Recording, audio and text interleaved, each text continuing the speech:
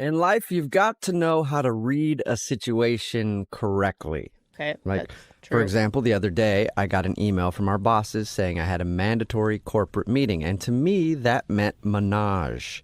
So I showed up to the boss's office naked, and you know what? I was right. Okay? No. I read that situation correctly. But Kyle, who's on the phone right now for a second date update, definitely read a situation wrong, and now he thinks he's not getting a call back because of it. What's up, Kyle?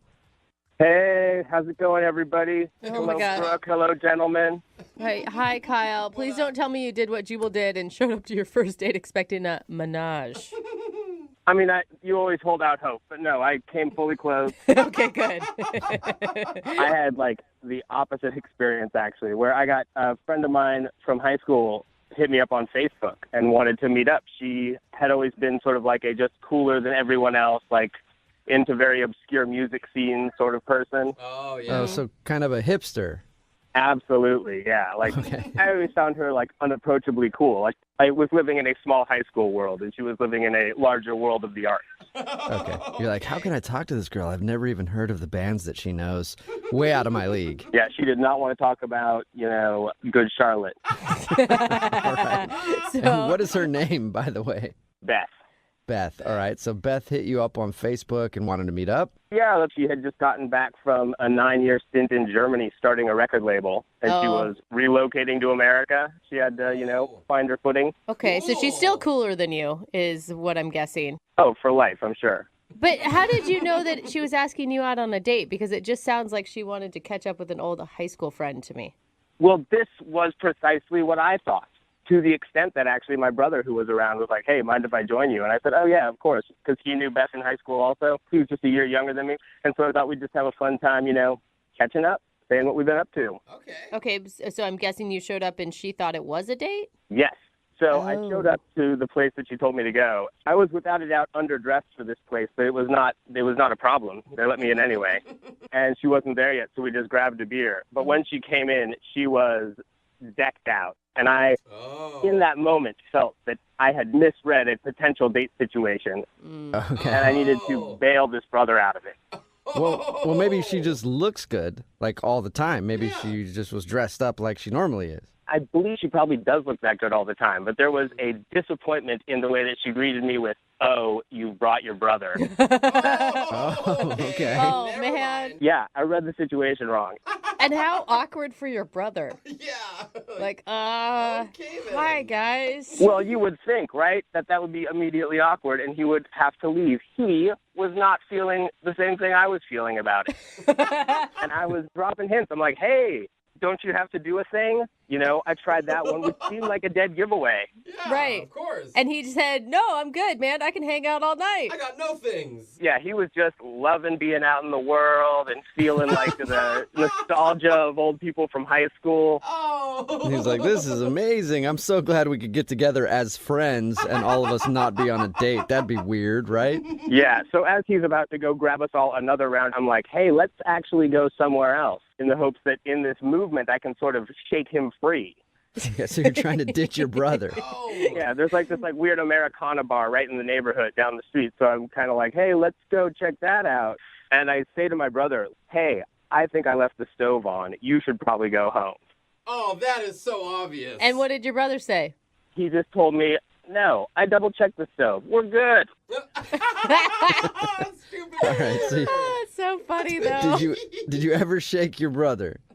No, he was unflappable. He even did have a thing to do later that he blew off to stay with us. Okay, Man, but that sucks. even with your brother there, I mean, you guys all have the shared experience of high school together. Were you able to have fun? Objectively, yes, it was a good time. We had a bunch of drinks and a bunch of laughs, but my brother just sitting there dumbly not understanding what's going on prevented the conversation between her and I from flirtation or a further exploration of what each other are up to. Okay, and how did things end with her? I'm guessing a handshake or something? No, the sort of body back hug where she touched my shoulder at the end in a way that I couldn't tell was like, hey, it was nice to see you, or better luck next time, Tiger. Well, I'm guessing that it's the second if she's not calling you back and you're calling us. Actually, no, I haven't tried calling her, and I was hoping that you guys could maybe give me an assist on this. What do you mean? Why haven't you tried calling her just on your own? I still don't know if I'm maybe misreading this whole situation after the fact. Like, the way she said, your brother's here, I think she wanted a date. But I don't know. And so what I was hoping is that you guys can call her and find out. If I am misreading the whole thing, I'd rather just drop it. But if she's interested, I'm on board. This girl is so cool. No. Okay, so Okay. our goal is to get her on the phone and find out if that was actually a date. And if it wasn't a date, you want us just to hang up on her like, okay, cool, we're just calling to check in. Have a good day. I think that sounds like a good idea. Well, I don't know exactly how this is going to work and if I want to do that, but we'll play a song, come back, call her, and get your second date update, all right? Thanks so much, guys. All right, hang on. We're about to call the coolest girl in the world. Whoa. Kyle wants to call an old high school friend named Beth, who was one of the original hipsters. She's been away in Germany for the last few years, but she recently came back to the States and asked him to hang out. Unfortunately, Kyle made the mistake of bringing his brother along, and he's worried that he may have misread the situation and missed out on the possibility of a romantic connection. In fact, he's so worried about it that he hasn't even tried to call her yet, and we're going to do it for him right now in your second date update. Kyle, are you ready?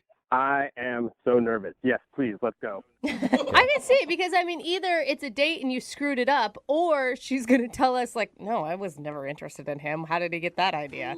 Basically, it's a lose-lose, I think, for you right now. I think that's at the core of the nervousness. Yeah. But do you want a second date? Oh, so badly. You do? More than Okay. anything. Okay, cool. All right, here we go.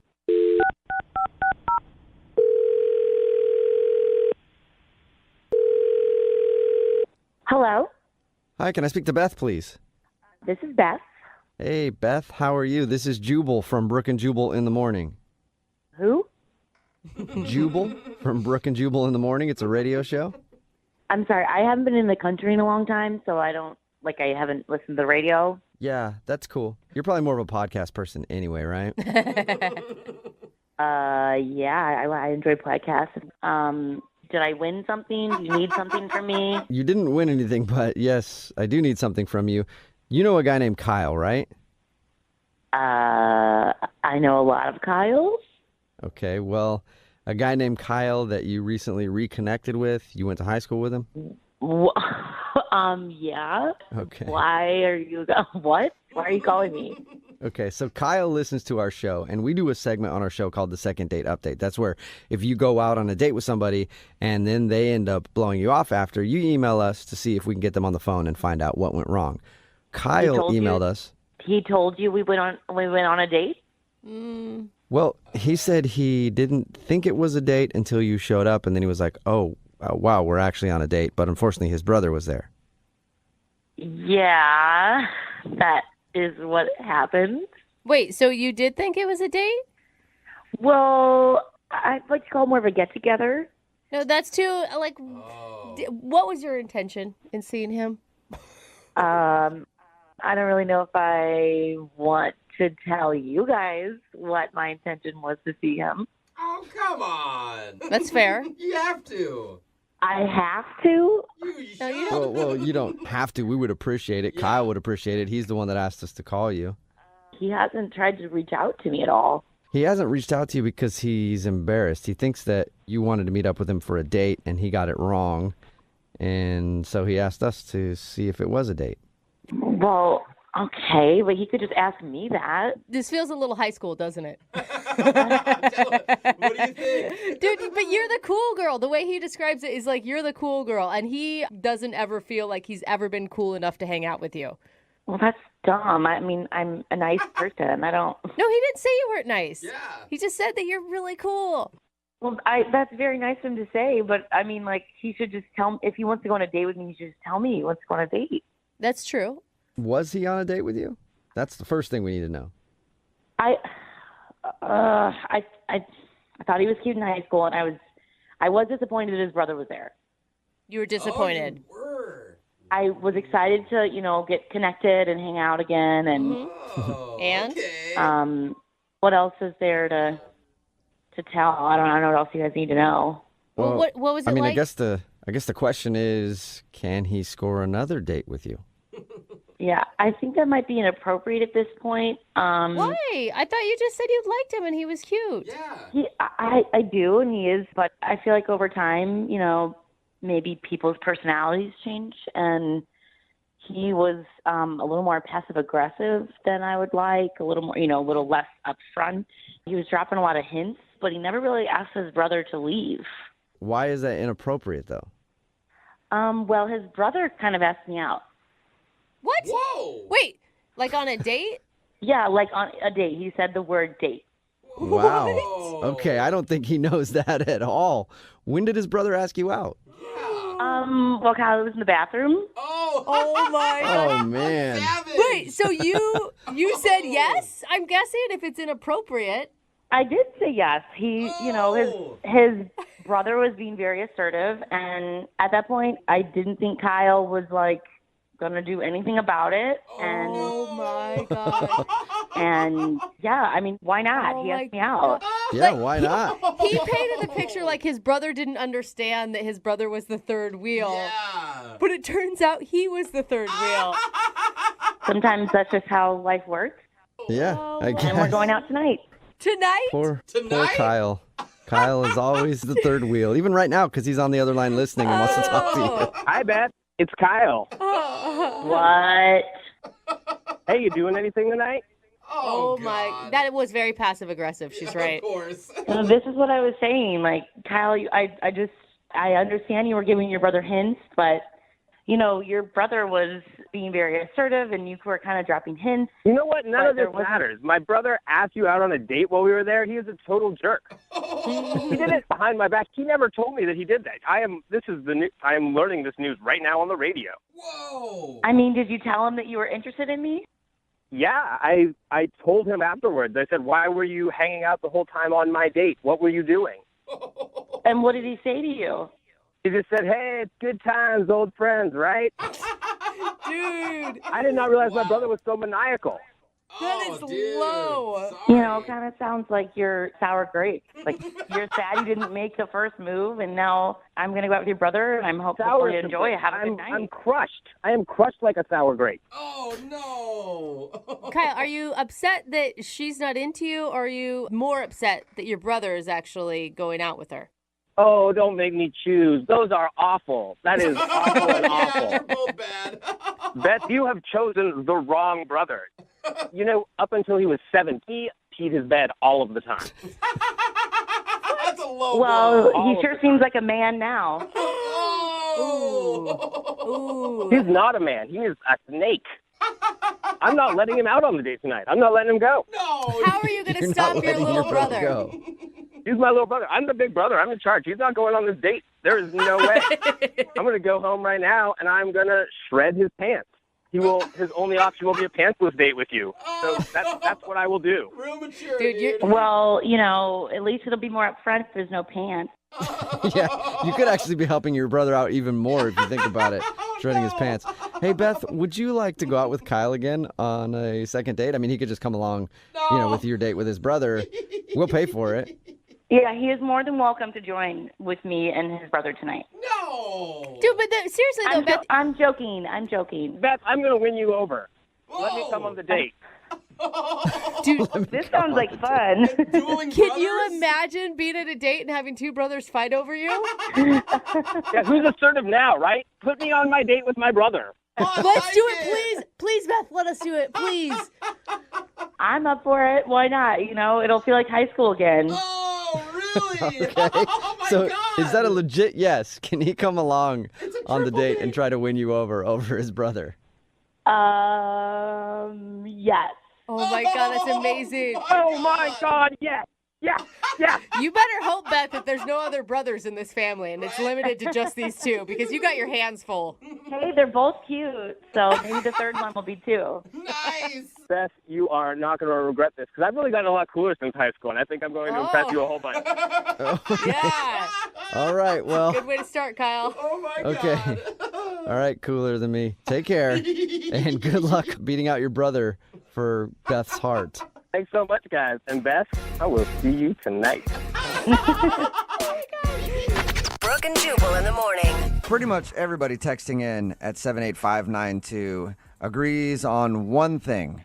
They say that we have to get an update from today's second date update. It's Brooke and Jubal in the morning. And if you didn't hear the second date update, Kyle wanted to call Beth.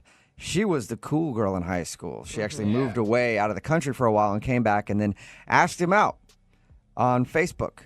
And he thought it was just like two friends catching up. And then he got there and she was dressed up and he's like, oh man, maybe this is a date. But he accidentally brought his brother along because he thought they were just getting together for drinks just to be friends.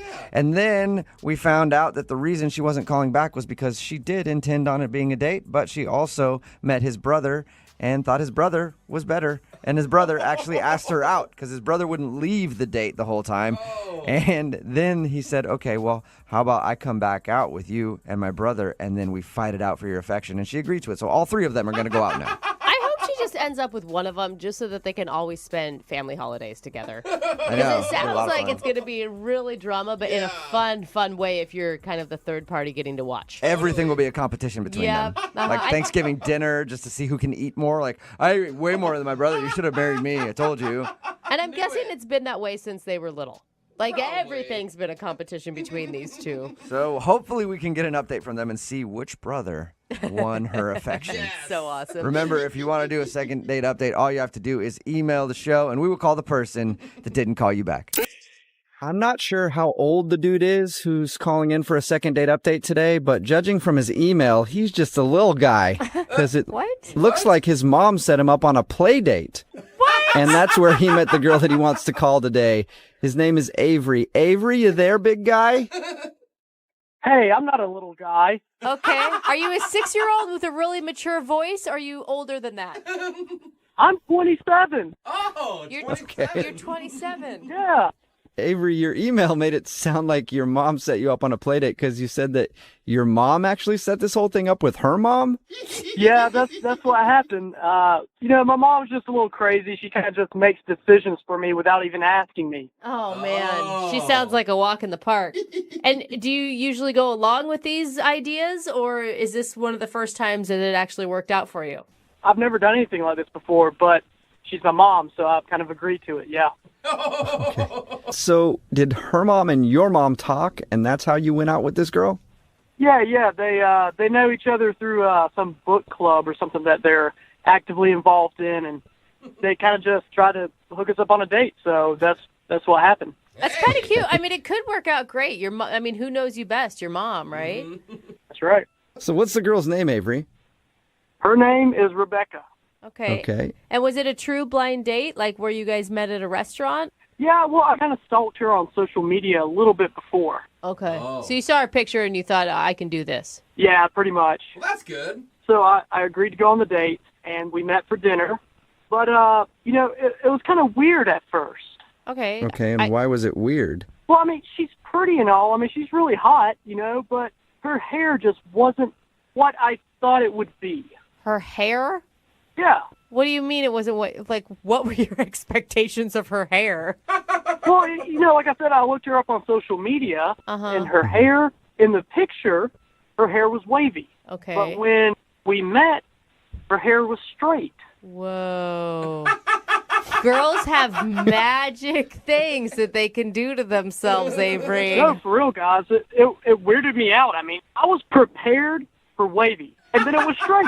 Are you screwing with us right now, Avery? No, I'm being serious. And it's not that I have a preference for straight hair or wavy hair. I was just imagining wavy hair. So I was like, whoa, and just really caught off guard. You're a liar. Yeah. Wow. That sounds like she's a wild card, dude. Are you sure you want to try to continue a relationship with her? Yeah, I mean, well, the date ended up going really well. I might have stared at her hair just a little bit because, like I said, it's weirded out. Yeah. But we got to talking at dinner, and we just found out that we're both a lot alike in a lot of ways. Yeah, except she's a liar when it comes to hair, and you're not. What did you guys have in common, Avery?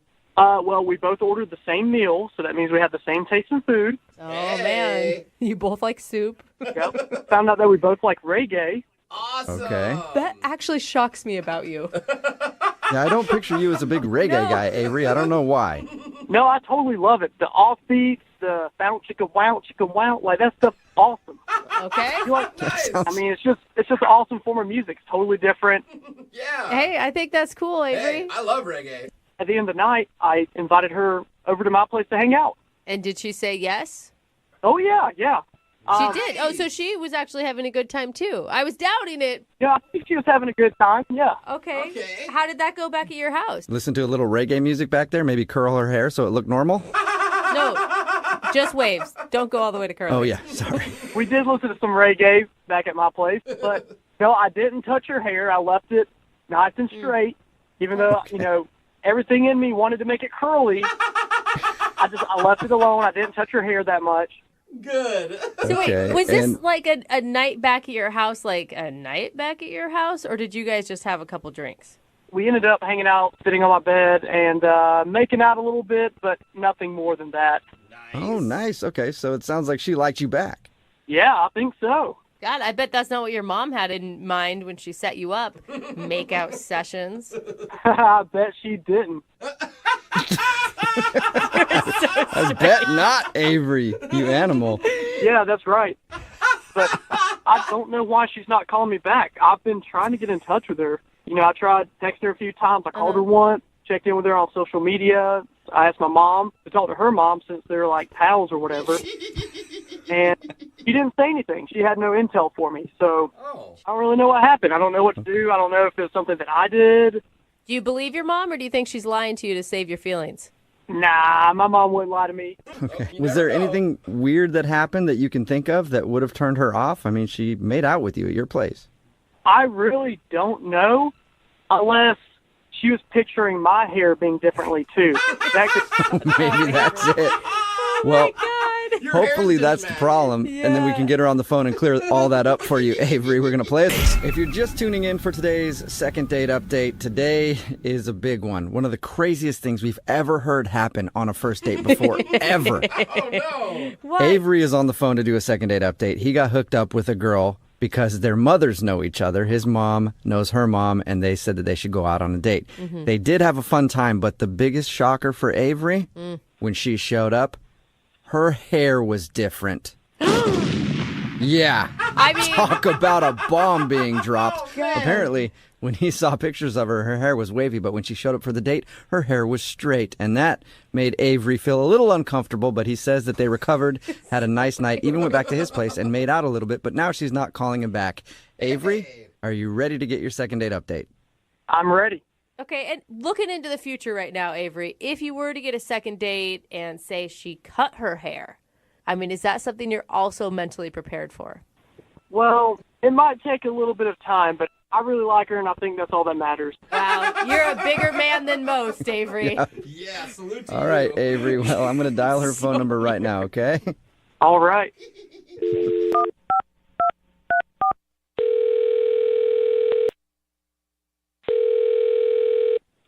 Hello, Hi, can I speak to Rebecca, please? this is she. Hey, Rebecca, how are you? This is Jubal from Brook and Jubal in the Morning. I'm sorry, who? Jubal from Brook and Jubal in the Morning. It's a radio show. Oh, hi. I'm fine. How are you? I'm good. Do you have any idea why I'm calling? I don't even know who you are. Okay. It's very honest. I'll explain the whole thing. My name is Jubal, and I host the show Brook and Jubal in the Morning. That's Brooke over there, Hi. Hello. and that's Jose over there. Hey, what's up? Hello. You sound very The lovely. reason that we're calling you today is that one of our listeners emailed us about you. About me. Yes. Okay. It's a guy that you went out on a date with.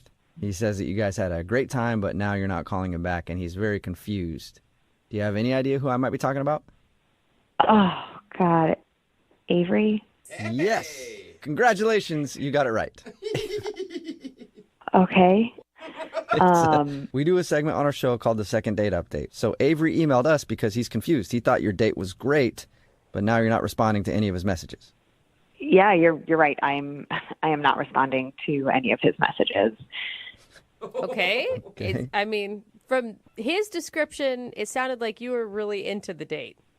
I mean, it was fun. I had a nice time, but he he's probably a little too much for my taste, and I just don't think that it's a good idea to continue.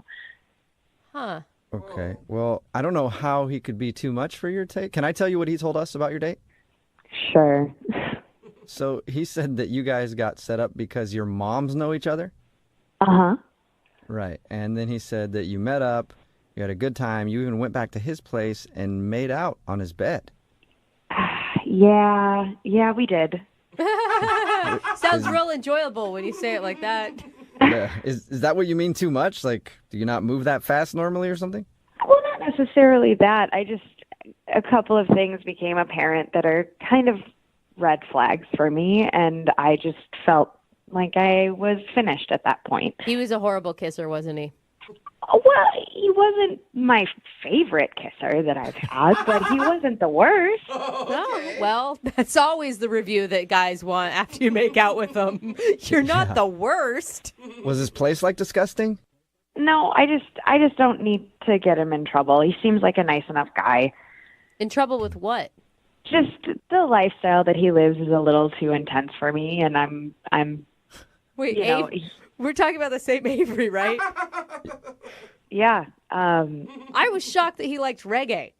That was kind of the shocker for me too. Like I also enjoy reggae, but like I wasn't necessarily expecting that, so that kind of brought my guard down, and I thought that, you know, maybe we did have a lot in common, and you know, when we went back to his place, I was kind of into it, but that's not really enough to keep a connection alive, I guess. I don't know. So what happened? What was it? Do I have to tell you? I don't know. Yes. Well, we'd appreciate it, and so would he. He really wants to know. And he's like not going to get in trouble if it's anything weird. I don't. Well, with the law, it depends on how weird it is. I mean, I'm sure the authorities could get involved if they need to. I don't know Is there like a what you're even talking about.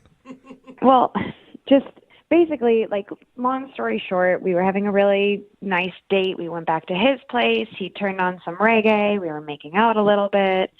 And then all of a sudden he stops me and he says, "Why don't we kick this party up to the next level?" Whoa! Wait, what? What does that mean? So he pulls this box from underneath his bed and he opens it, and it's just drug paraphernalia in it. What? Like what? I know. Well, like, you know, like there's some weed and some other stuff. So he offers me, you know, he says, "Do you want to have some fun?" And I said, "No, I'm good. I'll pass." And he says, "Fine. I'm going to have all the fun myself then, I guess." And he puts a pill on his tongue and turns on a strobe light. Shut up. Oh my god! And like all of a sudden the date turns into this rave, and I was just I was not on board. And he says, "You know, let's go crazy." And then he stands up on his bed and starts dancing and like gyrating. We're talking about the same Avery. Yes. Rebecca, what are you doing? How could you say that stuff on air, on the radio? Wait. What's going on? Oh, that's Avery. He's actually on the other line listening and wants to talk to you. Rebecca, our moms are going to hear this.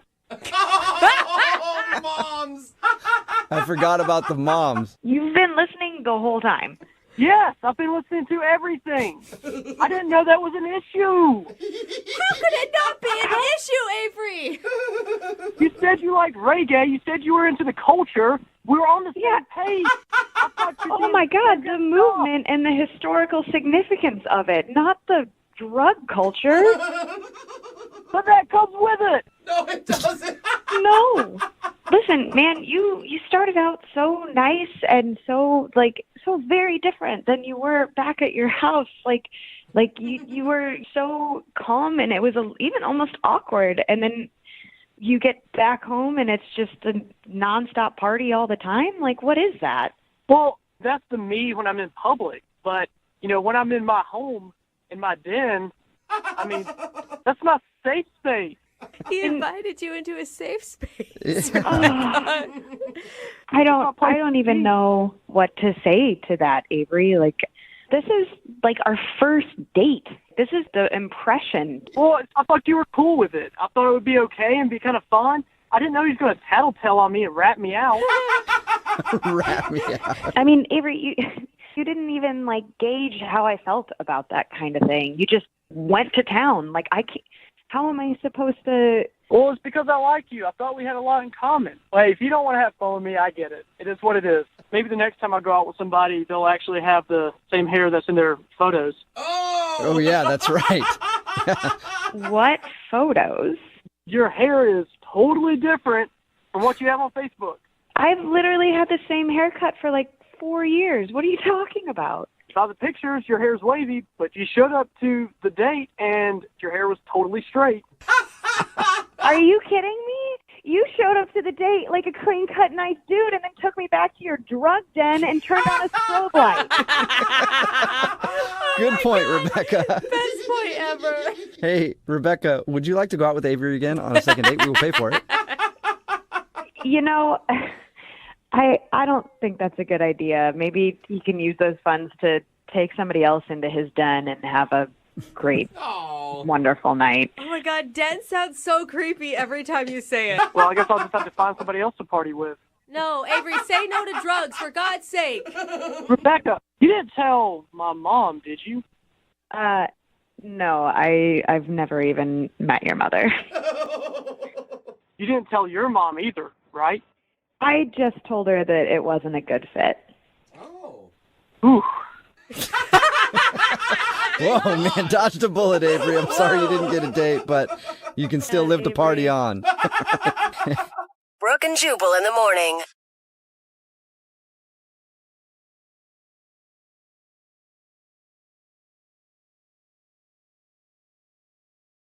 I'm really interested in today's second date update because the couple that went out on a date didn't even meet in this world. What? They met in another world. What are you talking about? The world of Warcraft. Oh, gosh.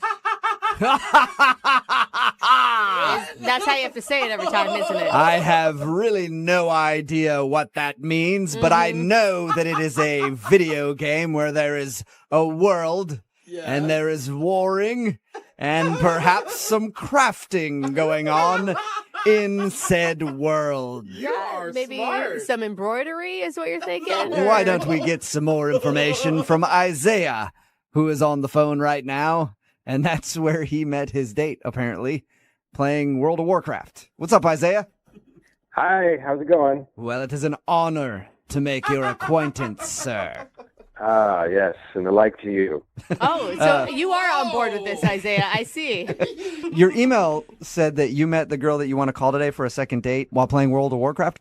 Well, I'm really into World of Warcraft, and I started listening to a podcast that she runs, and that's how we connected. Oh, she actually does a podcast. Yeah, she's really, really good at it. So like a whole podcast just about the video game. Yeah, she gives like tips and strategies and stuff. It's super hot. Oh, Super hot, yeah. All right. dang. Wow. To each their own, sir. So you listen, so you're a fan of her podcast. Yeah, yeah. And how That did you even actually sounded creepy the way you just said, yeah. That's pretty cool though. Like how did you score a date with her? Well, I sent her a direct message on Twitter because she gives that in the show. Uh-huh. Oh. And, I just told her that I admired her work and I liked listening to her podcast, and she ended up responding to me. That nice. actually shocks me because I bet she gets hit up a lot. Yeah, I'm sure. She has, like, such a hot voice, Okay.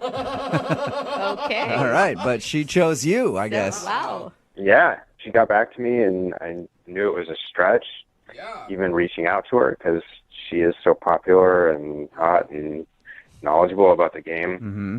We quickly figured out that we live in the same city. Oh. Okay. And I was, It's not a city, it's a realm. Stop it, Isaiah. yeah, it is a realm, God, You're Isaiah right. does not think you're funny. No, he doesn't. think But he got it. that's fine. He didn't get it. So you guys lived in the same city and you both figured that out. And did she ask you out or did you ask her out? I asked her out because I thought it was a sign, like it was destiny. So I knew I had to take a chance while the stars were in line for us. Oh my God, that is serious talk about a first date. What did you guys do? Well, we decided actually to go to a computer bar to play the game together. Oh, cool. That's cool. That sounds great. You guys have a common interest? You both love World of Warcraft? Why not? Yeah, it seemed like a smart choice. Were you able to have a conversation with her while you're both playing a video game? Yes, through the game. Oh, the chat. When you're living in the game, it's just like real life. Right. I don't get it. So I don't get it. for people who don't understand how the game is played, you went to a computer bar and you sat next to each other and played the game. But did you actually interact?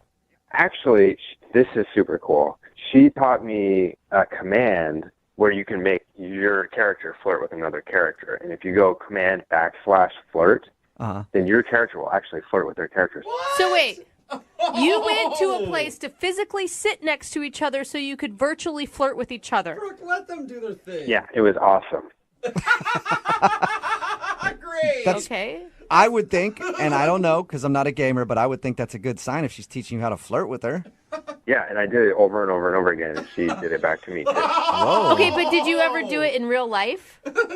Well, I actually, I got her, like, some snacks and drinks and stuff.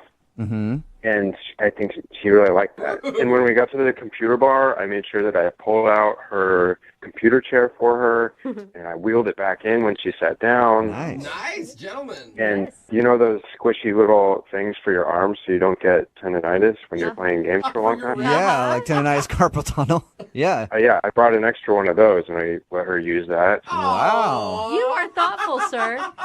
Oh, thanks. Did she think you were thoughtful too? Did she like that gesture? Yeah, she said thank you, and she gave me a real big smile, and she touched my shoulder, and I think that was a really good sign. Oh my God. I think you're right. You know, they always say, like, if somebody touches you or something, that means they're interested. Yeah, and she touched me more than once. Wow, get it, son. All right. Woo. Yeah. It's getting hot in here. So how did things end? Like, was there any romance at that point? Well, I walked her out, and I said that I'd like to hang out with her again, and we had a really good hug. Okay. That's good. And, and then we left. Okay, and did you guys make plans to go out again? She said that she was open to hanging out again, so... But you've called her and she hasn't called you back? Yeah, I got her phone number, and we'd been texting, so I texted her, and I didn't hear anything back, so I thought maybe she wanted to go back to Twitter direct message, so I did that, and she didn't get back to me. And you're sure she didn't take your little session as you being kind of like her student of World of Warcraft? Like, she understood it was an actual date, right? Yeah, well, I mean, if it was a private tutorial, I assume she would have charged me for it. That's Okay, true. That's a good point. Yep. And when we were texting back and forth, she called it a date. She said, "It's a date!" Exclamation point. Oh. So she sounds Okay. interested. Yeah, I know that she's kind of a celebrity in the gaming world, so maybe that's why she's not getting back to me, because she's just too busy. Well, I'm going to play a song, come back, and then we'll call her and get your second date update and hopefully find out why she's not getting back to you, okay? Okay. All right, man. Hang on. We'll do it right after this. Time for the second level of today's second date update. And if you're just tuning in and wondering why I'm playing the Mario Brothers theme song, it's because Isaiah is on the phone and he wants to call a girl named Dawn today. They actually met through their love of World of Warcraft. Now, I know Super Mario Brothers and World of Warcraft are a lot different, Yeah, good thing you said that because we were about to get a lot of hate mail. but I said video games, and so I found the best video game thing I could find to play. Anyway, they met because they both love World of Warcraft. She actually hosts a podcast that he listens to, and he hit her up on Twitter and ended up asking her out, and they got together and met up at a computer bar and actually played World of Warcraft together, and now she's not calling him back. And she's like a celebrity in the gaming world. I mean, if she says that maybe she wasn't that interested, I still think that you should be pretty proud that you hooked on one date with her. Yeah, I just want to know where I stand with her, because we had a really good time, and she seemed like she was interested in me, and we really hit it off in the game, and... Okay. Well, I'm going to dial her phone number right now, see if we can get her on the phone and find out why, okay? Okay. All right, here we go.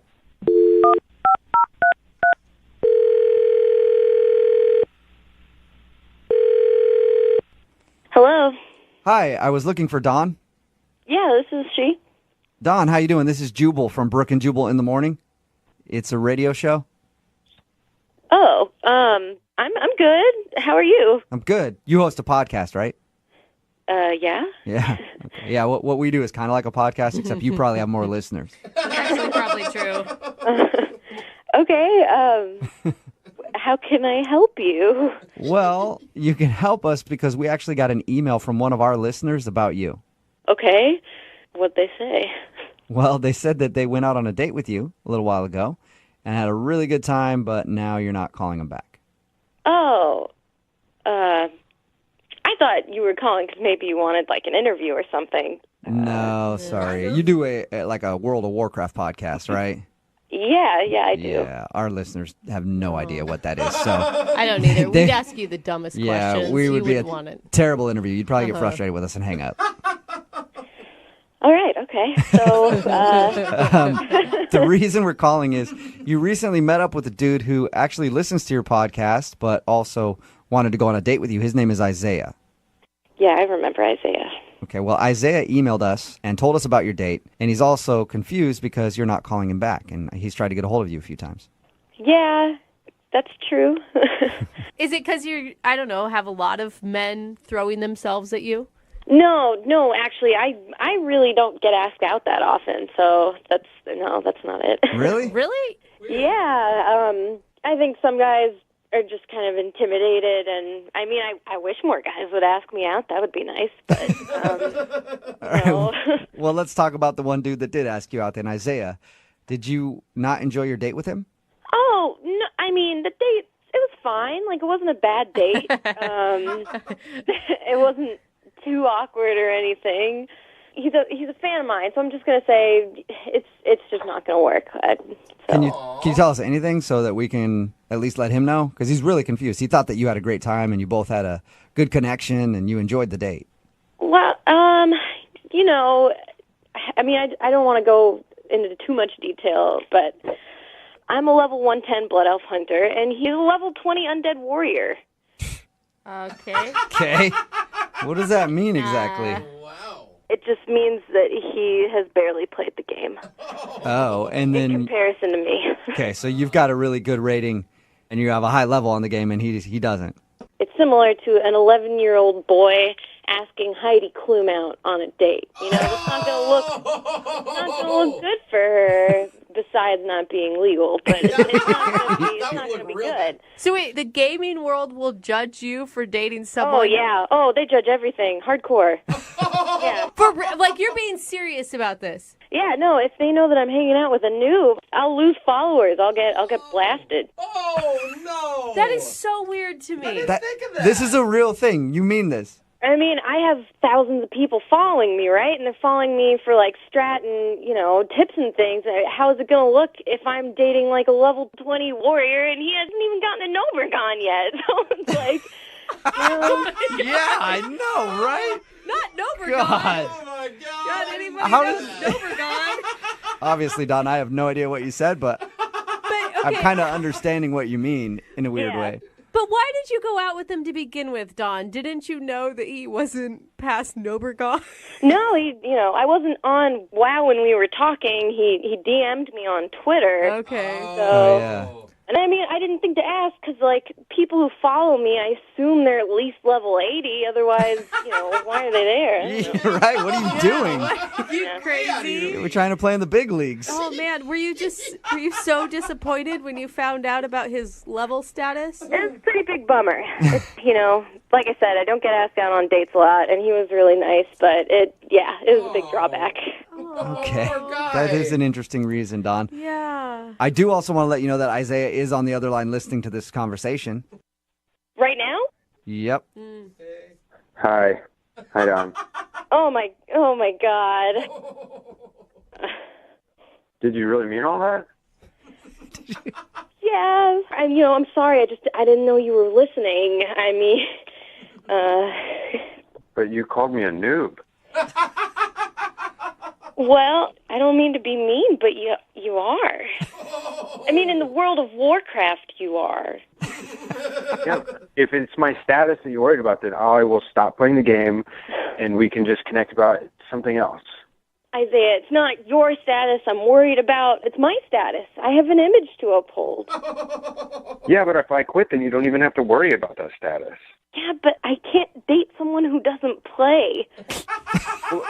It'll just seem like you're not dating anyone at all. It'll be a secret. What?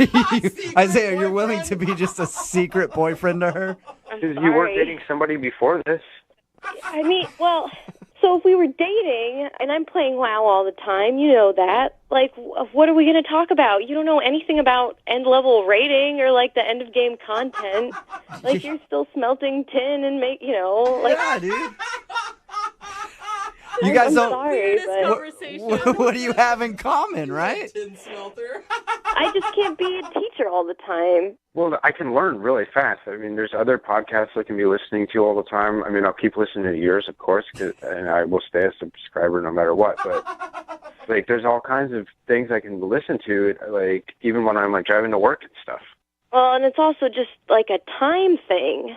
Like, you know, if you're going to play World of Warcraft and want to play with me, you kind of got to put in a lot of hours. I can do that. I mean, I can just drink coffee when I get home at night. Oh my Or God. some Mountain Dew Code Red, man. It's gonna take You know? a while, man. Yeah. What if you guys just left World of Warcraft out of your relationship altogether? Oh, you can't be serious. I mean, I'm totally serious. Like, why does it need to be such a focal point of your romantic life? I'm sorry, but it's that important to me. Okay, I will commit myself 100% to playing every minute that I can, and I will catch up. I promise you. I'm not going to let go. And if I can just be around you, then I feel like it'll make me better as a person and as a player too, you know? Like, you make people better. That's what you do. That's what your podcast is for, is helping people, and you helped me. Don, come on. I mean, he said you were intelligent. He said you were attractive. Like, this guy Yeah. really thinks, like, you're it. I know, and that's the hard part. That's why it's so hard to tell him no. You're still. Don't say no. Like, I'll be here to support you. /flirt. There you go. You got a /flirt over the phone, Don. Would you go out with Isaiah again one more time? We will pay for it. Well, Isaiah, I mean, I can't date someone like this because of my work, but I mean, okay, if you can make it to like level 80, level 90, you know, you can call me then, and we'll figure it out from there. Hey. You hear that, Isaiah? Level 80, I can do that. 80, preferably 90, but I'll cut it at 80. You can text me at 80. The door is still open, Isaiah. If you get to the right level in World of Warcraft, you can have your dream date. Got a lot of work to do. I can do it. I know I can do it because I have love on my side. All right, so it's a deal, Don. If he gets to level 80 or 90, you will give him another shot. It's a deal. Nice. It's a deal. Yeah. All right, now you got something to work toward, Isaiah. Yeah. All right, well, I understood about a third of what was said in today's second date update, but I think it's kind of a successful one, Isaiah. You might have a second date at some point. I will, Don, no matter how long it takes. All right. Well, just make sure you're always in a queue for a dungeon. Like, that's the way to get there. All right. Remember that, Isaiah. If we learned anything about dating today, it's always remember you're in a queue for a dungeon. You got it. Always be in a queue for a right. dungeon. Be in a queue for a dungeon. Okay, almost got it. Just get in that dungeon. I will. All right. Brooke and Jubal in the morning. If there's two things women love, it's fast cars and loose men. Oh, I'm Or is going with yes. it loose cars and fast men? That's it. I'm not sure which one it is, but I do know that women love men and cars. And so does Cliff, who's on the phone right now, because Cliff took the girl that he wants us to call today in a second date update out on a very interesting date. He called it a car hopping date. What? What is that? Cliff, how are you? Hey, guys, how are you? Good. Now, which one are you? Are you a loose car or a fast man? I'm a fast car, loose man. Oh, okay. So your email explained the date that you took this girl on. It's really interesting. Yeah, I wanted to do something, sort of unique. And I said, why not go car hopping? Do you mean like you go to dealers and you just test drive cars, or you're like... Yeah. I Oh. mean, pretty much we go to like a dealership and, like Mercedes and Lexus, really nice cars. I'm like, hey, we're looking at buying a car and we want to test drive it. And it was a fun way to get to know each other, test driving cars that you normally wouldn't drive. Yeah. Sounds cool. It sounds like a cool date. Is this something you've done before? No, it's something that I kind of came up with. All right, let me ask Brooke, because like from a dude's perspective, it'd be awesome to just drive a bunch of cars that I never got to see the inside of. As a woman, would you be interested in this date? No. No, okay. No, So it sounds not terrible at to her. all. Why? Like, I thought girls like cars. one, going to dealerships is like, ugh. Yeah. Who wants to do that? And two, then having some dude go on some weird power trip thing when you like to drive fast cars. Like, the whole thing is too much testosterone for my taste. No, it's not like that at all. I mean, it's not like we're going out to test drive a Honda Civic or some car and then talk about the safety features, or a minivan. Like, hey, can this fit 7 people? We're like, we're test driving very nice cars, convertibles. Yeah, but how much conversation and sexy can you have with a car salesman in the car with you? Well, they don't always go with you. Some of the nicer car dealerships let you go on your own. Yeah. So, it's not like you have the third wheel. They're sitting, the guy's trying to listen to your game. What's going on? Yeah, that's true. Anytime I've gone to look at a car with somebody else, they'll usually like, you two can go ahead and take it, and I'll just be here when you get back. That's good. Kind of thing. Yeah, and I understand if you go into a dealership and you're sitting there crunching numbers and so on. We were just test driving the car, and we're like, all right, well, thank you. Didn't really like the car, and go to the next dealership. You're just wasting the salesman's time instead. Yeah, which is fine to do because they waste a lot of people's time. Yeah. So wasting a car salesman time, I'm all for it. Before we get into more about your car hopping date, where did you meet this girl? I met Heather actually at a singles mixer, speed dating sort of thing. Speed dating. And she wrote my number down. I wrote her number down, and we had a connection. Okay. And while you guys were out test driving a bunch of cars, how did everything seem to go? Did she seem to really have a good time? Yeah, absolutely. At one point, we drove for like an hour, I think, and we really hit it off. And Whoa. You test drove a car for an hour? Did they think you stole it? It's like a road trip. No, I think the guy actually thought I really wanted to buy it. So it's like, hey, you can test drive the car all day if you want. So you took his word for it. You're like, sure, all right. Why not? Exactly.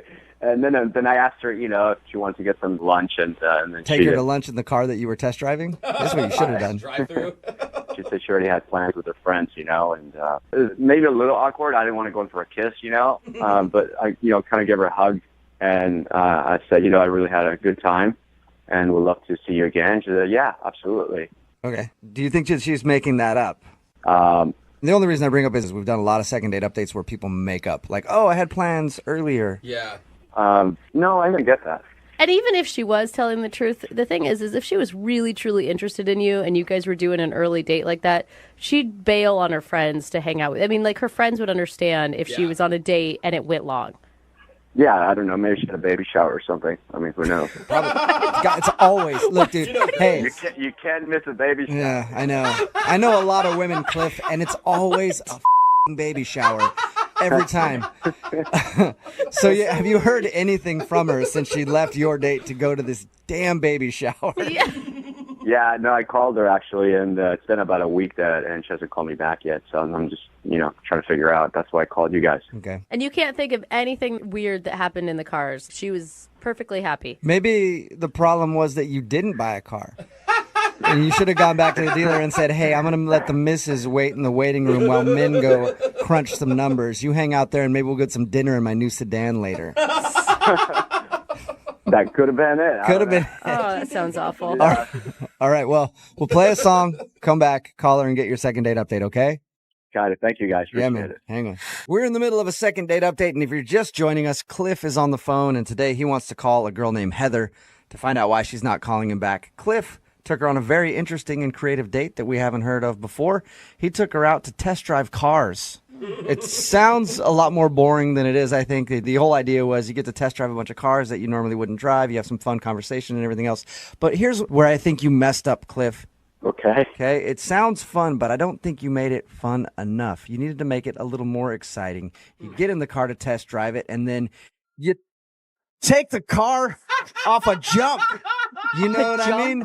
Find a jump somewhere and jump that car. Or, hey, there's train tracks everywhere. Race a train. Drive that car up to the top of a mountain, then drive it down to show her what it can really do. Live on the edge. Show her just how precious life is. Yeah. You know? And then there's a chance that she'll realize she's not going to be on this earth for a long time, and she might spend the night with you. That's what you should have done. Oh, boy. Yeah. That was the plan. Yeah. Hey, since she's not calling you back, are you kind of rethinking that whole car idea? Maybe you should have stuck to something more traditional, like, I don't know, say cocktails. Yeah. Maybe a nice lunch, a brunch or something. Yeah, would have been better, I think. Could have combined them both, cocktails and test drives. No, that's hop in the car with a margarita. Yeah, very illegal. All right. I'm going to dial her phone number right now and find out the reason she's not calling you back. You ready to go? Okay, yes, absolutely. All right, here we go. I'm going to dial her phone number right now. Well, we're going to do it intense. Do not play this. Yeah. This is an intense second date update. All right.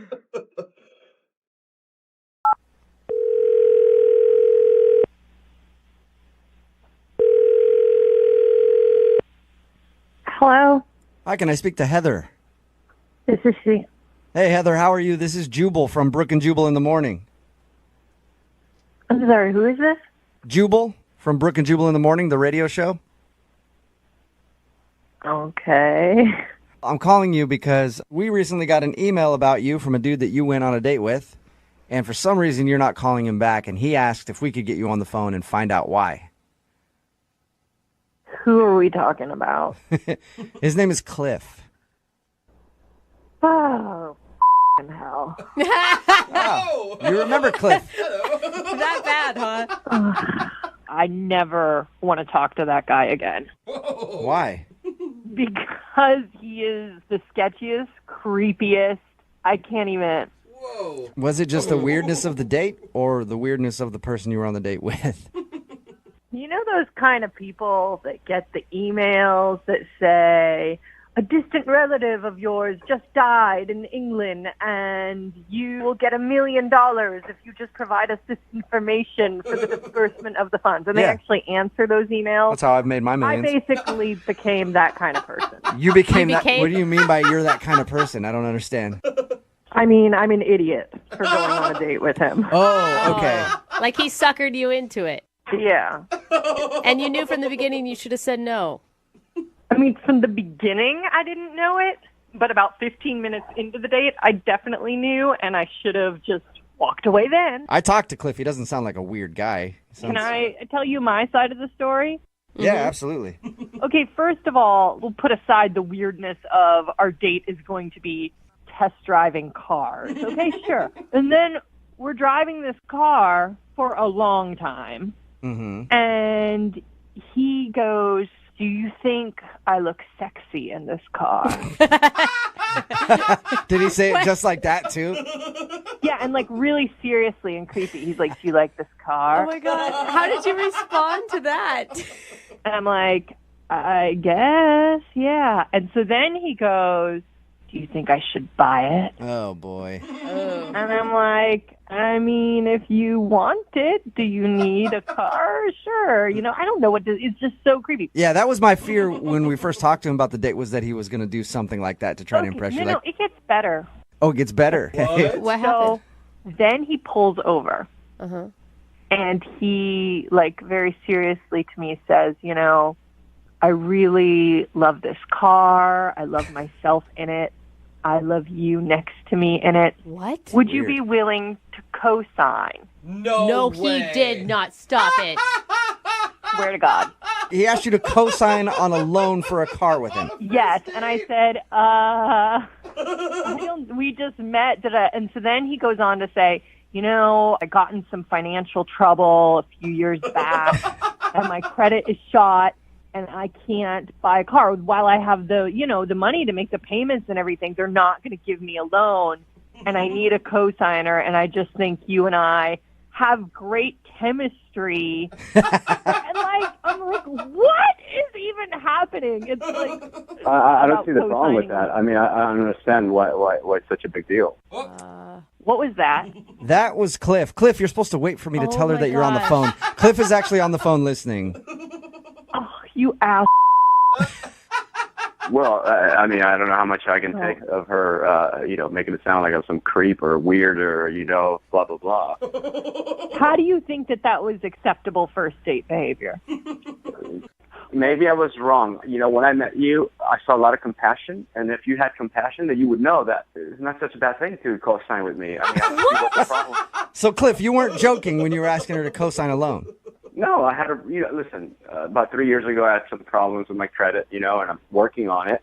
And I think me driving a better car would definitely give me a better look. Yeah, that's a really good idea. Buy $100,000 car. That'll, really secure your finance. That's really building financial stability. So you're saying, Heather, that you never had a rough time in your life, and now you're putting me down. You're kicking a man ways down. Is that what you're saying? I have had rough times in the past, I guess, but I've never asked a complete stranger to co-sign on a loan for me. A complete stranger. The second time I saw you, we met one time, and this is the second time. That's true. So I'm not a complete stranger. First of all, second of all, when I looked at you, when I pulled over and I looked at you, and it really made a deep connection with you, and I looked at you and I said, you know what? I can really see myself driving this car with you in it. I meant that. I meant that. Cliff, and are you you could that be in it dumb? because you could basically own part of this car if you wanted to. Cliff, I'm totally baffled by this. Do you truly not understand how bad it is what you did? I mean, maybe I trust people too much. Cliff, is there anybody else closer to you that you could have co-sign a loan rather than somebody that you're on a first date with?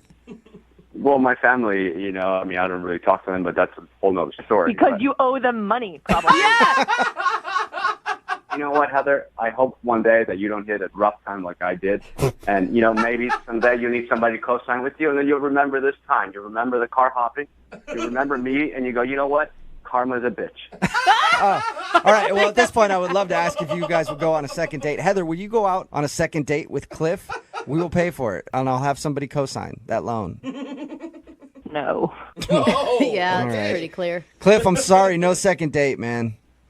That's fine. It is what it is. But, hey, Jewel, if you want to co-sign with me, I'm up for it, man. You're asking me to co-sign a loan with you? I mean, you were offering, I didn't offer. I said, I've had to have people do that. And trust me, No, but you said if she went out with me again, you find somebody co-sign. So Yeah, I'll I did. co-sign. Look, me co-signing a loan with you would only make your chances worse of getting a loan. I don't know. We can always give them free advertising on your radio show. Okay. Oh, there it is. I'll do that. I'll risk my job and give them free advertising for plugs on the radio, and I'll co-sign a loan with you even though I don't know you. I'll totally do that for you. Really? No, Cliff. I will not do that. Sometimes when you go out on a date with somebody you really like, you do something that is just out of character. Mm. Oh, yeah. You tell yourself, I'm not that type of guy, and then you end up later on being like, I can't believe I did that on a first date. What? Why are you being so creepy? What's the music? Well, Yeah. That's what Rachel said. She sent us an email and said she did something that she never does on a first date with the dude that she wants to call today. Rachel, what was the naughty little thing that you did? Well, I don't know if it's like a naughty little thing, but I had sushi for the first time. Ooh. Wait, you ate sushi was your naughty thing? It? Jubal. Well, Whose sushi was it? I guess the naughty part, I don't know if you want like the long or the short version of this, but it wasn't my most graceful moment. Oh. Okay. So you've never had sushi before. You had it for the first time on this date. Right, yeah. So Okay. I meet this guy at a bowling alley. Friends of mine are having a birthday Hold party. on, let me stop you right there. You didn't eat sushi at a bowling alley, did you? Yeah, that would be a really bad mistake. Okay. That is Whoa. risky. Oh, no. Yeah. Yeah, I was gonna say that is super risky. No. I wasn't a strong bowler, and I sort of just hung out at the bar with another friend of mine, and there was another guy with his friend there, and he asked me out. I gave him my number, and then he invites me out on this date. So immediately I start looking up the guy on social media just to get a sense of if he's a chainsaw murderer or not. Right. Right. You're always good. doing your due diligence before you meet up with him. Exactly. Did you find something weird on his social media pages? No, I got even more nervous because I'm looking at his social media and there's pictures of him. It looks like all over the world, hiking in Fiji and canoeing and. So now you've built this guy up in your head even more. Right, he's like the Dos Equis guy in my mind. You know? That's pretty cool. You went on a date with the Dos Equis guy. What were you feeling leading up to your date then? I got nervous and I just wanted to sort of be impressive. So when the idea of sushi was proposed, I didn't admit that I hadn't ever done it. Oh. I was like, that sounds great, of course. You're like, I of love course. I haven't had sushi. sushi since I was traveling in Japan, hiking Mount Fuji. Right? Yeah. Oh. So yeah, we go, and then finally I'm looking at the menu, and it's Greek to me. I'm sort of No, it's probably Japanese. No, it's his expression. I'm like subtly looking for like the word cooked, and I'm not finding it. You're like, I'll have the teriyaki chicken. Thank you very much. I talked to my girlfriend, and she was just like, dude, just order the teriyaki chicken. Well, this place is so, like, it's Japanesey that there is no teriyaki chicken, you know? Okay. So I admitted to him, I was like, you know what, why don't you just take over with the ordering? I'm going to be honest. I've never had sushi, so whatever you think is like the best introduction, that's great. I'm totally open to. I bet he'd be excited about that. You know, he gets to show you something new. So then he's like ordering eel rolls, and I didn't know like people ate eel. It's just, you know, it feels weird. That's a tough one for your first time. Yeah, and these bites seemed like outrageous, and he's gracefully eating sushi. He's putting the whole thing in his mouth. So, of course, I tried to put the whole thing in my mouth, and immediately I'm like, oh, God, no, please, I can't. Like, like my cheeks are as big as they get. I'm covering my mouth with my napkin because whatever is in there is, like, trying to push its way out. Oh, man. So did you spit it all over the table? No, the first attempt ended up in my napkin. Oh, yeah. And you can't do that low key. Like, he knew, right, that you spit it No, out? because he's, like, studying me as I take my first bite of sushi, you know? The chopsticks were awful. Like, I don't know how anyone feels full eating with these toothpick things. Like, I don't get it. Well, how did everything end with you guys? Did he seem just disgusted that you didn't know how to work chopsticks, or? No, I tried to, like, distract him with the chat, and so we started talking about celebrity encounters. Oh, cool. Did you have any impressive stories to share? Yeah. I got caught smoking weed by Tom Hanks backstage at a concert when I was younger. Oh, that's rad. That's cool. He seems like the kind of guy that would have just sat next to you and smoked some weed with you. Oh, my God. He was super cool. I felt like I got busted by my dad. Totally. He's like the most lovable person on the planet, too. He was great. Yeah, he was super great. I think that's an impressive story. That's what I would have thought until we got to the end of the date and went out of the restaurant. And I thought he was going in for a kiss, and I leaned forward, and he planted one on my forehead. Oh. That's That's like a parent kissing. Yeah, their- that's how just I like- feel, too. That's what it felt like a kiss-off kiss in a way, you know? Yeah. Oh, but maybe he just doesn't kiss on the first date. You know, I thought maybe he just wasn't attracted to me and, you know, all of this stuff. But then why did he ask me out, you know? So I said, I was like, you know, I had a great time, and I'd really love to do this again. Yeah. And he said, sure. Oh, okay.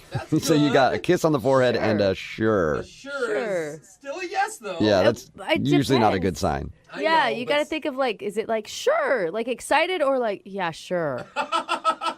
It was like it was the equivalent of the kiss on the forehead. Okay. Yeah. Yeah. So there was sure. some reason that he was already planning on blowing you off. I don't know what the nail in the coffin was, because now I'm looking at it and I was just like, oh my God, was it all of it? What was it? You know? We'll find out. We'll play a song, come back, and then call him and get your second date update, all right? Cool, thank you. Right in the middle of a second date update, and if you're just joining us, Rachel is on the phone, and Rachel hates sushi. And probably all fish now, because sushi may have ruined her date. If you didn't hear the first part, Rachel met a dude that she really likes, and they went out for sushi. She's never had sushi before, and it didn't go very well. She ended up spitting some of it out. You know, I'm just going to say, I think it's really lame if this is the reason he's not calling you back. Because you tried something new. I think it should say that you're an adventurous person for even giving it a go. Well, thank you, Brooke. I'll take it. You're welcome. Yeah. Hopefully he feels the same way. Maybe he doesn't. He's like, no. I only date sushi connoisseurs. We'll find out. Let's dial the phone number right now. Here we go. Cool.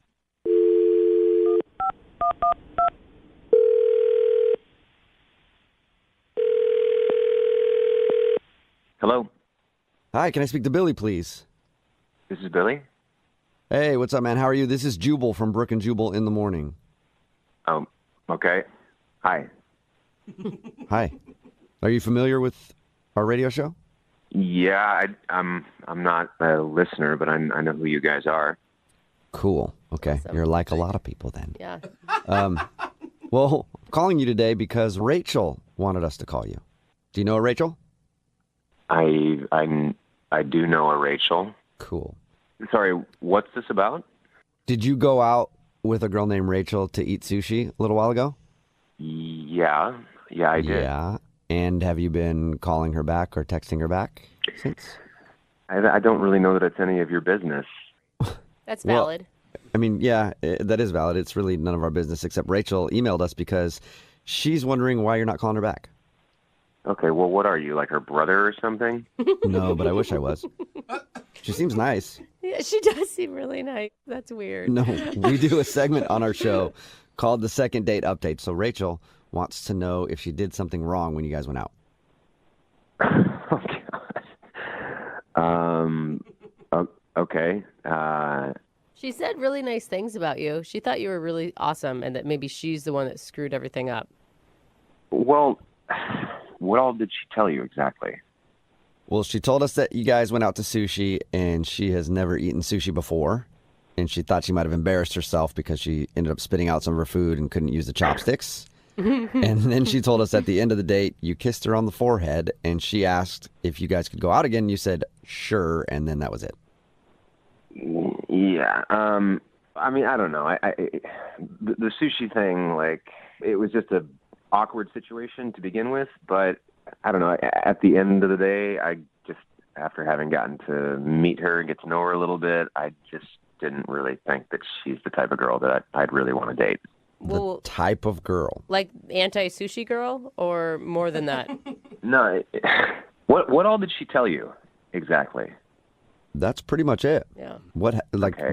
It sounds like something crazy happened that she's leaving out. No, nothing crazy happened. It's just like so we had sushi. It was like awkward and weird, but we got through it, and we ended up like exchanging, celebrity encounter stories. Oh yeah, she did tell us that. Oh, she told yeah, I us forgot about that that. she told us the story about her getting caught smoking weed by Tom Hanks.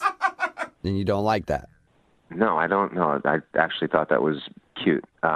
She told me that, and then she also told me about another encounter that she had with a hugely famous person that, I don't know, it just kind of unsettled me a little bit. What was it? Did she get caught smoking weed by Guy Fieri, too? That is unsettling. You guys are hilarious. Sounds like we're killing you over there, so thank you for the compliment. You are, kind of. Okay. In a bad way. So whatever her story was, you didn't like it? No, it kind of freaked me out a little bit. She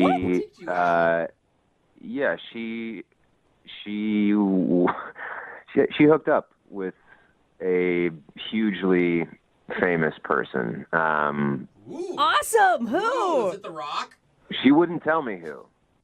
She told me that she went to this person's concert, like, the mid-2000s, some R&B performer, really popular at the time. She was telling me all this stuff, but she wouldn't tell me who he was, and she ended up hooking up with him. So, wondering, A, why is she not telling me who he is? And B, mid-2000s, R&B performer, hugely popular, who else am I going to think? She's talking about Usher, right? That's who I thought immediately. That was the first person that came to mind. I'm like, she's the confession. That's what I was thinking, yeah. I was thinking Usher or Keith Sweat. Either one is pretty cool. Keith Sweat. Yeah, I mean, for one thing, I'm not really interested in dating someone who sleeps with pop stars, but for another thing, everything that's come out about Usher in the news lately, I'm not really interested in rolling myself into an STD, if you know what I mean. Why not? They can be fun, dude. They can be fun.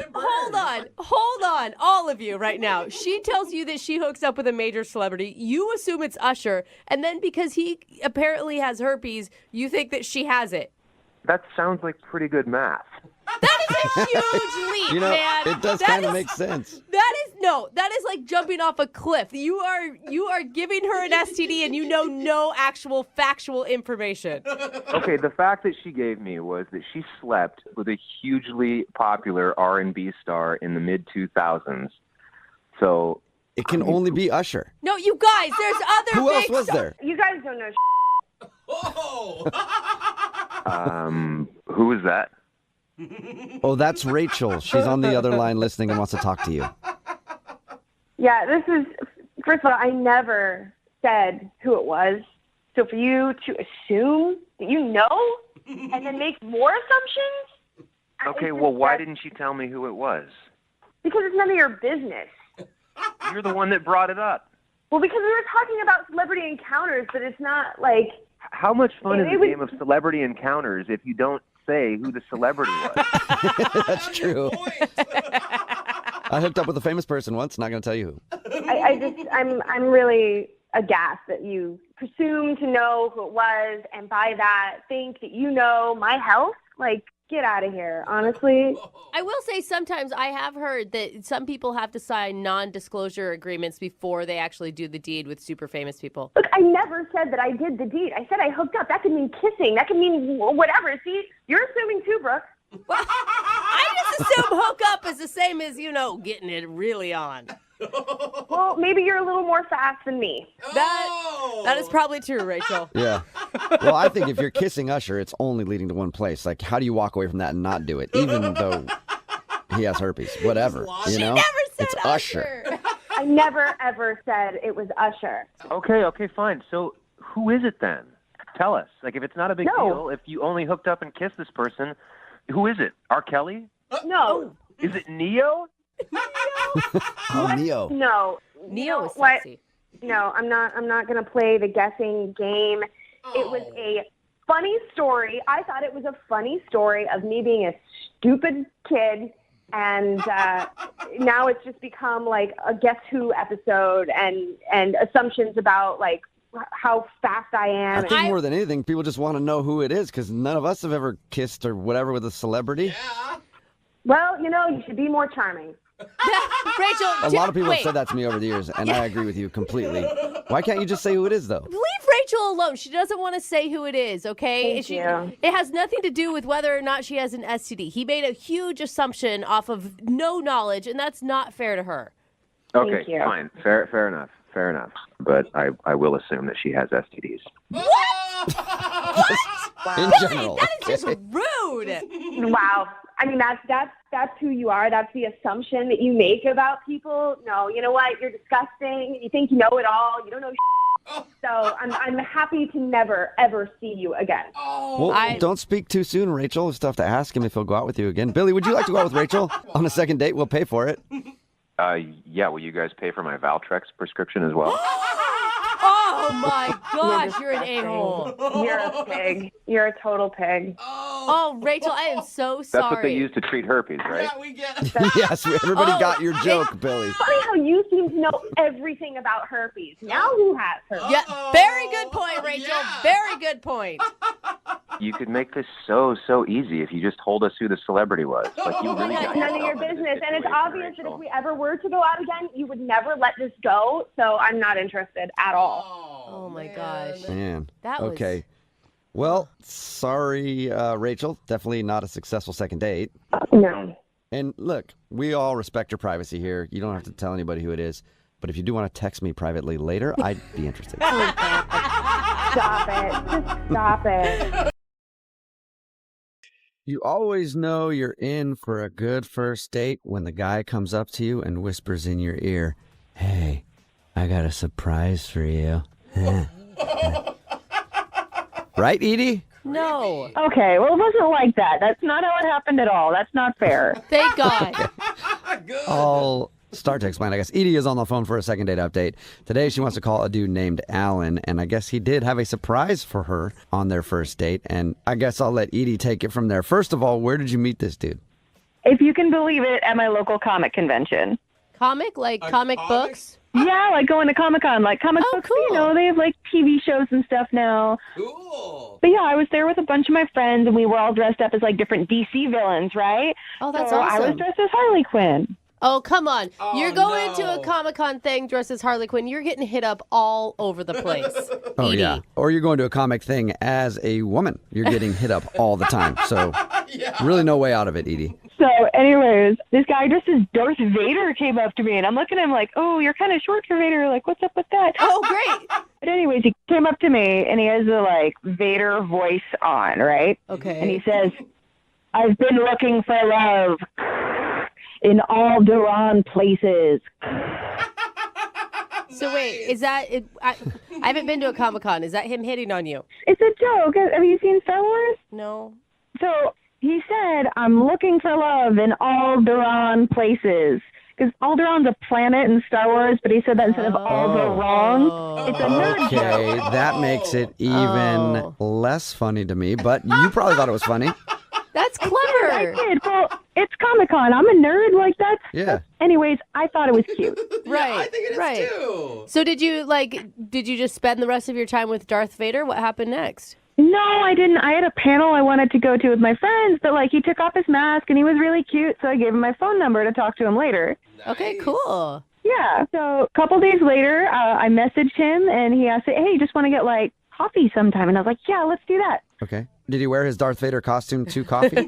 I hope so. No. I imagine that's an uncomfortable costume to wear. He did not wear it. Yeah. I mean, we went to a comic book shop first, and I'd been looking at this limited edition book for a while, and he got it for me, and that was really sweet. And then we went for coffee. Oh, cool. Awesome. So, I mean, you guys have something to bond over. You have similar interests, and it sounds like you spent quite a bit of time together. We did. So get this. At coffee, like, we're sitting at the table, and he goes, I have a surprise for you. And I was like, oh, no. But he takes out of his bag, he had a limited edition Lego set to actually build the Arkham Asylum from Batman. It's just like, it came out recently. It's hard to get. And he was like, oh, we can build it together here while we get coffee. Okay. Okay, I mean, well, was I that understood Legos, and that's all I really needed to know, I guess. what is that? That does sound like fun, though, honestly. Like, hanging out, playing Legos. It was like, it was really specific, and it was carrying, like, remembered what I did. I don't know. I thought it was like good effort. It was really endearing. It's sweet. Yeah, that's awesome. So you were excited about all of that. I was. And I know it's not for everyone, but good date. No, Yeah. for sure. So But that makes it even better for you, though. Like, if it's good for you, then yes, that's Yes. understandable why you liked it It's so not much. like a you normal are date. so stinking cute, Edie. I know she is. So how did you guys wrap things up at the coffee house? Well, this was weird. His phone started blowing up, and then he was just like, hey, I'm so sorry. I got to go. And then he left, and, like, I'm just sitting there with the Legos set up on the table, like, what just happened? Wait, he left limited edition Legos? Like it was that serious? I don't know what it was. He just said he had to leave. His phone was blowing up. Halfway Wow. Oh, that We sounds probably like a... had like a planet to save or something. I mean, so no explanation. And did he say anything to you after, or is that the last you heard from him? No, that was the last I heard from him. And then, like, I don't know, he just looked so nervous. Like, he kept checking his phone, and then he just, like, got all jittery and pieced out. And and he wasn't like that the entire day until, like, what, the last, like, 15 minutes or so? Or what's our time? No, here? he had been really sweet all day. I don't know what changed. Weird. So Interesting. I would Okay. just think it's a legit emergency if he was going to leave behind this special Lego limited edition set. Right? I completely agree. And I was just worried about him, I've been trying to call him for the past 4 days. I have nothing. I'm just hoping you guys can reach him. Okay. Well, we'll try. If we can't get my phone, I'm sure one of us can use the Force. I thought we were going to go We'll bat track him signal. down. No? No, that signal's from my universe. He's the Force. Oh, Okay, Force, sorry. cool. All right. I thought it was right. I wasn't sure. Thank you for clarifying. All right, we'll play a song, come back, and then use the Force and get him on the phone and see if we can find out what happened, okay? Thank you so much. You're welcome. Hang on. Hey, Edie, Yeah? I think I know why your date ran off before coffee was even over. Oh, no. Why? Well, because when you guys met, he was dressed as Darth Vader, and I bet that while you guys were having coffee and playing with Legos, he liked you so much, he probably had a malfunction with his lightsaber and had to get out of there because he was embarrassed. No way. Happens to a lot of dudes. Yeah, lightsaber malfunctions, huh? Yeah. No way. If you're just joining us for today's second date update, Edie is on the phone and she wants to call a dude named Alan. They met at a Comic-Con type event. He was dressed up as Darth Vader. She was dressed up as Harley Quinn, and then they ended up going out for coffee and playing with Legos. And then before coffee was even done, his phone started blowing up, and he got kind of nervous and just took off. And Edie hasn't heard from him since. So we're about to call him right now and see if we can find out what happened. Edie, you ready to go? I'm so ready. I hope you find him. Yeah, I know. I'm nervous with you, Edie. I mean, he left his like precious collector item Lego set. He's the one that asked you out to begin with. I think that there's something legit going on. Right? Something has to be up. Yeah. And for once, I don't think it's your fault, Edie. What? For once. What? You don't know me. That's not nice. Well, I just mean in general with the Brooke. second date No. updates. It's usually the person calling in's fault in some way, but I think this one is something that out of your control. No, it's Okay. specifically you, Edie. We've been blaming you for a lot of things on the show for years. So just thought we'd come clean about that. All right, here we go. I'll dial his phone number right now.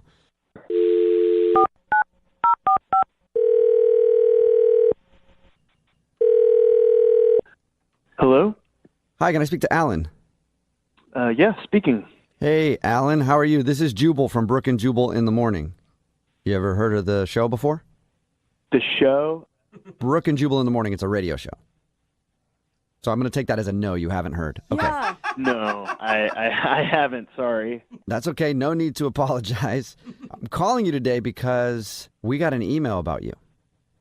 Can you explain more? I'd love to. We got an email about you from a girl named Edie.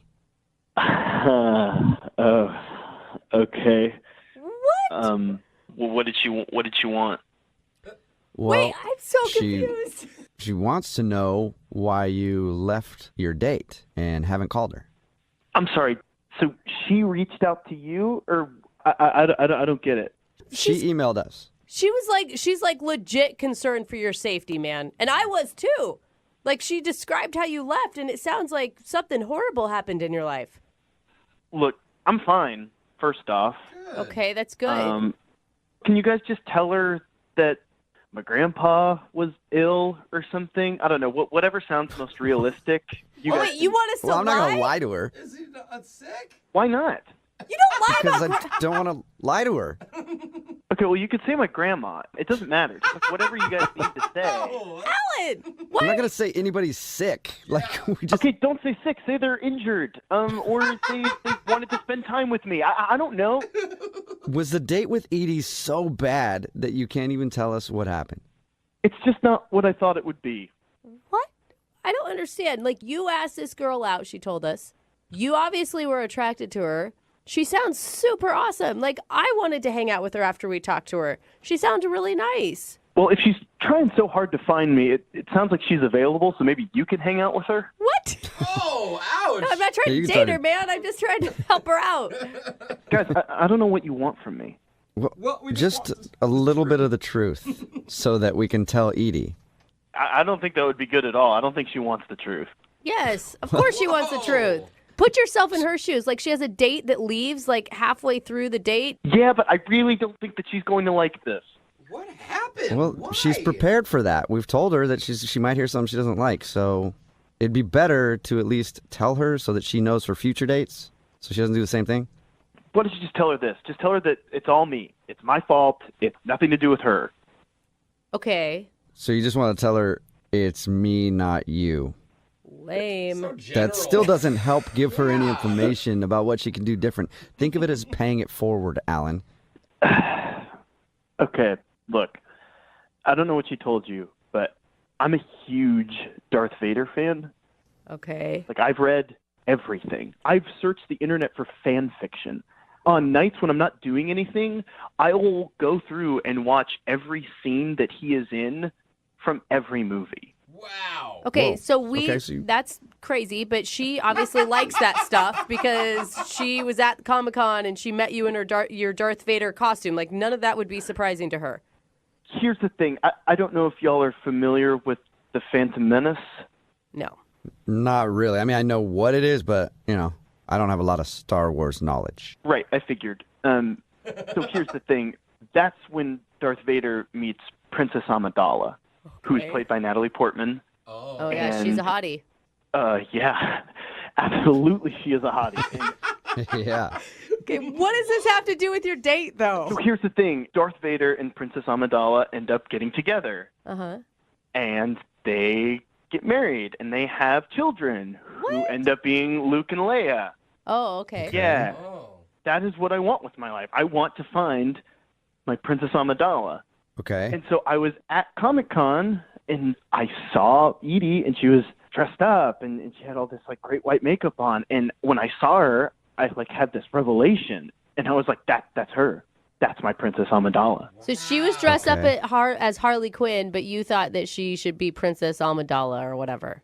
Well, yes, it's just the way that she was dressed up made her look like Princess Amidala. They're very similar. They have white makeup on. They're, they're really done up. They're very regal. They're very like curvy.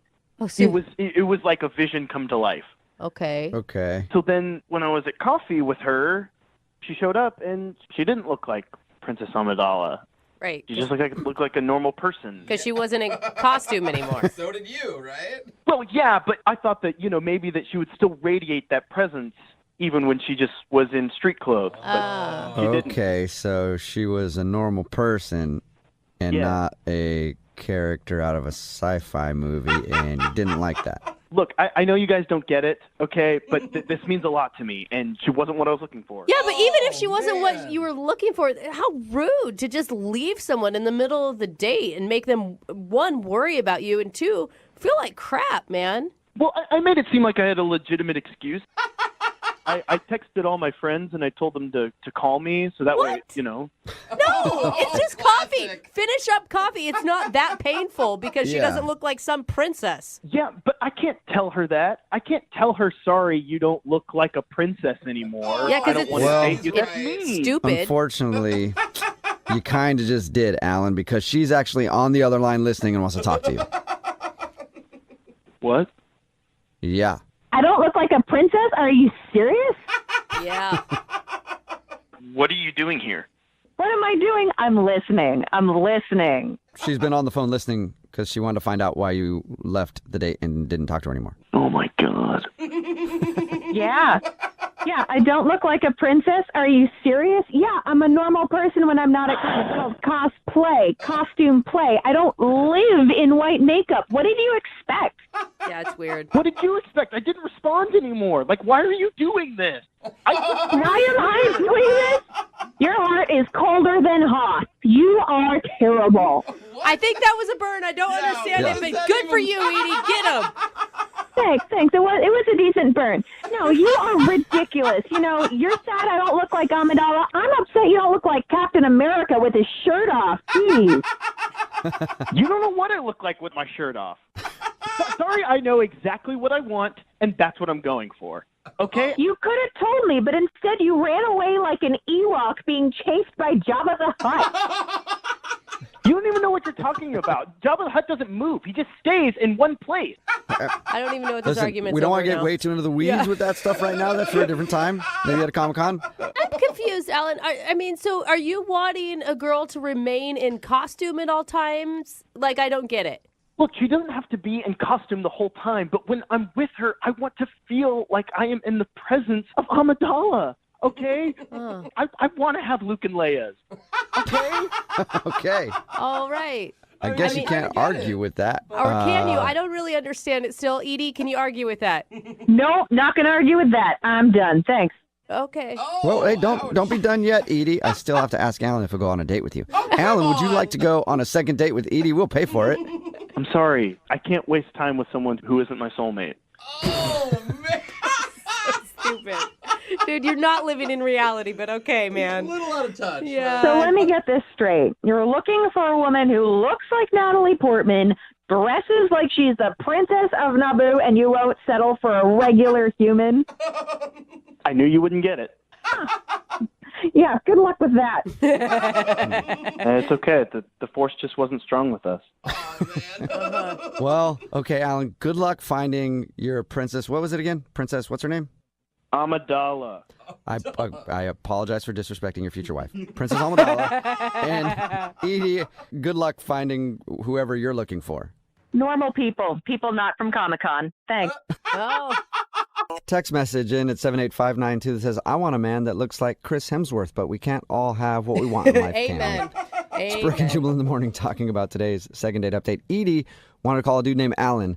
They met at a Comic-Con type event. They were dressed up in costume. He was Darth Vader and she was Harley Quinn. Mm-hmm. And then they went out. And then when they actually went out, they were having coffee and he just took off. We got him on the phone and found out why. It was because he thought the Harley Quinn outfit was Princess Amidala from Star Wars. No, like Is that the esque, right name? like a lot of makeup, like the white makeup. Yeah. White makeup, yeah. I was just making sure I got the Star Wars name right I because I don't know. really know it very well. And you don't want to offend all the listeners. He left because he's looking for his real life Princess Amidala and hopes that he finds her one day. Yeah, and she didn't have the right essence once she Yeah. took the makeup off, which is, she sounds awesome. Not She only does she know does. all the nerd language, but she sounds lovely. He made the biggest mistake. He's an idiot. I agree. Or one day he will find his Princess Amidala. Whatever. I'm going to guess she's probably not out there because she's fiction, but who knows? Whatever, Maybe. man.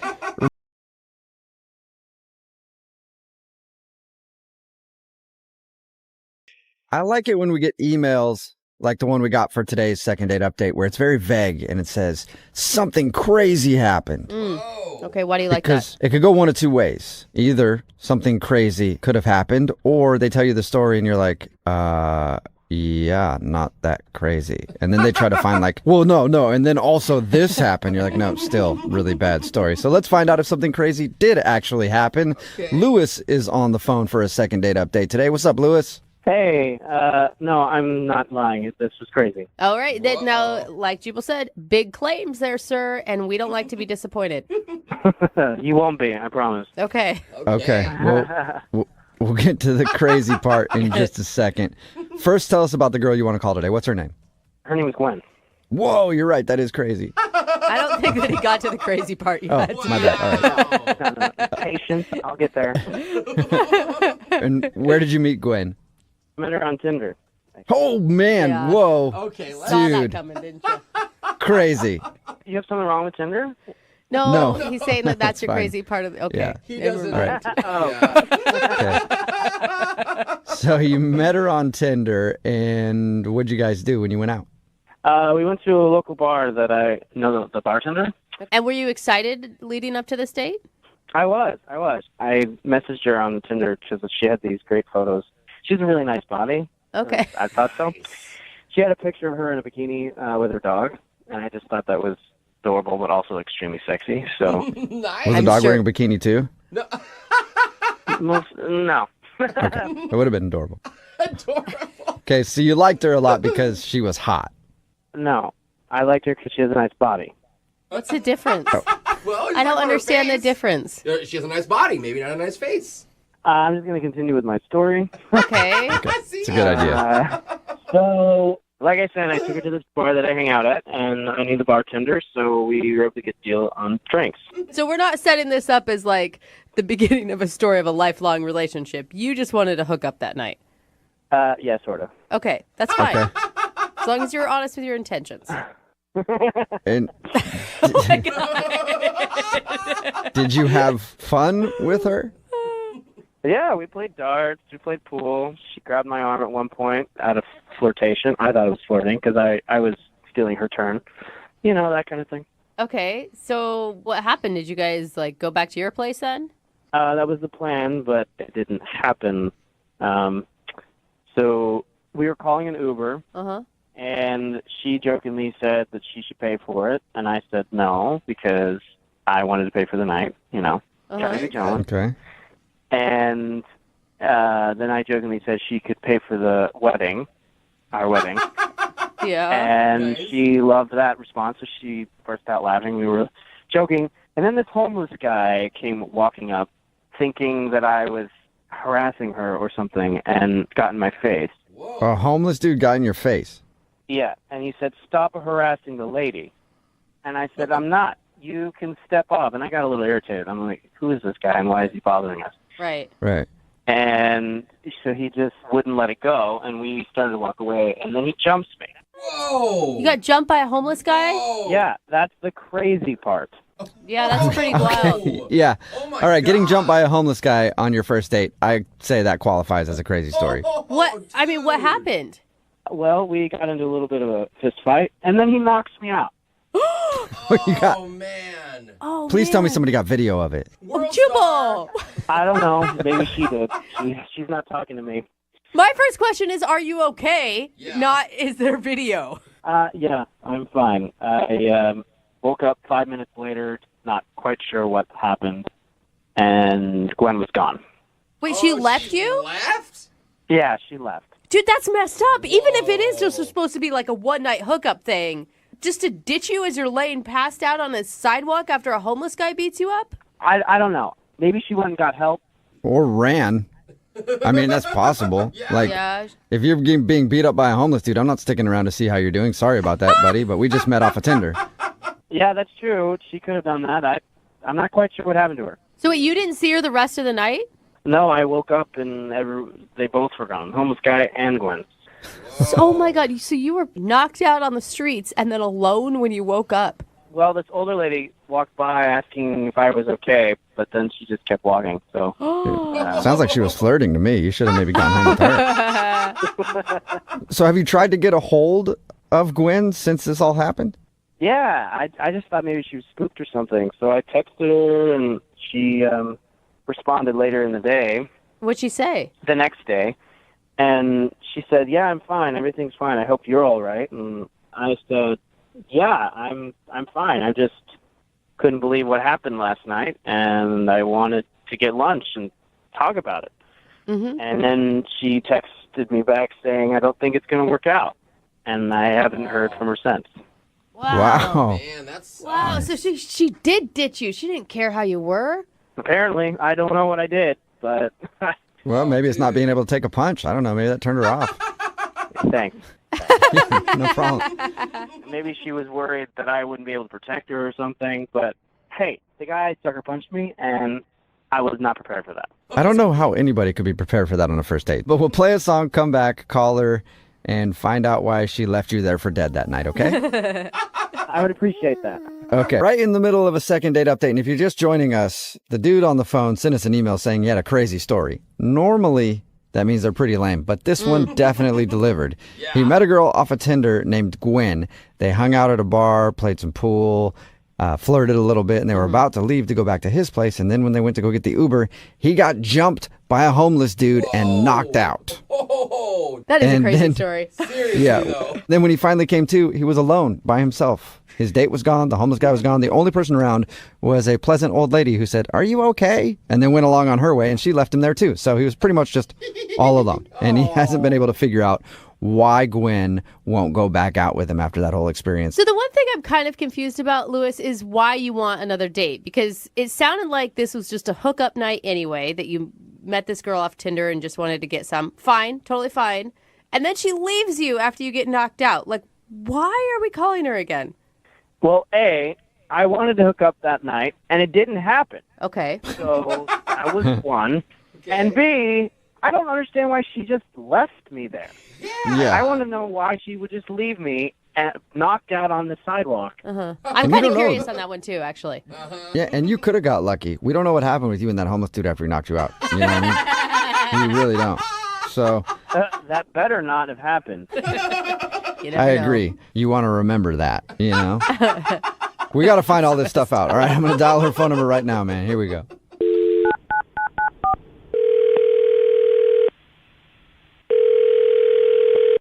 Hello, Hi, may I speak to Gwen, please? this is she. Hey, Gwen, how are you? This is Jubal from Brook and Jubal in the Morning. I'm sorry, you're what? Jubal from Brook and Jubal in the Morning. It's a radio show. We're calling you because we actually got an email about you from one of our listeners. Who? It's a guy that you went out on a date with. You met him off of Tinder. That narrows it down. Well, I'm going to really narrow it down for you right now because he was the dude that was beat up by a homeless guy. Oh, If that doesn't narrow it down for you, then we really need to do like a whole other thing with you, Gwen. oh yeah, no, I know who you're talking about. It would be amazing if she said which one. Yeah. Yeah, that I think that was Lewis. Yes. So Lewis is wondering why you just left him after he got beat up by the homeless dude. Oh, I'm not going to lie. It sounds, from his side of the story, pretty cold-hearted. no, I know it does not look good. I mean, it was a crazy night, and I didn't really know how to tell him what had happened, so I just figured that like ghosting him would actually be the more polite thing. You know how to tell him what happened? Yeah, and more polite than leaving him on a sidewalk. Well, I mean, like he was fine. I mean, we were in a pretty safe area, and like It's cool. The neighborhood was good. Good street. I mean, he was coming. I mean, like, he was coming too. I mean, like, it's just really hard to go. It's just really complicated. Well, how is it complicated? Because from his side of things, it doesn't sound that complicated at all. It sounds like he just got knocked out and then you ditched him and won't go out with him again. Well, I mean, there's more than that, and it doesn't really get much better for him. So I didn't really want to, like, I don't know. I just didn't want to, like, hurt his feelings or whatever. You know, when he was telling us about your date, I thought maybe that you took off because you didn't feel like he could protect you in a situation like that. I mean, I really hadn't, like, thought about it like that. That didn't really occur to me, no. Was he, okay, a lot of times people will leave details out. Was he like being a jerk to the homeless dude? He says the homeless guy just attacked. No, he wasn't. Okay. Like, I mean, he was drinking, but, like, I mean, both of us were. I mean, okay. All right. So, I mean, like, we were just outside the bar. We were just joking around, like, play fighting, play arguing or whatever. And I guess this guy thought we were really, like, fighting and that, like, he was really upset with me or that he was really, like, trying to get in my face or whatever. So this guy comes up and he confronts Lewis, you know, just stern, like, why are you getting up in this woman's face? And, like, so Lewis got really defensive and he got really upset and he got back in the guy's face. And the guy, like, knocked him out for, like, getting up all on him. So, I mean, it took, like, one swing and he was out. Okay, you don't need to say that. That's like, you know, you're just rubbing it in Lewis's face right now. You know? I mean, like, the guy was a big guy. So What made you change your mind about Lewis? Because up till now... Well, okay, so, like, he's laid out and I was freaking out. I was, like, about to go into the bartender and, like, call the cops because this guy, like, swung at him. And then the guy stopped me. He was like, no. I was like, the guy told me that he wasn't, like, a homeless guy. He wasn't a guy at the, like, he was an undercover cop. And I was like, oh, bullshit. And I kept going, like, I'm going to go over to the bartender. And then he showed me his badge. Okay. And the guy was a legitimate, like, police officer, and he really thought he was protecting me. Oh, wow. So I was really freaking out, and he felt so bad. And he was just like, oh, my God, I'm so sorry. I thought that the guy was, like, getting in your face, and I've seen this before, and I really didn't want something bad to happen to you. You look like a really nice girl. And so he apologized so much, and he ended up being, like, a really, really sweet guy. And he, like, I hate to say it, but, like, when it slowed down and everything, he was a really good-looking guy, and he had a really nice body. My gosh. You were attracted to the homeless guy that punched out your date. The homeless guy that was an undercover cop. I mean, or is an undercover cop. Or you want to clarify that. Wait a second. He wasn't just a homeless guy. Oh, my gosh. I mean, he was just really sweet, and I was, like, shaking, and I was upset, and he just, like, stayed with me, and, you know, he asked me if I wanted to go grab something to eat, like, around there because I was so upset. And what a jerk! I hate this. Dude, wait. So you went out on another date with the guy that punched out your date? Oh my God. Well, it wasn't really like a date. He just wanted to take me somewhere to grab something to eat, just because I was so shaken up and just like get some water and. Wow. I'm sorry. And Lewis is laying there the whole time, knocked out cold. So wait, have you gone out on another date with homeless cop guy? Yes. Oh man, this is crazy. I'm dying. I mean, yeah, I'm dying. We really hit it off, and like, I mean, we've been seeing each other, and yeah, I would officially say that we're a couple. Oh no! Oh my God! Wow. Oh my God! No wonder you didn't call him back. I wouldn't call him back either. Yeah, that sucks for Lewis. I mean, good for you. You got a new homeless undercover cop boyfriend, but Lewis still thinks that he got beat up by a homeless dude and you just took off.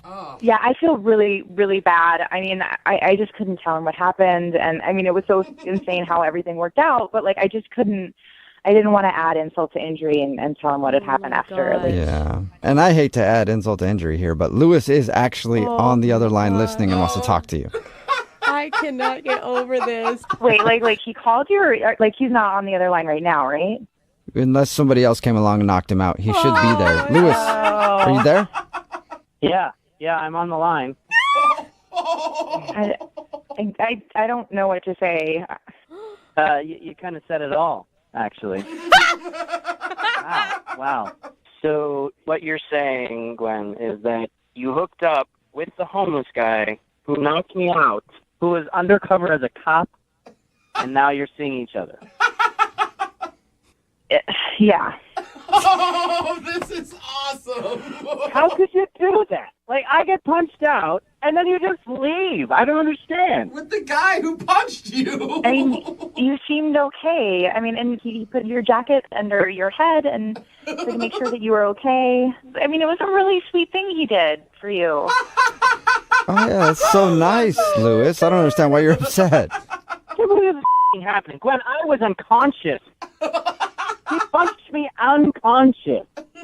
Like, really? I mean, he's strong. He probably doesn't even know his own strength, and I mean, he's a cop. Seriously? Really? You're going to throw that in my face? Oh, man. I mean, he knew you were okay. I mean, he checked your vital signs and everything, and you seemed okay, like, right before we left to get food. And that's another thing. You went and got food with this guy while I'm laying there unconscious. Who does that? You're a horrible person. Oh, Lewis. What? I'm not overreacting. I don't know. Okay? I mean, was you laying on the sidewalk unconscious. Okay, yes, that is bad, but you were just looking for a hookup that night. It's not like you're upset that your dream girl's gone. Well, she doesn't know that. I only told you guys that. Oh. Well, she knows that she's a hookup now. Gwen, he was just planning on hooking up with you that night and didn't want more to do with you, so I guess you shouldn't feel too bad. Well, I mean, he was, my hookup too. I still, feel bad for him, and I don't like how everything played out, and I feel bad about that. Well, do you feel bad enough to go out with him again? Because I'd love to send you guys on a second date. Would you go out with Lewis one more time? We'll pay for it. That's sweet and everything, but I like I said, I am kind of seeing someone. She's in a relationship. This is unbelievable. Oh, man. I mean, I know it's strange, and I know it didn't end up the best for you, but I mean, I'm really happy, and things are going really well, and if it wasn't for you, I wouldn't have met Kyle that night. Oh, my God. Kyle, that's the homeless cop's name. All right, awesome. Well, good for you and good for Kyle. I'm so thrilled for you. Look at that. You're a matchmaker. You didn't even know it, Lewis. Oh, how romantic. It is. Yeah, while I lay unconscious on the ground. I'm such a matchmaker. Hey, you work in mysterious ways, Lewis. Yeah. You really... Two common themes on the text message board at 78592 about today's second date update. People are saying that Gwen from the second date update is a terrible person. And then also a lot of people saying they don't think that was actually an undercover cop. If you don't know what I'm talking about today's second date update. This dude, Lewis, wanted to call Gwen. They went out on a date, and at the end of the night, they were outside joking around. A homeless dude, a dude who he thought was homeless, I guess, came up, got in a fight with him, and knocked him out. And then Gwen was gone. When we got her on the phone, she said that that guy was an undercover cop. And he was thinking that Lewis was harassing her, so he knocked Lewis out. And then the two of them left, and now they're dating. Oh, my They left and got God. dinner, and he took care of her, and now they're dating. But people are texting in at 78592 saying, no way, that's a real cop. And if it is, then Lewis should sue the police station. Now, we're getting... That is intense. Yeah. Well, I mean, I guess they have a point, and I do agree. Leaving someone unconscious on a sidewalk is not a good move. Like, I don't think anybody on this show agreed that that was a kind thing to do or the right thing to do. Well, it's situational for me, too. Like most things. Like, it could be somebody that you really want to knock out and you think should leave there. But Lewis was a nice dude. And Gwen was like, well, he checked your vital signs. Everything's cool, so Hey, you were fine. They told an old lady to watch over you. Oh, come No on. big deal, right? I mean, she could have pickpocketed you, And now, but another dating that's literally adding insult to injury. That is Yeah. the definition of that. she didn't want to tell him. That's why she was just leading. I mean, like, Yeah, but still, just I Take know. the whole I cop do thing that. out of the equation, and the dude that came up and knocked him out, that she didn't know, they left together, went and got dinner, and now they're dating. That's pretty terrible. That's So just terrible. obviously they decided not to go out again, more because Gwen is now dating an undercover cop who pretends to be a homeless guy and knocks people out.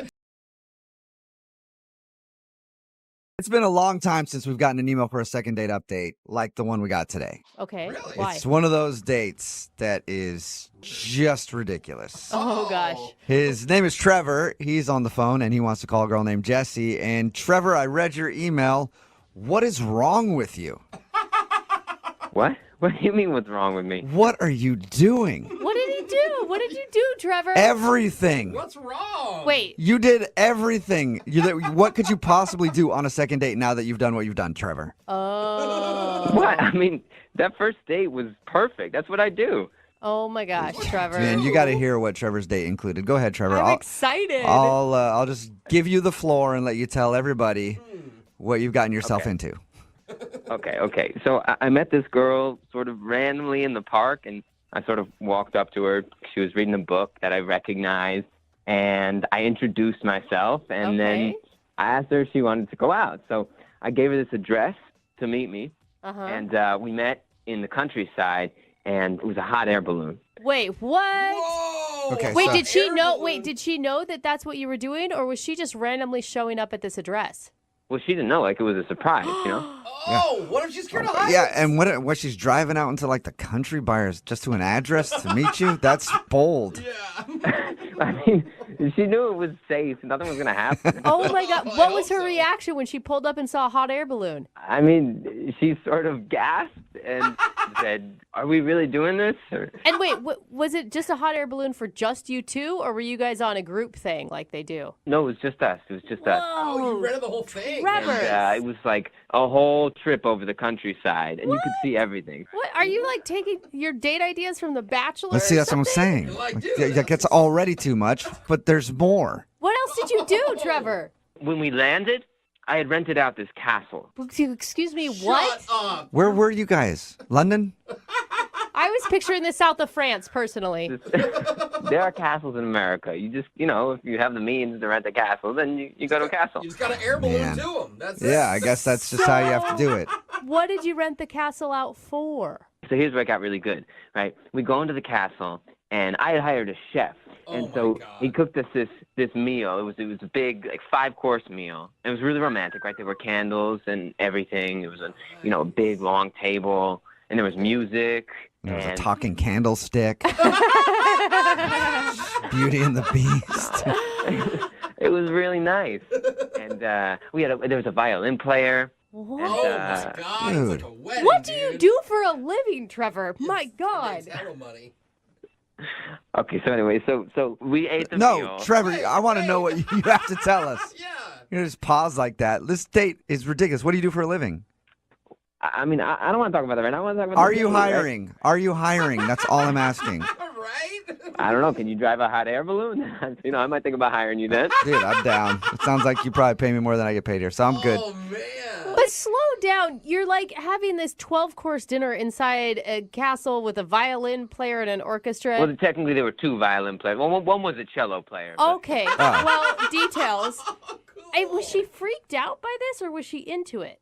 No, she seemed really into it. I mean, like, what kind of girl wouldn't be into that? I was going to sweep her off her feet, you know what I mean? Yeah, you could have done that with just the hot air balloon ride. Yeah, I'm with you on that Let one, alone the Jubal. castle and the chef and the however many course meal and people playing stringed instruments. Okay, but here's the thing. I don't meet a lot of girls who seem like they're amazing. They could be the right girl for me, you know what I mean? And so Jessie, she was that, right? So I got to sweep her off her feet. She was it, you know what I mean?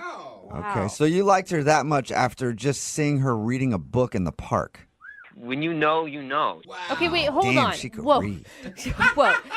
So, Trevor, what was the connection between you two? Because we've heard a lot of details about what you did on your date, but not a lot about, like, what it was like.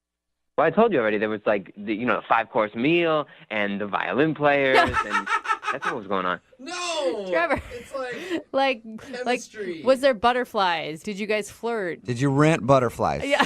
To have flown in. Basically, yeah. Well, I didn't think of that exactly, but like everything else, you know what I mean? There was like fancy silverware, you know what I mean? Trevor! We get it, bro. No. Did you guys have any deeper connection? Yeah, I mean, the conversation was great, but the views from the castle were great, too, and from the hot air balloon. Okay. Castle. She was loving it. I mean, we didn't talk about personal stuff all that much because there was so much going on around us, you know what I mean? Yeah. I mean, how are you gonna talk about personal stuff when you got a cellist in your ear? Yeah, that's what I'm talking about, right? And so if the date was so amazing, you did all this work, spent probably a lot of money, why do you think she's not calling you back? Yeah, I don't know. I mean, I invited her up to go up, to the top of one of the turrets. Mm-hmm. Where you could see, it was in the middle of the day, so you could see everything. Mm-hmm. And she said no. And I thought maybe, you know what I mean? I wasn't going to make a move on her or anything. I just wanted her to see the view. But maybe she thought that was kind of creepy. I don't know. Did you guys kiss?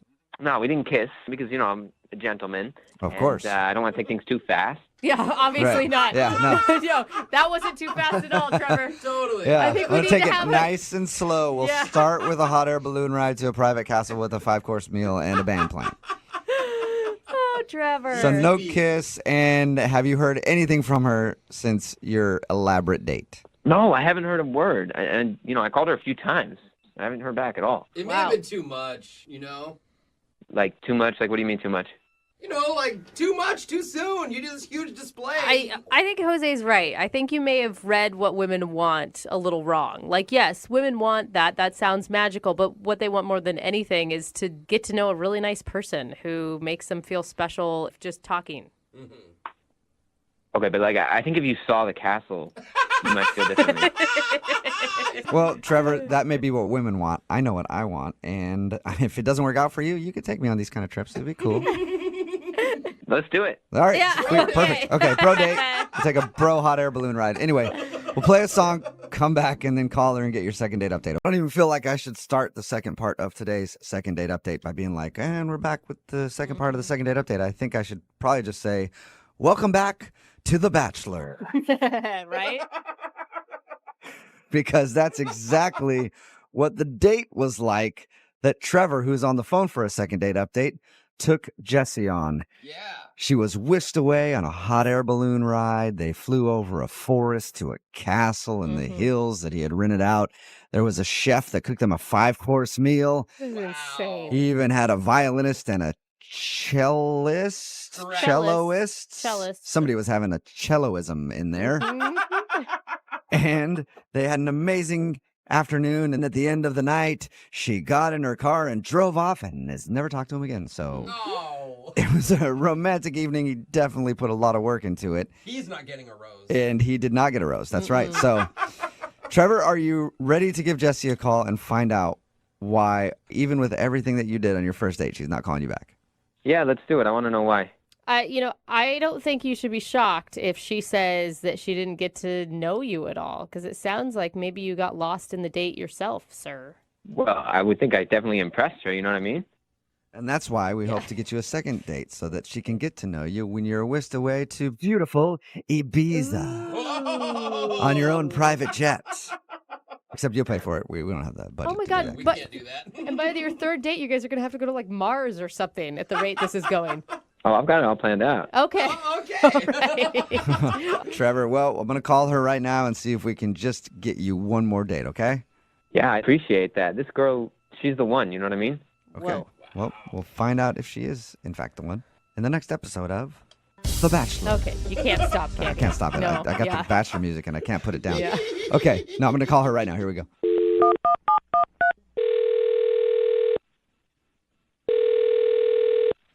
Hello? Hi, is this Jessie? Yeah, speaking. Hey, Jessie, how are you? This is Jubal from Brooke and Jubal in the Morning, the radio show. Okay. Are you familiar at all? No. Okay. Okay. What station are you on? That's not even important. What's important is that we Why got are you calling me? well, we got an email about you from one of our listeners, and that's why I'm calling. Can you tell me why? I sure can. Thank you for asking. It's a guy named Trevor. And you and Trevor went out on a date recently. Very low key kind of thing. Yeah, Where you right. took a hot air balloon to a castle and had a private dinner. I don't know if you remember that because that's kind of a forgetful thing. Well, maybe maybe you have to specify which one, right? which castle? Yeah, which castle?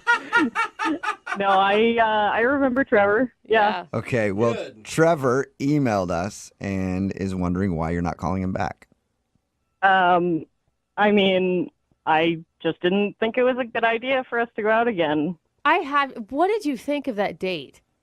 I mean, it was crazy. It was a once-in-a-lifetime experience, for sure. Yeah. Good crazy? Was it good crazy? It was okay. Yeah, it wouldn't have. Wow. It wasn't a problem for me. I wouldn't expect a review of a date that involved a hot air balloon ride to a castle and a private 5-course meal. Okay. Well, it's kind of weird, you know. Like you said, it doesn't happen every time, so it's unusual. Well, what did you think of Trevor? Same as the date, unusual. Okay. Okay. So Date was unusual. He was unusual. Yeah. Wait, that's not necessarily a bad thing. Yeah, but you stood out. Right, he could be unique. Yes, unique. You don't even want to. Yeah. He told you about the date? He told us about it. Yeah, we talked to him about it, and he told us, everything he did for you. He said that he had a great time, and he's really surprised why you don't want to see him again. I mean, did he tell you about the suit of armor? The what? The suit of armor. No, he left Nope. that detail out. Yeah, while we were eating dinner, he asked me if I wanted to see something cool. So I said yeah, and he left and came back in a full suit of armor, What? flanking around. Dude, that's amazing. Oh my god. Okay, I'm excited about that. Like that, I'm super excited about that. But I have a feeling you weren't as excited as I am. Why? Why would he do that? Yeah. Well, I mean, he said it was one of his dreams, to be a knight. Oh my god. That's amazing. What was your reaction? Well, I thought it was kind of cool, but then he sat down. He tried to sit down back to his meal, but he just looked so uncomfortable. He And was actually sitting there. I thought maybe he was like, "You want to see something cool?" And then he got in the suit of armor, and was like prancing around, and then got out of it. He sat down at the table in a suit of armor. Oh my god. I just imagine you sitting next to this guy in a suit of armor. It's like squeaking every time he tries to lift his fork to his mouth. and the mask kept sliding down over his face, so he had to push it up to get the food in his mouth. Oh man, not a very noble night that you got to have dinner with that evening. At least it was some entertainment for the date. Is that what did him in then? The night, dressing up like a knight. I mean, I could get past that. It was funny. It was a silly thing, but we had a conversation about how amazing this date was and how he can afford to do all this stuff. And he told me that he recently inherited a bunch of money. Oh, nice. Oh. Okay, so he's rich. Well, that's what I thought at first. But then he told me that his inheritance was $15,000. What? He sounds like a millionaire. Wait, hold up. Did he just spend his whole inheritance on the first date with you? That's what I'm worried about. So wait, so he's acting like he's balling out of control, but he got a $15,000 inheritance. Yeah. And he basically said that he just wanted to live it up for now and do all this crazy stuff he dreamed about and didn't really care about saving anything for the future. Grandma leaves you 15 grand. You're like, I've always wanted to be a knight. Time to make it happen. Yeah. Why didn't you tell him that? I mean, when he's calling you. I mean, it's none of my business what he does with his money, how he spends his inheritance, but I just don't want to be with someone who would spend it that way, really. So you don't see a guy who's willing to spend his $15,000 inheritance just so he can dress up in a suit of armor as like a long-term commitment type person? No. Not a keeper. Okay, well, I'll let him know then. Actually, you know what? You can let him know because he's on the other line listening and wants to talk to you. What? Yeah. Sir Trevor, dost thou still occupy the phone line? Yeah, I'm still here. Oh, Trevor. I mean, I wanted to pull out all the stops, Jesse. You know what I mean? I don't meet girls like you very often. Oh. I mean, I don't know what to say. I really appreciate that, but it seems like such a waste. No, but it wasn't a waste, Jesse, because every single thing I did at the castle with the hot air balloon, it was all for you. My maiden. What? I really appreciate that so much, but I just felt so bad that you spent all of that on me. It doesn't make any sense. We don't really know each other that well. But I want to get to know you, you know what I mean? And you deserved it. All of it. Whoa. I don't know what to say. You can say we'll go on a second date. Slow Yeah, down, you could Tiger. Say that, Jesse, if you want.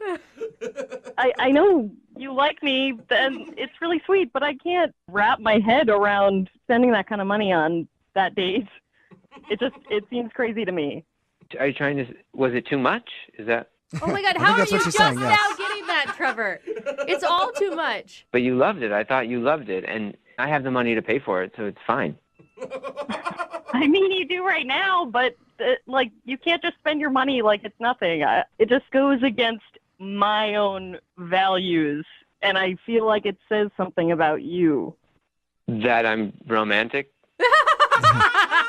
I don't. Yes, I think that's what she was going Yeah, with. maybe a little Trevor. too romantic, Yeah. Trevor. Like out of your price range, romantic. You know? If we just had a normal date, go out to dinner, I would definitely be on board for a second date. But that whole situation was just so crazy, and I don't know if I can, like, get over that. What about a normal dinner then? We can go out for a normal dinner for our second date because, I mean, I can't really afford much else right now anyway. So. You spent all the money. All right, well, thanks for setting that up, Trevor. Jesse, would you like to go out with Trevor one more time for another date? We will pay for it. He just doesn't seem that responsible. Like, for the future, I want to be with someone who can handle whatever money they have responsibly. And Trevor, I don't think that's you. Okay, but listen, I have something to tell you. That inheritance that I got, right, that was only from one relative. And I have another relative who will probably be passing away within the next year. Whoa. Another 15 grand coming your way. Oh my God. It just keeps getting worse. Are you just sure? waiting for your relative to die? Dude, listen. So you got to get your money somehow. Jesse, are you sure? Because Trevor will be in the money again soon. I'm even more sure than I was before. I think that you're making probably the right decision. I think so too. Yeah, Trevor. Oh. I don't know. I'm just really disappointed about this whole thing, Jesse. I mean, I get it. You don't like castles. Yep, that's it. I don't think that's the whole issue. Brooke and Jubal in the morning. Text in at 78592 says, and that's how people go bankrupt after they win the lottery. Oh, my God. Brooke and Jubal in the morning, talking about today's second date update. If you missed it, Trevor wanted to call Jesse. She wasn't calling him back after their extravagant date that included a hot air balloon ride, dinner at a castle where he even dressed up in a suit of armor. And sat down and ate the entire dinner in the armor. That's pretty cool. I It's mean, that's pretty sweet. dedication to... Yeah. The child in me, like, I want to do that very badly. But the reason she wasn't calling back was because he spent a ton of money on that date. Yeah. And it was money that he got in inheritance. A big, huge inheritance, according to him. $15,000. Pretty much spent it all on the date. And she just didn't really think he makes the best decisions. Which is too bad because, like he brought up, he's got other relatives that are going to die. Yeah. So he's got more dates that he can do for you. What a terrible Money in the bank. Oh, my God. Aging relatives that have some cash. Money in the bank. And I guarantee if any of his relatives find out about what he did, he's written out of every will. Not getting the money. Mm-mm. So she didn't want to go out with him again, and Trevor will have to wait until someone else dies to go on a date, I guess. Remember, if you want to do a second date update, just email the show, and we will call the person who didn't call you back. And every once in a while, we do a special segment on this show called a second date update, Yeah. where we contact a couple who has appeared on the show in the past to find out what's going on with them now. Are they still together? Are they not together? Are they hungry? What? What? I hope they're not hungry. I don't know that we've ever updated on their hunger level. Well, all I know is if they are hungry, I don't have any food for them. So I hope they're not hungry. Okay, I hope not too, buddy. I think we'll be okay in that category. Least of our worries. Okay. I mean, unless they're I'm hungry for love. nervous about it. You never know what could happen, but people that we call today had one of the most touching stories from the past year, and we were dying to find out what happened. We'll play the audio for you and then talk to the couple immediately following in your second date update right now. I'm honestly stumped as to why the woman on the phone for a second date update today isn't getting a call back. I mean, usually when you follow somebody across state lines, no big deal. What? Yeah, they usually appreciate that when you just show up unannounced somewhere, right? And now we're going to stalk the guy again by calling Yes, him we in are. a second date? Her name is Abigail. Abigail, what's up? Hi, guys. Okay, he's already made you sound creepy right from the get-go. I'm not creepy. I'm just a bit confused. Okay. Sometimes there's a thin line between creepy and confused. I've been a victim of that many times. You have a pretty interesting situation, Abigail. Why don't you tell everybody, first of all, the guy that you want to call, what's his name? Brian. Brian. And how did you meet Brian? Well, you know, I'm a little leery on going on online dates and meeting guys on dating websites because they're usually either nuts, ugly, or smelly, or just not. God, it sounds like so many great options. I don't know why you're so upset about this. But, I gave it a shot one more time, and I met Brian. And I got to tell you, we hit it off immediately. It went from 0 to 60 in virtually no time. So you liked his aroma. He had a good aroma, a good scent. I mean, from what I could smell over the phone, he was great. Oh, so you're saying it went from 0 to 60 before you guys even met in person? Right. I mean, it was instant attraction via conversation. His profile picture looked great. And then I did a little more digging and found his Facebook profile, and I realized it's really what he looks like. Okay, did you get his tax returns? 'Cause it sounds like you put in a lot of effort. If I'd done a little more digging, maybe. Yeah. So, I mean, that's a lot of pressure to put on a date when you've been disappointed so many times. Were you worried about that? I was, and that's why I did my due diligence, and we talked for hours. I mean, there was nothing I couldn't discuss with him. He'd text me at least 5 times a day. Oh, I love that. How long was this going on before you guys actually decided to meet in person? Just about a month. Whoa, that's a long time. Yeah. I really wanted to see him, but the thing was, he lived 2 states away. Oh. So the whole logistics of meeting each other was really difficult. I see. I was going to say, what took so long? Yeah, that makes sense. That's it. But I thought we had kicked it off so well. I wanted to do a grand gesture of romance. And one night when we were chit-chatting, he was telling me his best friend's birthday was that weekend and where they were going to be and what the plans were. And I thought, wouldn't it be cool if I flew down and surprised him? Whoa, for your first meeting?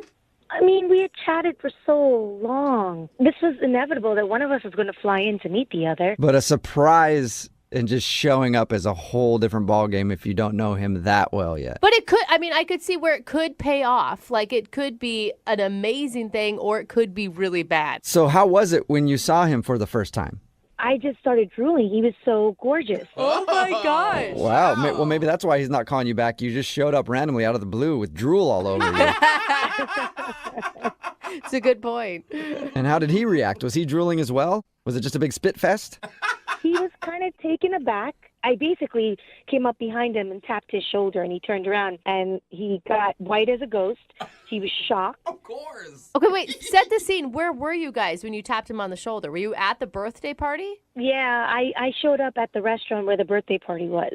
Whoa. Yeah, that's a very bold move. Well, because I didn't know where he lived, so this is the only way I could get in contact with him. So what did he do? After he recovered from the initial shock, did he hug you? Did he kiss you? The first thing he did was say, "What are you doing here?"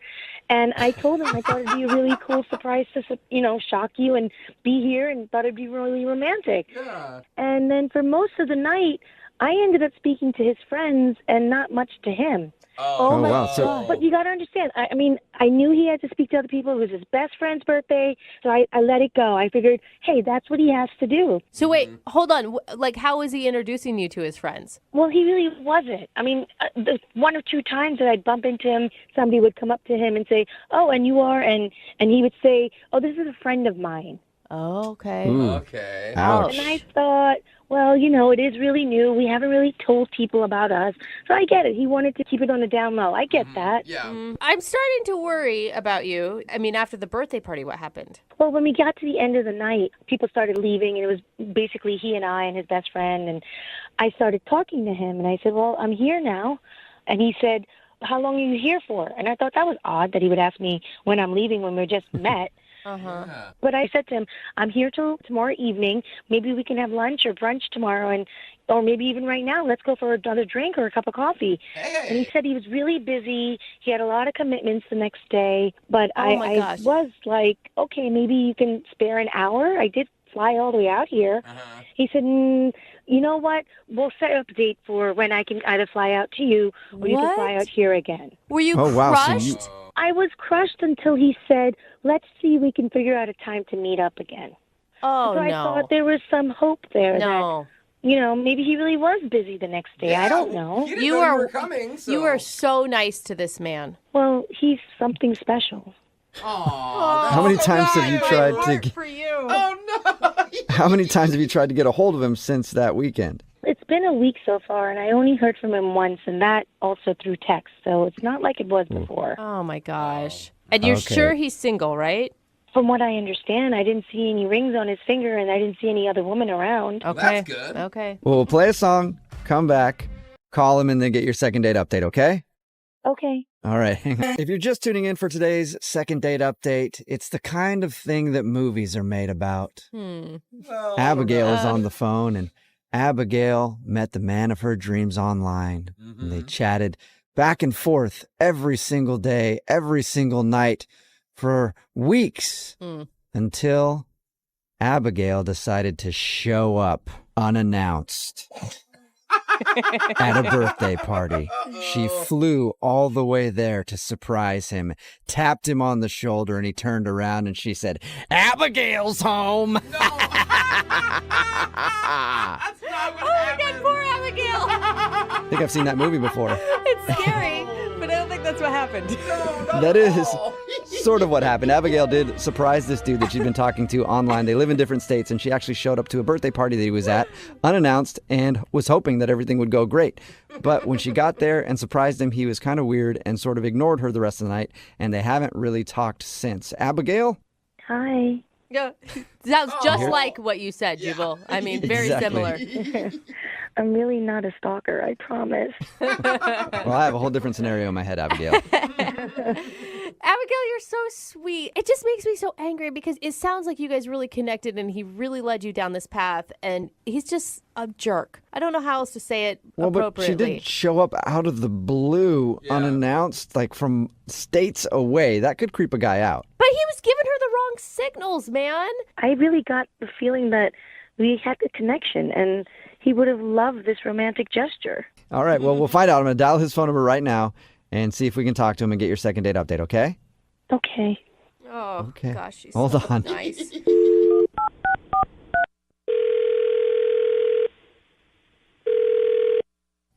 Hello? Hi, can I speak to Brian, please?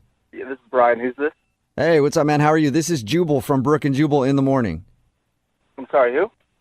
Jubal from Brook and Jubal in the morning? Weird ways. I know. Sounds weird. Yeah, I don't know what you're talking about, man. I figured you wouldn't. That's fine. Brook and Jubal in the morning is a morning radio show. Okay. Okay. And that's the end of the call. Thank you for answering, Brian. I'm calling you because one of our listeners actually asked us to reach out to you. All right. You sure you got the right Brian?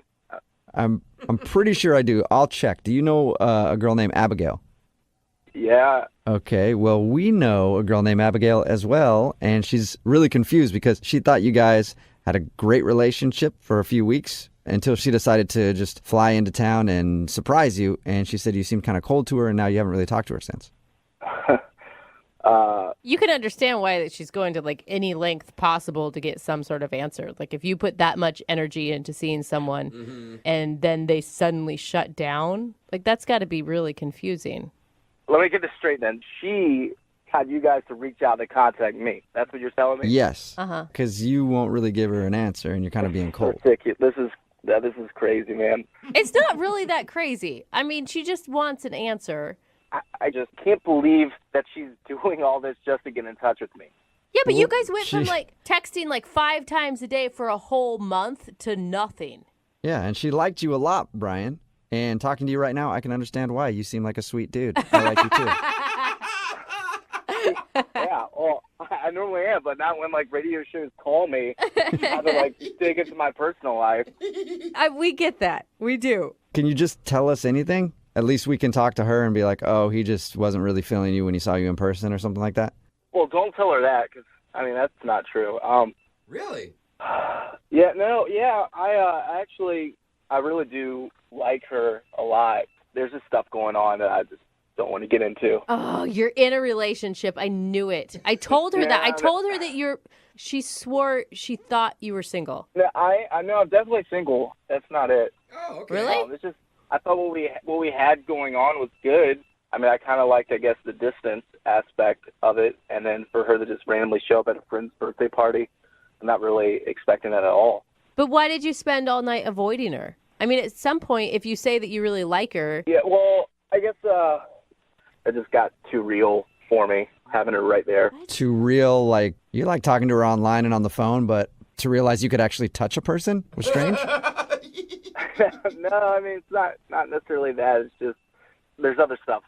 But I understand there's other stuff. But right now, all I understand is you like her a lot. It shocked you that she showed up, and then there's stuff. Like, how is that a message to give to her to help her understand why you're not talking to her anymore? You know what? Whatever. I don't care anymore. I need a kidney transplant. Whoa. What? Yeah. Oh, that's serious. Whoa. Yeah, way to take things down, Brian. I mean, you guys asked for it. Yeah, well, usually these things end up like, oh, I thought they smelled funny or they puked in my back seat. Man, I'm sorry to hear that. Yeah. Wow. Yeah. So is it just that you don't want to get involved in a relationship because you obviously have some serious health stuff that you need to concentrate on? Pretty much. I don't want to drag her into this. You know what I mean? I feel like this is kind of my battle right now. And by her showing up, I realize, that she really does like me a lot. And I'm just not wanting her to be that close to being around all this, stuff going on. Oh, I feel so horrible. I thought these Yeah, that awful sucks. things about you, and now... Yeah, look at you, Brooke. Seriously, dude, I am sorry. It's all good. It's not a big deal, I guess. So did you not tell her about your situation when you guys were chatting online and on the phone and stuff? No. I didn't want to tell her this, you know what I mean? I thought if we kept it from a distance, we can keep it upbeat and not have to kind of, talk about all this stuff. Yeah. I really just enjoyed her conversation, and sometimes, when there's a lot of bad stuff going on in your life, to have somebody there that kind of just talk to you and, just kind of laugh with and stuff like that, it kind of brings you up. So I didn't want to, kind of bring her down by, Right. transplant. Yeah, and you were able to escape your own stuff, too. Brian, you're kind of making this difficult on me because this would normally be the point where I'd try to deliver a witty line and then tell you that the person is on the other line listening to the conversation. But I don't have any witty lines, so I'm just going to connect you two so you can talk, okay? Wait, is she on the other line now, or what do you mean by connect us? Yeah, she's listening to this phone call and wants to talk to you. Oh, my God, man, are you kidding? I just said I didn't even want her to know. Yeah, sorry. Unfortunately, she does know now. Abigail, are you there? Hi, Brian. Hey, sorry, I didn't really want you to find out this way. No, I'm Sorry. sorry. I don't even know what to say. I'm shocked. You don't have to say anything. I mean, I know that I didn't tell you, so there's no way you could have known. It's just, I don't know. I didn't know how connected I was going to get with you, and then I guess I got worried about actually telling you. So. But I want you to know something. I care about you more than you can imagine. I'm here if you want to talk. I'm here if you need me to make you laugh. I'm there for you. I really appreciate that because, I don't know. I got scared once you got down there and, actually seeing you, and it made it seem too real. And I guess I pushed you away a little bit and didn't want to, get too close. Listen, get close. If you need me to do anything or help you or just put a smile on your face whenever you need me. Yeah, you're such a sweet person. I don't want you to get all caught up in this and then something go wrong. Right now, I'm on a waiting list. I'm not, there's no guarantee of when I'm going to be able to get the transplant. And honestly, Abigail, I really care about you, and I really want to, keep you in my life. And at the same time, because I care about you so much, I feel like I can't. I don't know. I'm just really torn right now. I mean, I'm willing to take a blood test. Is there any way maybe I'm compatible in some way? Whoa. No, I don't want you to do that, Abigail. I really... Listen, this is about kindness. This is the reason why I was put in your life. The chances are so slim that that's even possible. I don't want you to have to go through with that. But Brian, there's always a chance. It may be slim, but it's still there. Yeah, but it's just I can't think about you actually giving up your kidney for me. I can't think about you doing that. I don't want that to happen. Well, I got two. Good point. Good point. Yep. So I can give one up. It's like a spare tire. Wow. I don't even know what to say. At least give me the chance or the opportunity to look into this. Consider it. You have to consider it. Brian, how about this? How about we send Abigail out to you, and you guys can spend the weekend together, you can hang out, you can go on a few dates, and you can even discuss a possible kidney transplant. Woo! I've never had to say that in a second date update before, but I'm saying it. So, I can't believe this is actually happening right now. Oh, my God. would you be interested in that, Brian? Just checking things out? I don't know about the whole kidney transplant, but the date would be awesome. I would love to go on a date. Yes. Okay, Brian, so that's a yes. Yeah, definitely. Yay! I'm happy to hear you say that, Brian. Oh, me too. Yeah, I'm really excited that I'll actually be seeing you. This has been a really weird second date update. Normally Yeah. it's the dude who's begging to put his organ in a woman. And Organ jokes. You had to, didn't you? I couldn't help it, yeah. That was a second date update from 6 months ago, and we're on the phone with Brian and Abigail for a second date update right now. Oh my gosh. Hey, Brian and Abigail, how you doing? Hey, how you doing? Oh my God, I've Good. never been so excited to get an update. I know. Yeah, what's the update on your story? I can't thank you guys enough for, bringing us together, flying me out to see Brian. It was great. He showed me around the city. We got to know each other better. It was awesome. Oh, really wonderful. Yeah, she even made a shirt and wore it that said, "This guy needs a kidney," with like an arrow pointing towards me. So that was pretty good. That's kind of cute. So the spark is still there. For me, there's more than a spark. Ooh. For you, Brian, or were you, Brian, you're like, oh my God, dude, she would not go away the whole weekend. No, it's definitely, it's been great. I really appreciate you guys doing this for us. It's just we're trying to still take it a little bit slow with everything that's going on. Yeah, but you're talking in us, and that it means you're in a relationship. Yeah. Well, we're not quite calling it a relationship right now. Okay. Okay. Oh. So what are you then? I mean, we're definitely really good friends. I mean, I think we're definitely really, really good friends right now, and just trying to see where it goes. Good friends who do it. I like that. Right? Those are That's the what I'm best kind thinking. of friends. Are you kidding me? Friends with benefits. Well, here's the situation that we're dealing with, to be totally honest. Okay. I went through extensive testing, and I found out that I am a match. My kidney is a match. For What? a kidney replacement? Yeah, a match for a kidney replacement. Whoa! What are the Awesome. chances? And in 6 weeks, we have the operation scheduled. Oh, yay! Oh, that makes me Great teary. news. I know. Yeah, and it's scary and exciting all at the same time. But yeah, we are scheduled for the operation. You're going to give him a kidney and you're in the friend zone? I have a feeling, Brian, you're okay with that, right? Yeah, no, like I said, it's just, I don't know. We didn't want to get like too serious before the transplant and everything. I mean, it's kind of an emotional decision, and she's doing this for me, and it's great. But like, I don't want her to be like holding my kidney hostage or something if we get in an argument. Yeah. You know what I mean? Smart guy. Yeah. Yeah, but it's still going great. Yeah, and once the surgery's done and everything is successful, maybe we'll see how it goes after. Great. Oof. Well, that's good. Yeah, pretty excited and scared. Yeah, this is definitely it's really great. Like, I really appreciate you guys helping us with this whole thing, because I don't know that we'd be, going through with this and being so close that we are now if it wasn't for you guys helping us out. Sure. Well, I'm glad you found a match, and hopefully you guys can turn it into something even better than just a really good friendship. Yeah. Yeah. Definitely. And no pressure, though. Like, even if the relationship thing doesn't work out, like, you two have such a bond together that you really will be tied together in some way for the rest of your lives. Well, he'll technically have a piece of me. So. Yeah. Brian, if you ghost her after she gives you a kidney, you are officially the worst person in the world. No, it's not going to. The guy on the phone for a second date update today doesn't even necessarily need a second date out of this whole thing. He just needs to talk to the girl. Uh-oh. Because Johnny, which is the name of the guy on the phone for a second date update today, ruined everything. Not just with the girl he wants to call today, but like his entire friend group. Wow. Johnny, how are you? Well, I'm okay. I'm just hoping I didn't actually ruin everything. Oh, you ruined everything. Trust me. I read your email. You ruined everything. Oh, I see. Those were your words, not his, Jubal. Yes, those were my words. Johnny, I read your email. Thank you very much for agreeing to do the second date update today. Why don't you tell everybody what your issue is? Okay, so me and Marissa, that's who I'm calling about, we've been friends for like 5 years. Like kind of the same friend group. And, it's like we're really friends. Like we've never really like had a crush on each other or anything like that.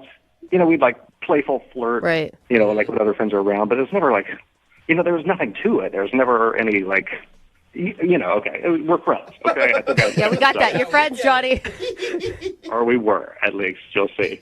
So, the funny thing is, like, during all this time, one of us was usually, like, in a relationship at the time with somebody else. That was all part of it. And so, a little while back, we were just hanging out with other friends, and we're both single at this time. And I guess over the course of the night, there was, like, some kind of a romance in the air, like some kind of tension going on. I don't know how many times this has happened to me, Johnny, where I've gotten drunk around some of my single friends and then we end up hooking up and it just ruins everything. I don't have any single girlfriends, by the way. It's always dudes, but it always works out fine for me after everything. I'm guessing that's not what happened, though. That is not what happened, I mean, it was honestly one of my buddies who, it's kind of his fault. Like, he's the one who's like, hey, there's something weird going on with the two of you. And I was like, no, I didn't really think so, but I guess, okay, there was a little something going on. So, we're just drinking, whatever. Next thing you know, it's 1:30 in the morning, and we are making out on the dance floor. Nice. I mean, like, it's, for real. Like, there's we're just going at it. Were you excited about that in the moment? Yeah. How much had you guys had to drink at this point? Were you guys pretty drunk? Well, I don't know how much she drank, but I was feeling pretty good. Okay. Nice. I like that's the way to comfort yourself. Like, oh, no, she was probably sober. Wanted to make out with me. So, one thing leads to another, and we go back to her place in a cab. It's a radio show. I don't want to get into too much, but things happened. Yeah. Had you ever imagined this happening with her before? Not really, but the reality of what actually happened is it's much better than anything I could have imagined anyway. So nice. I was really surprised at just how well it went. Like, it was good. Sounds like it went great. She won't even talk to you now. Yeah, so man. That's how I always know it's a successful night. But that's why I need your help, because it was a good night, but the next morning was really awkward after. Oh, no. Yeah. I've had my share of awkward mornings, but I was just like, hey, do you want to go to brunch? She was like, no. I was like, you want to talk about it? She was like, no. And it got worse and worse. And finally, she's like, could you please leave? Oh, my God. So I did. Guessing there's no goodbye kiss then, right? No. More of a goodbye kick would have been more in the mood of things. So what's happened since then? How many times have you tried to get a hold of her? Like, in the last week and a half, I've tried, I think, like 4 times. Ooh. Yeah, it's clearly bad. And I'm talking to my friends. Like, no one's telling me anything. Has she responded to you at all? Not at all, no. Okay, so not even like your the friend. little text bubbles that pop up when someone's sending a text. Like, I don't even get those. You just stand there looking at it, waiting to see if she's typing on iMessage? Like, I've told you a lot already, so I'll just keep being honest. Yeah, I'm just like, what's going on? Do you feel like people are mad at you in your friend group? I don't know if they think I did something or said something. Honestly, they're kind of acting clueless as well. Yeah, I just don't know anything. And so that's why I'm calling you guys. Well, I guarantee if you did something weird, they all know about it. Mm-hmm. I guarantee that. Well, man, if they know something, it's kind of cruel of them not to tell me anything. Like, I just want to talk to her to know what's going on. And, yeah, I just want to know what's going on. All right. Well, we'll play a song, come back, and get your second date update right after this, okay? All right. Thank you so much. You're welcome. Johnny is on the phone with us to do a second date update today, and Johnny is a very bad friend. I mean, very bad. He's a naughty friend. He's a friend that needs a little spanky, doesn't he, Johnny? Well, I may have already gotten one, but I definitely agree with you about being bad. The reason that I say that is because the problem that Johnny's having is he was hanging out with a group of friends, and he ended up making out with one of his girlfriends. They even went back to her place and hooked up after a drunken night of partying. And then he woke up the next morning and was like, hey, want to go get brunch? She's like, nope, I don't. And he's like, is everything okay?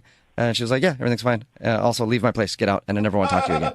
He hasn't talked to his friend since this happened. So he wants to do a second date update to try to get her on the phone and find out what went wrong and hopefully maybe salvage their friendship. Her name is Marissa. Are you about ready to give her a call, Johnny? As ready as I'll ever be. I mean, I've heard about these things before. Sometimes friendships don't come back from this kind of stuff, and I just really want to talk to her. So, yeah.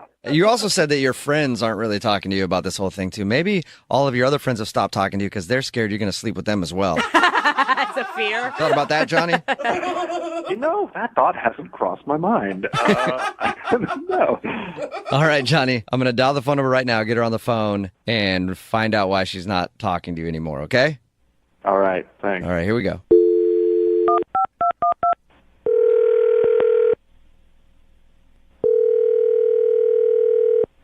Hello.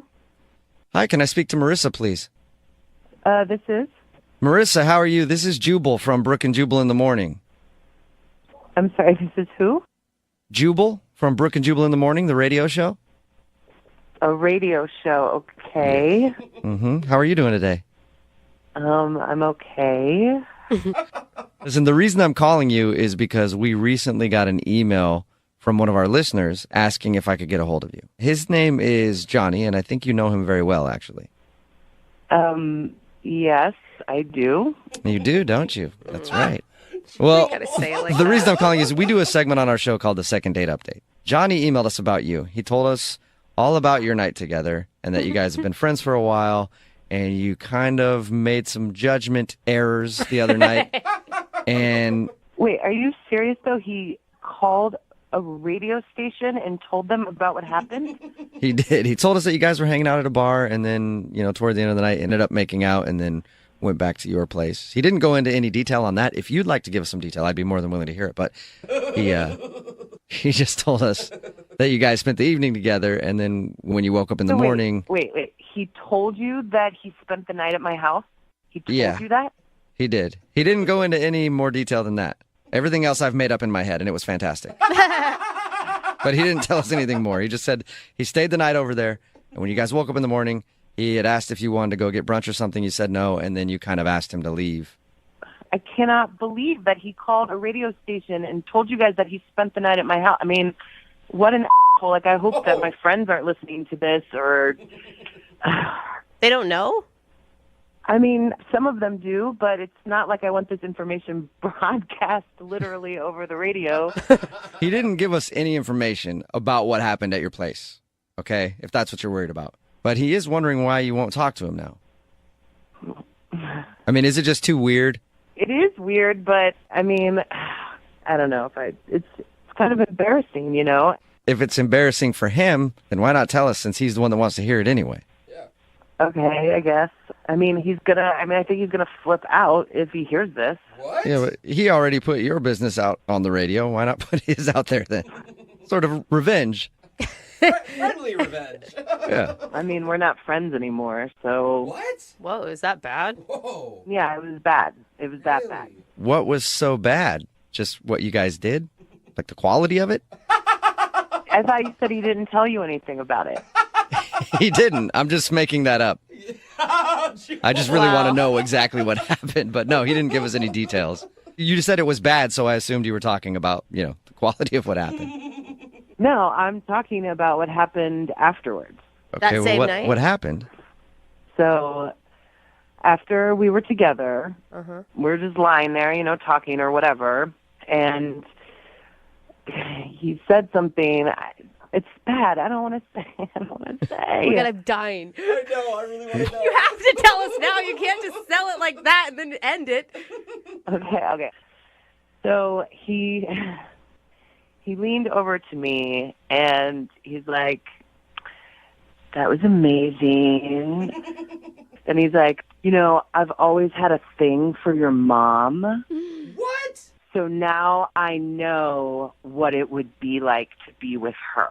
Oh my God. He was Are joking. you serious? I am totally serious. What You did you guys have do when been- he said that? I was so shocked.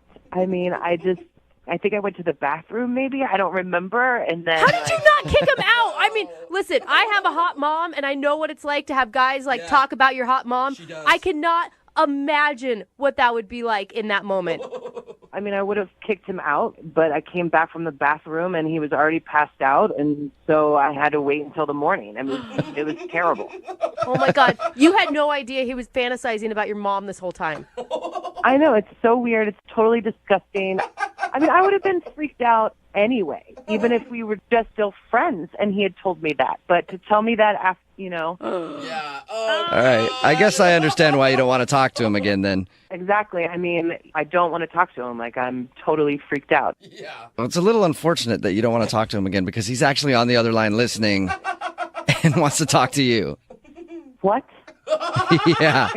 Hey, Johnny, your mother lover, how you doing? I don't know what to say. Oh, my God. Oh, icky. Do you remember saying that, Johnny? I do not remember saying that. How can you not remember saying that? I guess there's a lot I don't remember from that night. I remember one thing. Well, you remembered enough to call a radio station and tell them all about it. That was like whiskey number 5 talking right there. That was not me. I cannot believe I said that. Dude. Do you have a thing for her mom for real? No. Sorry, the hesitation. It was like. I mean, okay, well, yeah, hot mom, but I never would have done anything about it. Like, I never really thought about it like that. It doesn't sound like it. It sounds like you thought about it a lot. Yeah, dude. I don't know why I said that. I mean, it was like you thanked me because you got to, finally know what she was like as my mom. That sounds so bad. I mean, it doesn't even. I mean, that doesn't even make sense because your mom is completely different from you. Like, she might be into totally different things than you are. Like, how would I know that? Like, how would I even, Stop. Stop talking. Stop. There's nothing you can say. Yeah, I don't think you can help your case at all right now, Johnny. I don't know what to say. I'm sorry. Start there. It's a start. I know what to say, Johnny. Hey, Marissa, would you like to go out on a second date with Johnny? We will pay for it.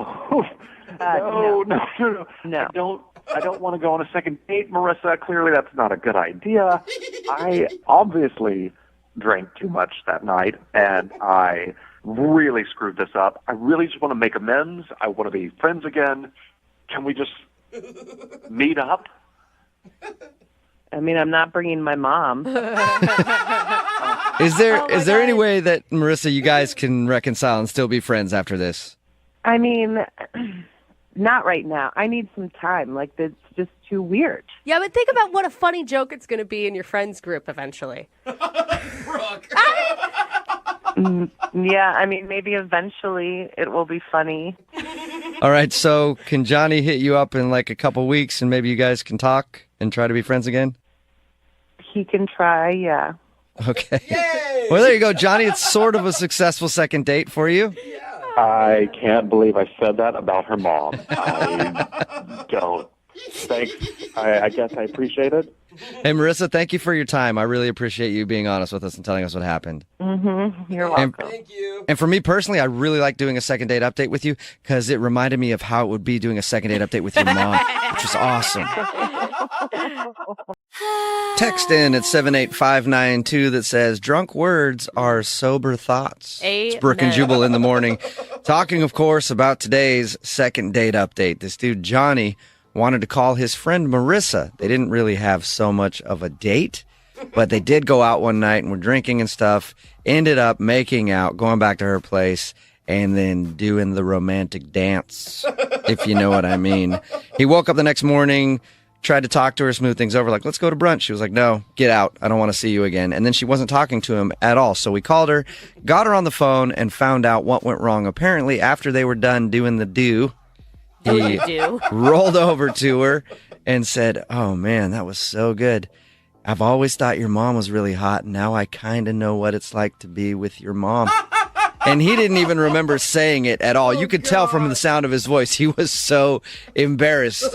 But you know that deep down he's like, yeah, I guess she's right. Now I kind of do know what it's like to be with her mom.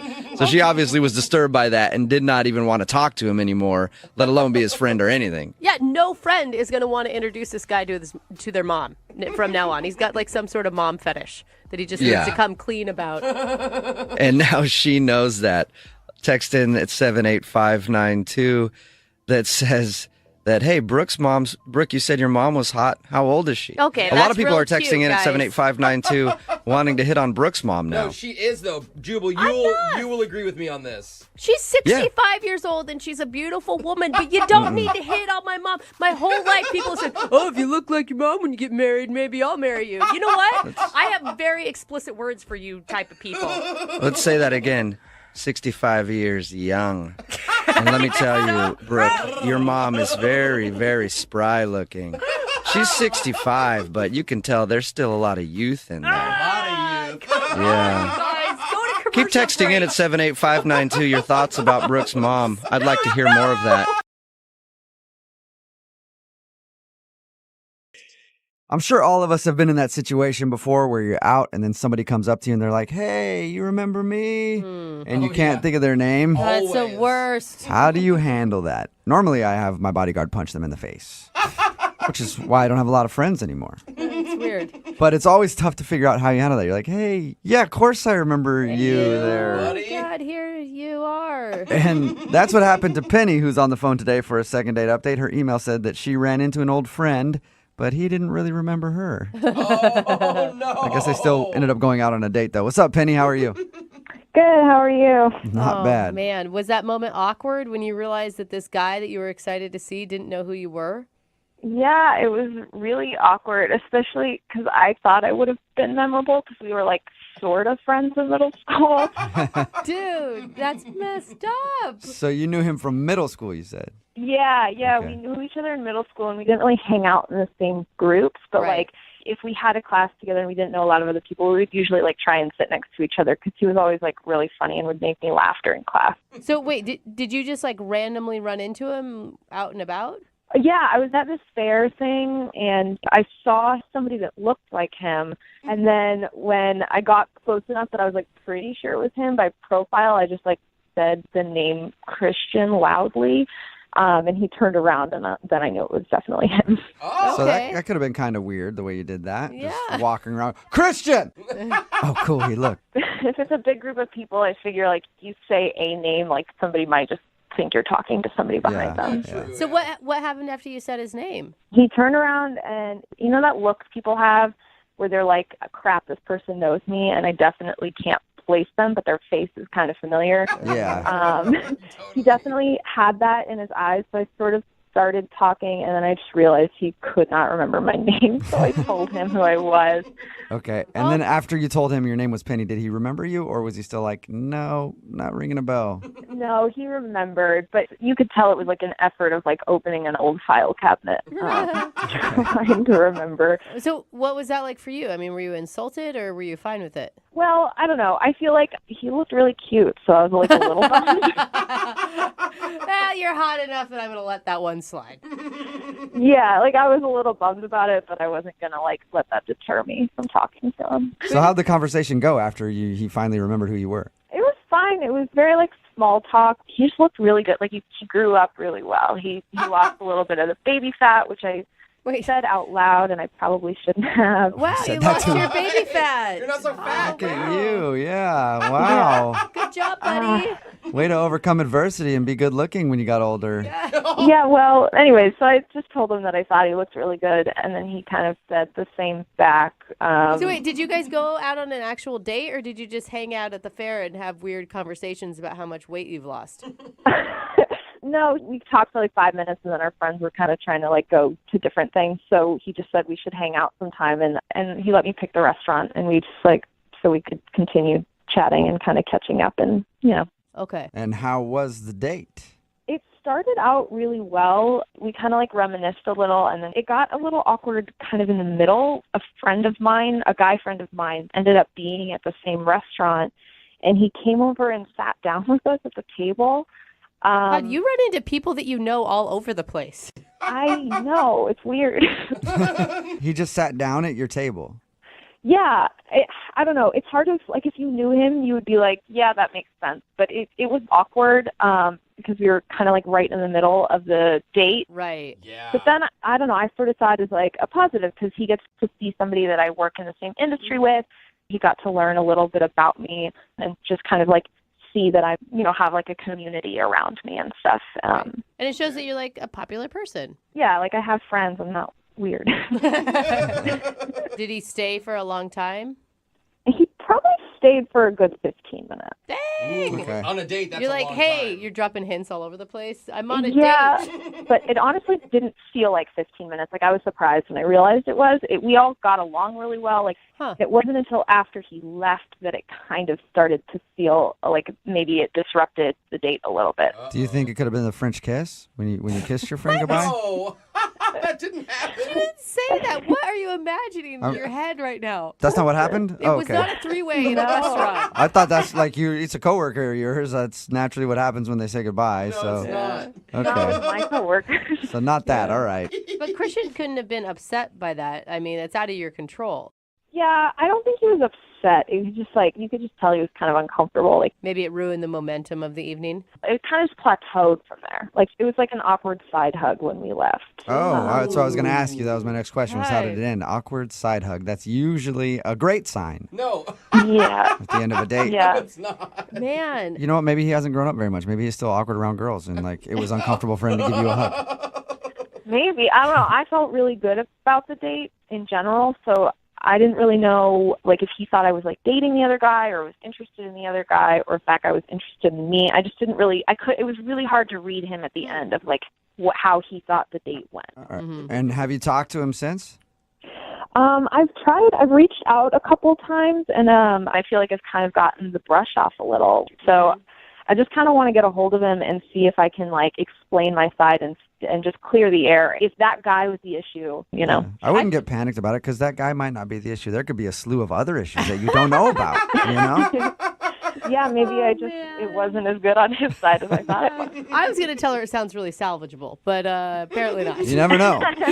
All right. One side is giving me hope. Yeah. All right, we'll play a song, come back, and then call him and get your second date update, all right? Okay, sounds good. Okay. All right, we're right in the middle of a second date update. And if you missed the first part, Penny is on the phone, and she's upset because she's not getting a call back from a middle schooler that she went on a date with. No, you're saying that's so wrong. I'm sorry. I should probably clarify. Yeah. Penny, unless you don't want me to clarify. No, please do. Okay. Penny went out with a dude named Christian. They actually know each other from middle school. She saw him at a fair and she yelled out his name. She was like, "Hey, Christian." And he didn't really remember her until they started talking. They ended up going out to dinner and having a fun time. She does think the reason that he might not be calling back is because one of her friends kind of showed up and sat down for like 15 minutes in the middle of the date. And it might have been kind of strange. But other than that, we have no idea why he's blown her off. I think that you are going to get a second date out of this and that there's some like reasonable explanation for all of it. I hope so, because, like, he's really cute and funny, and I don't know. It'd be nice to see him again. Yeah. All right. I'm going to dial his phone number right now. Here we go.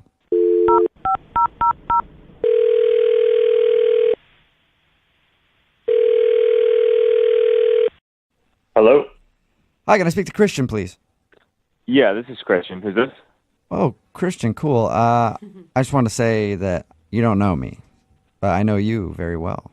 Okay, that comes off creepy. What is this? What is this? Who's calling?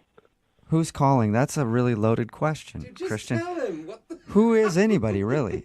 You know? God, don't get philosophical. I mean, who are we all? Look, Like, I don't have a lot of time. I'm on lunch. I just love to know what's going on. all right, well, I was trying to give you some food for thought over your lunch break, but I guess not, Christian. Christian, my name's Jubal from Brook and Jubal in the Morning. It's a radio show. Okay. Okay, and that would be why I started off the phone call with stupid jokes instead of just having a conversation. Is there something you guys need from me? Yeah, he's like, you're an expert on this, so I get What it. do we all need, Christian? Yeah, What okay. do we need in Drop life? the joke. The joke is over. Yes. He's gonna hang up, dude. Christian, Yeah. don't hang up. There is something that we need from you. We actually got an email about you from one of our listeners, and they asked us to call you. Really? Are you being serious? I don't know, Christian. What is? Yes, Yes, yes, I- we're being serious. Oh my gosh. Yes. I don't even have the patience for him right now, Christian. I'm sorry. Christian, I'm being serious. One of our listeners emailed us because they wanted us to contact you. All right, who?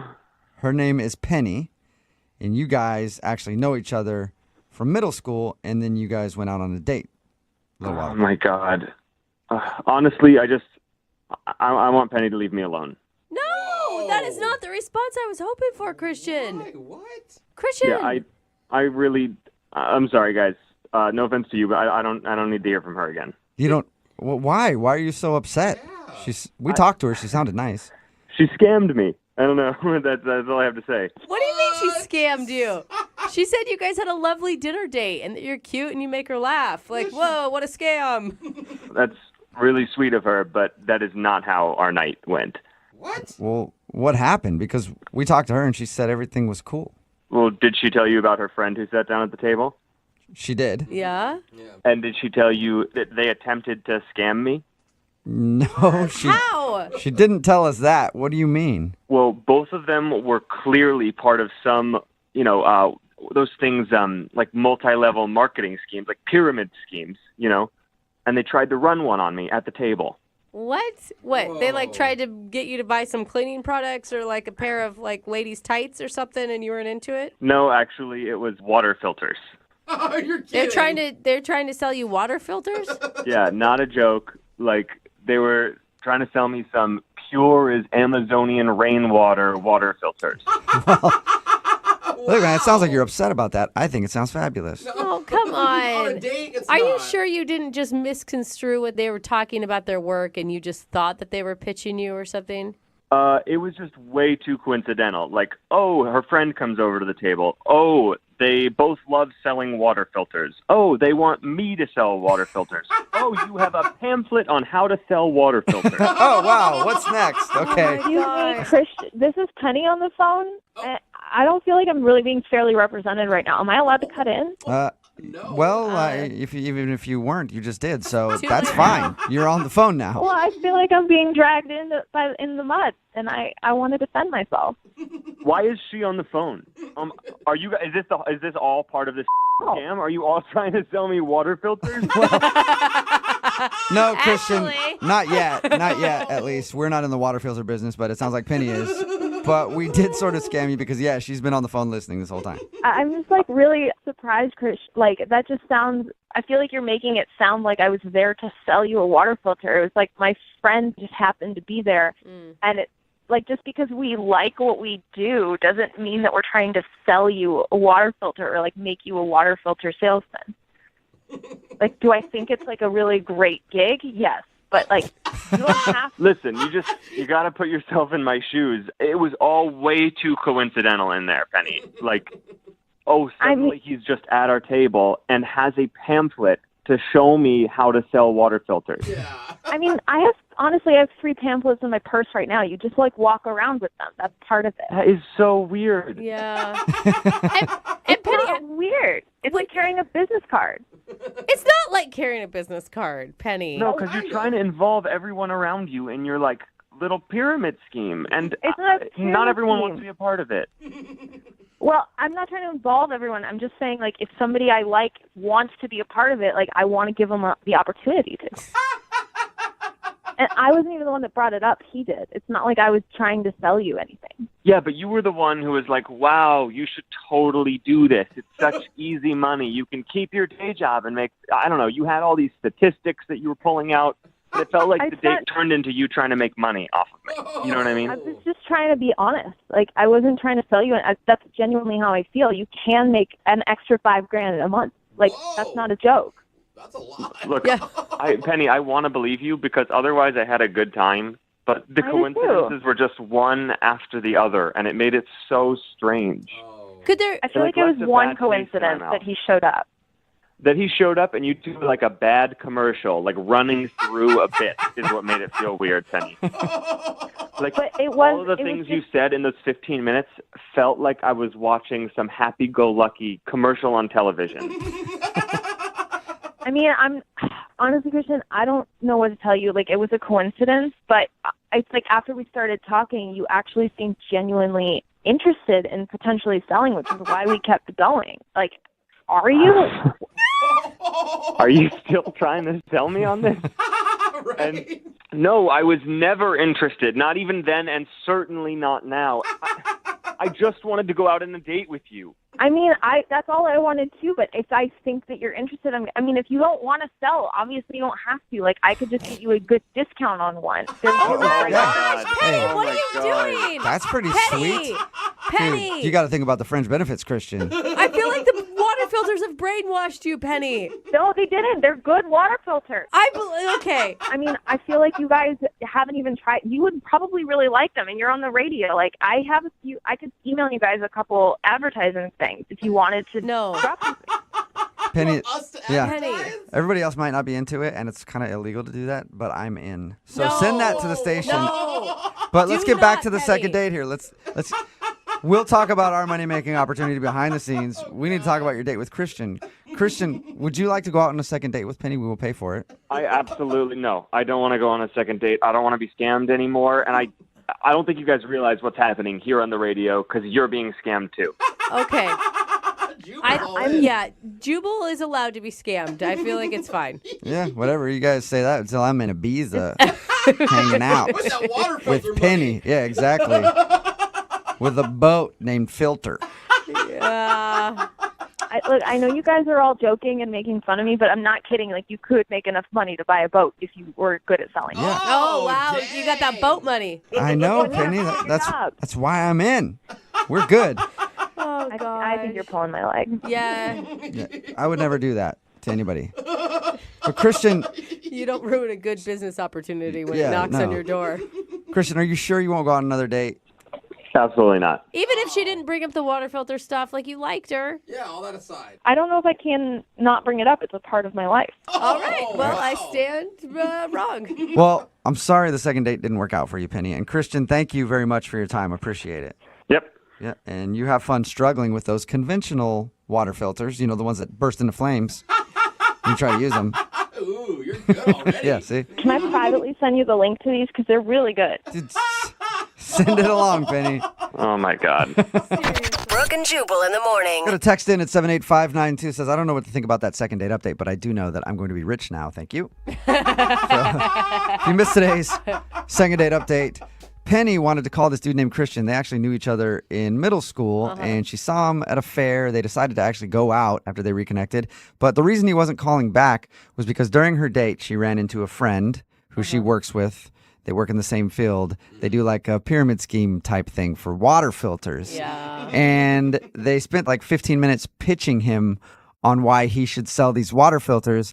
And he thought that he'd been scammed and set up by her to go out on this date just so that she could try to sell him some water filters. Oh my God, it just dawned on me. What? Did she just do the whole second date update so she could pitch us the same thing? Whoa. Did we get scammed? So maybe you guys got scammed, but I'm still investing in this, okay? So, yeah, you guys lost out because you don't want to believe her, but I am going to retire pretty soon. We did get a couple texts, and they're like, what are the water filters called? Like, Totally. this could honestly be a scam. And what if she never wanted to date with the guy to begin with? Oh, my God. What if the Well- whole thing from the very beginning? What if she never even knew him from junior high? Well, then she's a genius marketer, and good job. Yeah. Hopefully, we moved some water filters for you.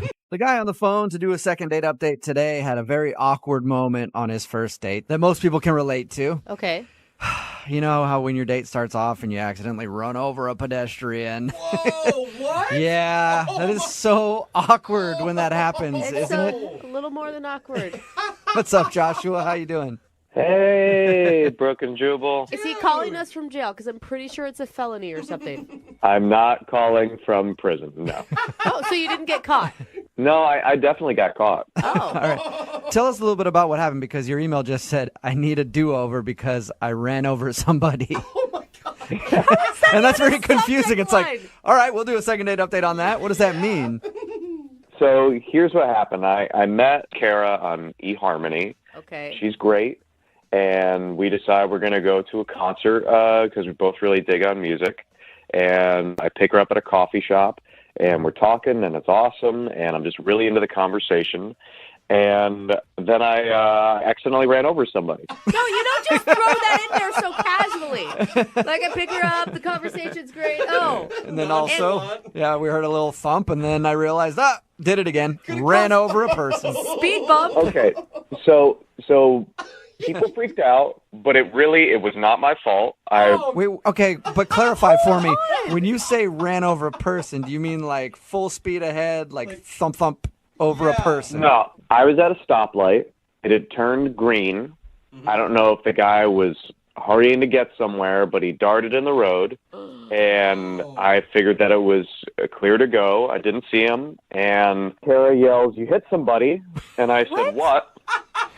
You had to be told that you hit a pedestrian. You didn't just know that? Well, I ran over his foot. Like, it was his foot. Okay, so he didn't like hit your windshield and you didn't notice. No, he didn't crack in the windshield. Okay. But I was really paying attention to her because I'm trying to be a better listener. And so I said, "What?" And there were no cars behind me, so I stopped the car and I put it in reverse and... Ran over his other foot? No, I didn't. I just, nicked his knee. I glanced off. So you almost ran over him a second time. That's an accurate statement, but in my defense, it was his fault. No, there's no defense. And you don't sound guilty about this at all.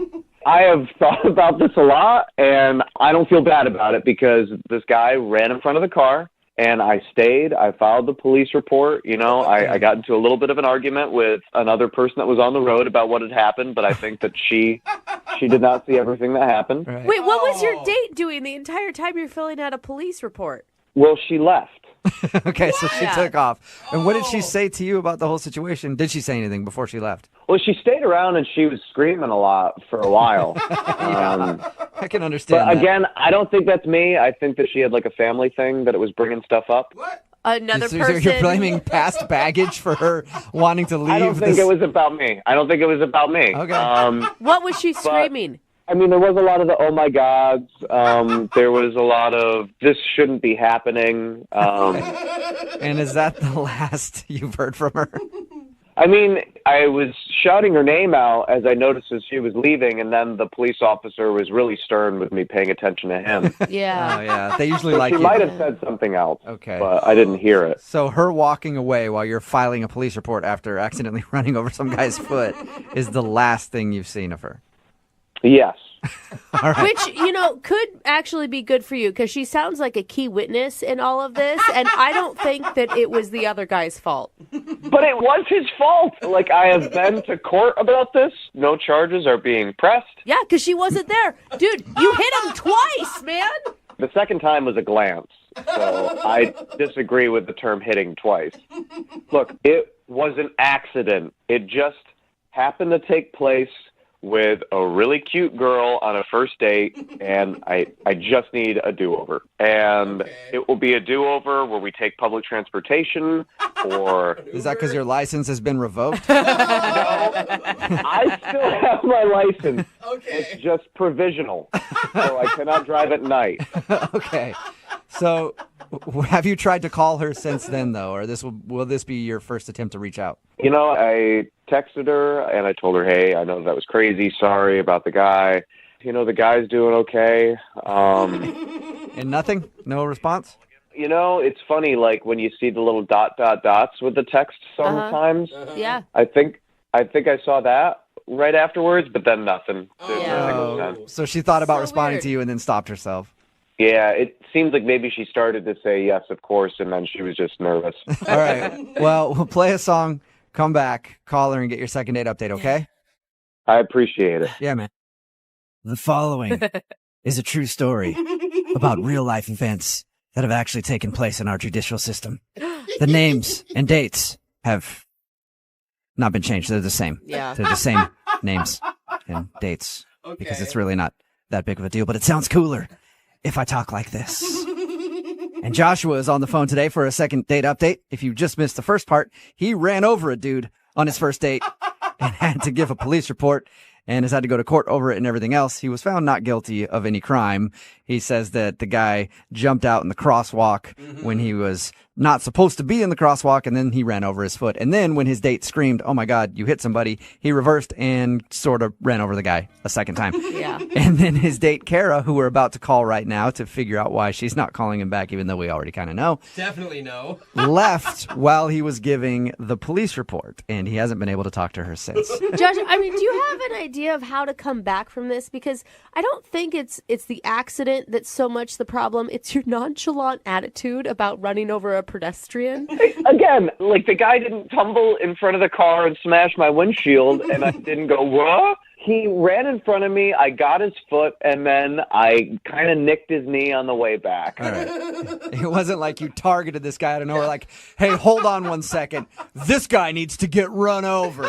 And then put on some AC/DC or something and went after him. It wasn't like I maliciously ran over the dude. It was just an accident. All right. Well, I'm going to dial her phone number right now, okay?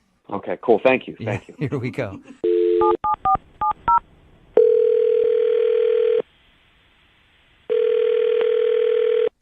Hello. Hi, can I speak to Kara, please? This is Kara. Hey, Kara, how are you? This is Jubal from Brook and Jubal in the Morning. Great.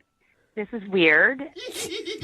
I can understand how you'd think that. I'm actually on the phone with you right now because we're doing a segment called the Second Date Update. And basically, we want to ask you some questions about a date that you went on recently with a guy named Joshua. Oh, my God. Yeah. The thing is, he really liked you, and he asked us to call you and find out why you're not calling him back. What? Yeah. He wanted what? He wanted you to call me? Yes. He sent us an email and told us about your horrible first date. What did he tell you? Exactly. He told us that he met you on eHarmony, and you guys were on your way to a concert. And he said on the way to the concert, he was talking to you and wasn't paying attention. And some dude ran out in the crosswalk, and he ran over his foot. Then you screamed, and then he put the car in reverse and kind of hit the guy again. Oh, God. Yeah, that's pretty much what happened. So is that the reason you're not calling him back, the whole accident? Because he said that you left while he was giving a police report. I was pretty shaken up. I mean, I've never even seen anyone hit by a car, much less being in the car. I was in the car. I mean, it was so crazy. And then I had to tell him, you hit someone. And then we backed up and we hit him again. Well, it was like, But the guy was all right, right? I mean, he did send me a text message later telling me that the guy was okay, but I mean, I don't know. Like, maybe he's just calling me to, ask me out on another date. Be like, oh, yeah, the guy's fine. Sure, you want to go out again? I mean, we hit someone on a date. Okay, but that was an accident. I understand if you feel like that's a bad omen for a first but date. an accident, like, what's going to happen on date number 2? What are we going to do? There's all sorts of options now, I think. The crazy door has been opened. You guys can just run through it full speed together if you want.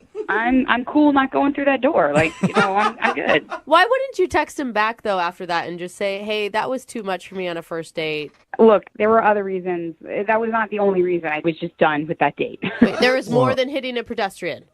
Yeah. What's worse than that?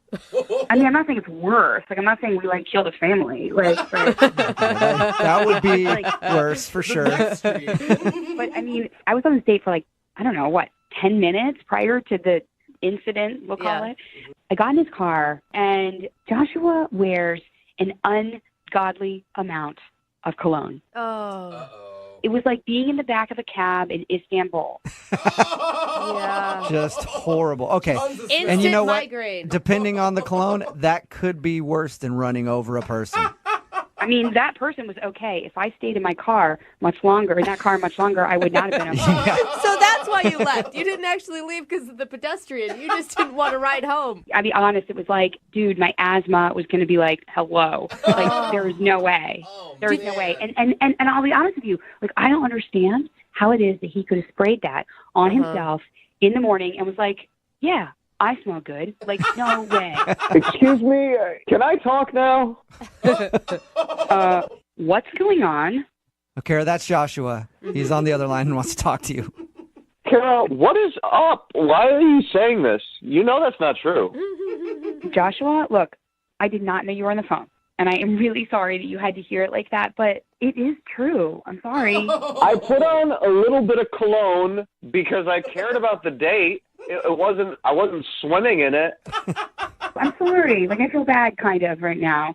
Like, I'm glad you cared about the date, but it's not that there's nothing wrong with, in general, putting cologne on, but don't you remember I rolled down the window? Like, it was really cold outside, and I rolled down the window, and I was like, hey, look at the fresh air. This is great. You didn't think anything was weird about that? That was part of the distraction that, all right, look. If he wouldn't have rolled down that window, he wouldn't have had to hit somebody. I will have you know that I get a lot of compliments on my cologne, and the majority of them are not from family members. Well, that's fine. Then they can go out with you and be in a small enclosed space and have asthma, but not me. I felt like I was going to die, okay? Not unlike the person you ran over, and I didn't have my extra inhaler with me. Well, the person that I accidentally ran over his foot was nowhere close to death, which I would say is, maybe similar to how your cologne. Okay, look. All right, okay, fine. You're in such a predicament right now, Joshua. It's not about the cologne. I cannot wear cologne. I can change that, all right? I just think that I got a good vibe from you before all this stuff happened, and I'm sorry. And which part are you sorry for? The cologne or the almost dead dude? I mean, he's not almost dead. Come on. Wow. This was found out in a court of law. He was fine. But honestly, I'm just trying to give you feedback about your cologne. It just doesn't smell good, and the amount didn't smell good. And I'm not trying to be mean. It is what it is. And besides, I didn't know you were on the phone. They tricked me. So wait, were you attracted to him before you smelled him? No, I'm serious, because the smell is an automatic turnoff, but there could have been something pre-smell. When I saw his pictures online and we communicated online, it was really cool. And when I saw him from far away, it was great. When I walked up close, not so great. But, and I don't mean he was ugly. I mean it was the smell. But from far away, it was good. I mean, it just once you got closer. Can you please stop talking about how bad I smelled? Well, Josh, do you want to go back to talking about the guy that you hit? We have two options here. Yeah, that's a good point. I feel like there's a door number 3 that we're not even talking about here, which is we were having a pretty good time before I hit someone. And, that is a really weird thing to say. Okay, but anyway. I know, I'm just acknowledging the elephant in the room that we've been talking about this whole time. But if when it comes to the cologne, I don't need to wear any cologne. I could just wear deodorant. I could not wear deodorant. I cannot have any of that. Please wear deodorant. I don't care if you're going out with me or not. You should be wearing deodorant and none of that natural stuff, actual deodorant. So actual deodorant. Well, all right. How about this, Kara? I don't use crystals. I have never used. Oh, okay. Okay, let's not get into deodorant brands right now. I just want to ask Kara a question. Will you go out with Joshua one more time? You can take public transportation. He won't wear cologne, and we will pay for the date. It's a pretty Will you good go out deal. with him one more time? Kara, come on. Please, just give me a second shot at this. I feel like I'm on Let's Make a Deal. We met on eHarmony. We are a great match for each other. We could end up with each other. That's right. That's the place that claims to find the perfect people. Yeah. I've seen the commercials. eHarmony never said he would hit someone in a car either. So, that would make for a weird ad campaign. But yeah, that's true. See, he's funny. So, will you give him one more shot if he doesn't wear cologne? And you guys can talk about the whole car accident thing later, but you have will to you say give him another yes. chance? okay, the thing is, it's no cologne, not pick another brand, no cologne. Joshua? I don't trust your ability to bathe yourself in it. If you go out with me, I promise I will not wear any cologne. I just feel like we had a good vibe before things happened. Will you do it, Kara? Okay, but if I show up and I smell anything on you, any cologne, I'm leaving. And if your bumper is damaged or I see blood or hair on the front of your car, we're done. I have already cleaned the car. You can't see anything on it. So, well, that's really good to know. Right. Yeah, isn't that wonderful? Good. Congratulations, Joshua. You got a second date. oh, Kara, I'm excited to see you again, and I promise you won't regret it. Unless he runs over another person. Oh, wow. Text in at 78592 that says, I agree. I'd rather date a murderer than a guy who had bad cologne. Oh, come on. And I think personally, I agree too. If you missed today's second date update, this guy Joshua wanted to call this girl named Kara. He wasn't getting a call back, and he figured it was because he actually ran over a dude on their first date. Yeah. Now, it wasn't his fault. That's been proven in a court of law. Yes. A guy was crossing at the wrong time, and he kind of clipped the dude and then reversed and ran over his leg. Again. And he thought maybe that was a bit too much, and she thought he did it on purpose or something because he wasn't paying attention. But that wasn't the reason. The reason was it was because he was wearing very bad cologne. Oh, man. And she didn't even want to be in the car with him in the first place because his cologne was so terrible. That's so sad, though, when you can get in a car accident and she's like, thank God I can leave now. Yeah. This is my cue. Like, I have an excuse. I know she's actually excited because she just saw somebody get hit with a car. Like, oh, sweet. I get to stand outside and wait for the cops to show up. That's going to take a while. Fresh air. Yeah, if somebody has really bad cologne, it is terrible. Like, think about if you're in your office and you get on the elevator after somebody with bad cologne or bad perfume. Oh, that's the worst. You can just smell their aftermath. Disgusting. But anyway, they agreed to go on a second date. She actually said she would go out with him again. Yeah. I recommend they take an Uber. And he also can't wear any cologne on their date, which means he's probably so scared now he's not going to wear deodorant, cologne, oh, no. not even shower, no soaps, and he's just going to smell terrible. Body language is very important in the dating world. Totally. That's why I'm always really good at body language when I go out on a date. I always write everything about me that they should know on my body in Sharpie, and I show up to the date naked. Body language. There's no question about who I am or where I'm coming from. They see everything right there out in the open. I just picture you naked with a lot of insecurities scribbled all over yourself. And that's good because they get to see everything about me. Yeah. Granted, I haven't had a date in a long time, and the last couple didn't end very well. Didn't start very well. Yeah, cops were called. Anyway, they weren't understanding my body language, and that can be a problem. Well, Brett, who's on the phone today for a second date update, got some bad advice from a dating blog, I guess, and he thinks that his body might have got him in trouble. What's up, Brett? How are you? Man. I'm good. How are you? Dude, your Pretty body betrayed you, Brett? Yes, I think so. Well, I should say that this dating blog betrayed me, I think. All right. Well, we'll get to what your body did in a second. First, tell us about the girl you want to call today. What's her name? Jenica. Jenica. And where did you meet Jenica? I met her on a dating app, and I've been able to go on a lot of first dates from the same app. And the problem is I've had trouble getting second dates. Right. Even though, I'll think a first date goes well, and then it's like, I never hear from the person again. Which I guess is why you're calling us, right? Because you're back in that same position. Clearly, this is the place to call. Yeah. So I read this dating blog that said that it was good to try to initiate some sort of physical contact.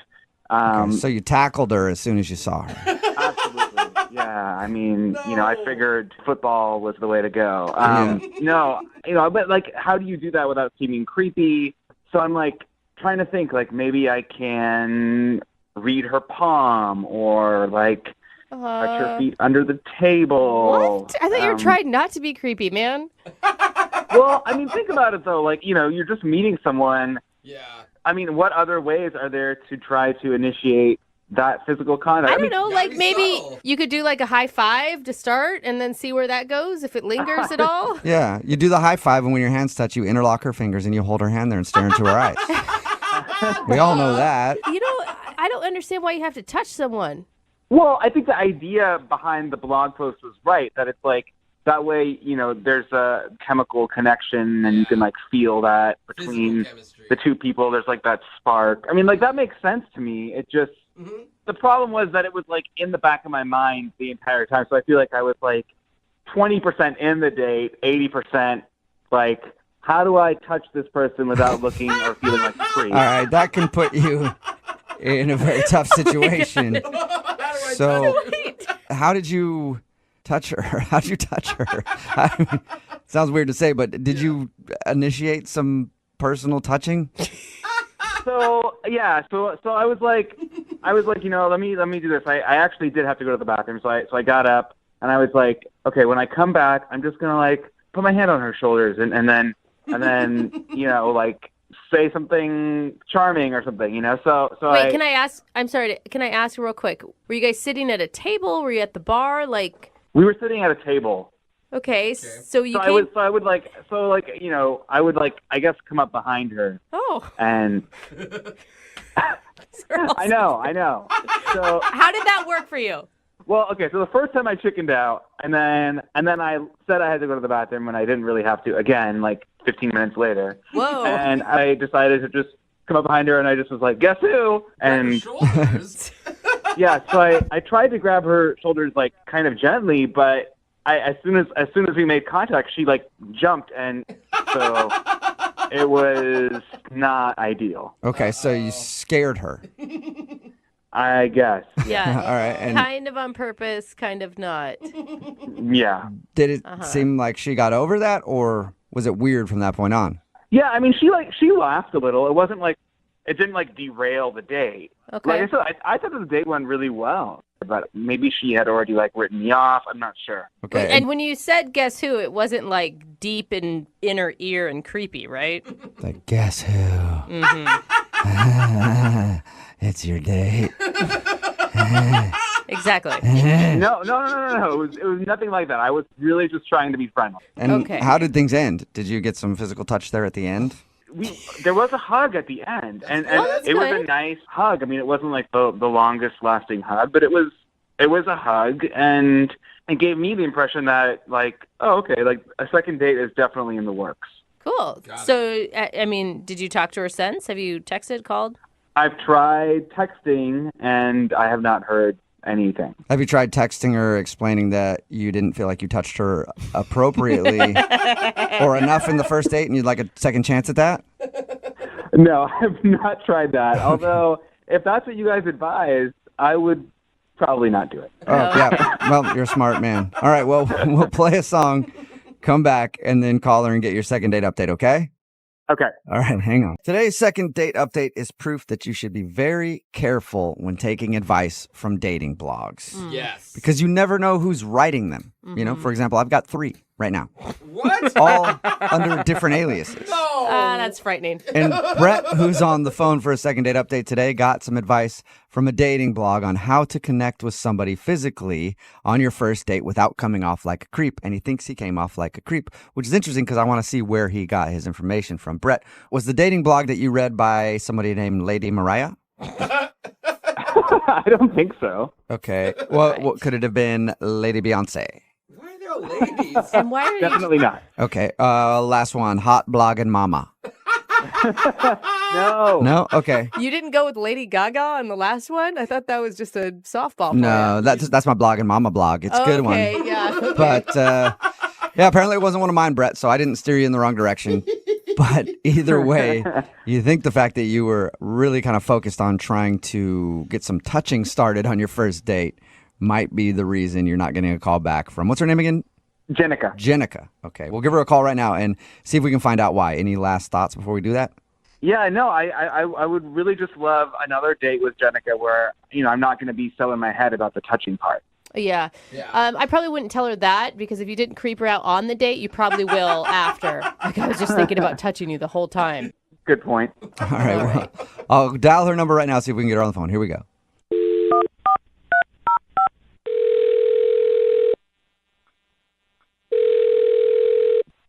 Hello, Hi, is this Jenica?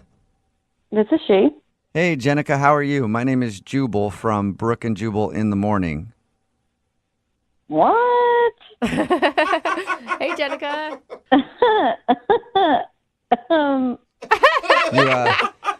You're obviously familiar with the show. No. No, you're not. It sounded like you were. Sounded like we were all friends. Yeah, no, I don't know who you people are. Oh, okay, Well, so you're just an easy one to please, Yeah. apparently. Yeah. anytime you get a call from somebody you don't recognize, you kind of laugh and are like, "Oh, hey, you! Thanks for calling." I bet it's genius. That's got to throw telemarketers off.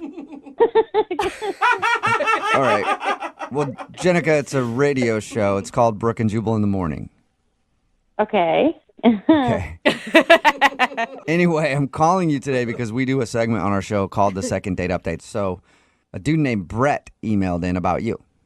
Oh, okay. You got a few minutes to tell us about your date with Brett and maybe why you don't want to call him back? Oh God, this is weird. Okay, I just didn't like him. I don't know what his deal was. I yeah, I'm just not interested. Is there a reason, though?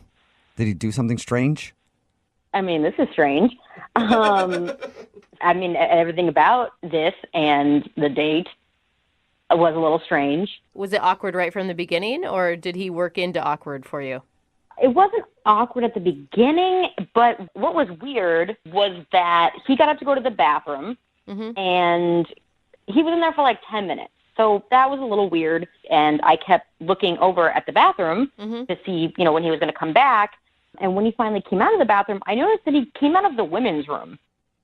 Yeah, and so... Wait, was it like one of those restaurants where they're like trying to be cutesy and they're naming the women's and men's like different things? And No. It was definitely labeled men and women. Oh, definitely. okay, Yeah, straightforward. No, nothing kitschy. No. Okay. Did he address why he was using the ladies' room instead of the men's room? No, he didn't say anything, and I didn't say anything. I figured probably was an accident. I was going to give him the benefit of the doubt. But then, like 10 minutes later, he excused himself to go to the bathroom again, and I was like, okay. So I watched him go to see which bathroom he went in, and he looked around all shadily, and then went in the women's room again. Whoa! Really? Wow. Like a Yeah. double women's room visit. So that doesn't mean it was an accident. Yeah, and the fact that he was kind of sketchily looking around before he went into the women's room made it extra creepy. But is it creepy? Or, I mean, was it a single stall or are we talking a multi-stall bathroom? Because if it's a single stall, I don't know that it's creepy. Oh, it was a multi-stall bathroom. Okay. That is weird. I'm shocked that nobody walked in on him and caught him in there. He's either lucky or unfortunate. I don't know, depending on what he was going for. That's a very good point, Jenica. We talked to him about your date, and he didn't mention that. So I was texting my friend about it, being like, oh my God, this guy that I'm on a date with just went in the women's room twice. And while I was mid-texting her, he had come back, and he scared me. He grabbed me and was like, it's me, surprise. Oh my God. Sounds like a fun date to me. Yeah. Yeah. So I don't know. He was just giving me serial killer vibes. I don't know. Okay. Who goes in the women's room and then comes out and scares your date? That's super weird. Well, He did tell us that you hugged him at the end though. Well, I mean, he paid for dinner. I felt like it was the least I could do. yeah, and you just want to get out of there as quickly as possible. So it's like, yeah, sure, Yeah. I'll hug you real quick, and then I'll never talk to you again. Yeah. If you guys talk to him, I don't know. I proceed with caution because Yeah. he seems like kind of a creep. Well, we did talk to him, and also he's listening on the other line and wants to talk to you. Hey, Jenica. Oh, my God. Jenica, I know it sounds weird, but I can totally explain this. Okay, really? Tell me. It's actually not a weird thing. I know, several other people who do this. See, I don't know anybody who does that. And there are plenty of males in my life. I feel like somebody would have said this along the way. I don't know how you know hordes of people that do this. Not to mention, Jenica, I mean, you're a woman, I'm a woman, and I've never run into men in our restroom. Right. Well, let me just be clear. I always make sure to look to make sure that there's not anyone in the restroom, and that's why I was looking around, because if there was, I would have definitely not used the women's restroom. Okay. Yeah, but how do you stop someone from walking in? Exactly. Well, I mean, if someone would have walked in, I would have left immediately. Well, that can really ruin things when you're going to the bathroom. Why do you do this, Brett? Women's restrooms are so much nicer than men's restrooms. They smell better. They are often bigger. Sometimes there's a couch in there. Really? Yeah, but if you're a dude hanging out on the women's bathroom couch, that's not good. No. I'm not hanging out. I'm just trying to paint you a picture of how nice they are in comparison to the hellhole that is the men's room, where it's cleaned, twice a year, and there's pee everywhere, and they stink. So shouldn't your mission be to recommend? No, but seriously, I really recommend guys out there try this out. Because stay away from our bathrooms, Brett. And here's the thing: make your mission I don't know, banding together with your bros to make your own restroom cleaner. You know what? I just think he's making this up. I think that I caught him doing something weird, and he's just making up this whole thing to make it seem like it's normal that he uses the women's dress room. No. I'm not making this up. This is something that I do, and I don't think it's that weird. I bet you know people in your life who do this too, and there's so much shame around it. Clearly, So much shame about using the wrong bathroom. This is just getting weirder and weirder. Okay, but Jenica, look, I'm not some creep who just like hangs out inside of women's restrooms. I'm a normal guy who uses them on occasion, and that's what I was doing that evening. And I'm sorry you got the wrong impression, but I thought we had a really good time and really good conversation, and I would love to get the chance to see you again. Maybe I could look past the women's restroom thing, but then you came out and scared me, and I was like, this is just extra super weird. Okay, I can explain that too. Oh, a lot of explaining. Be angry at this blog that I read that told me to do that. Don't be mad at me. I mean, be angry at the internet. Don't be mad at me. Wait. You read a blog that told you to scare your date? No. It said that initiating physical contact on the first date is a good step. Oh my God. And so yeah, but you do that naturally, not by scaring someone. We're not 12. This isn't Halloween. I know that now, and it's easier said than done. To be natural. I mean, I wanted to maybe touch your hands when they were on the table, or maybe just touch feet under the table or something. But I was worried that those would be too creepy. So it's not easy to be a guy dating nowadays. Yeah, it's really difficult, when you're using women's restrooms and trying to touch your date in weird ways. This is way harder for Jenica. I can guarantee you that. Yeah, I mean, I feel like date 2, he's going to be sniffing my hair and collecting it and making a hair doll or something. Yeah. No, that is so unfair. I would totally not do that. I mean, unless a blog told me that, and then I would probably try it. But, I mean, Oh my God. That was a joke. Okay, let's just try and joke about the situation, Bad Jenica. timing. Jenica, would you like to go out with Brett on a second date? We will pay for it. Listen, I don't want to leave the second date in a body bag. I don't think this is a good idea. My girl dar is saying no, unsafe situation. I'm all set. Yeah, good job, Jenica. Brett, I'm sorry that you didn't get a second date. Did you at least learn anything from this? Yeah, I did learn something. Next time when I go on a date, I'm going to have to use the women's restroom at the restaurant next door. No! Yeah, Stay you're out of right. our bathroom!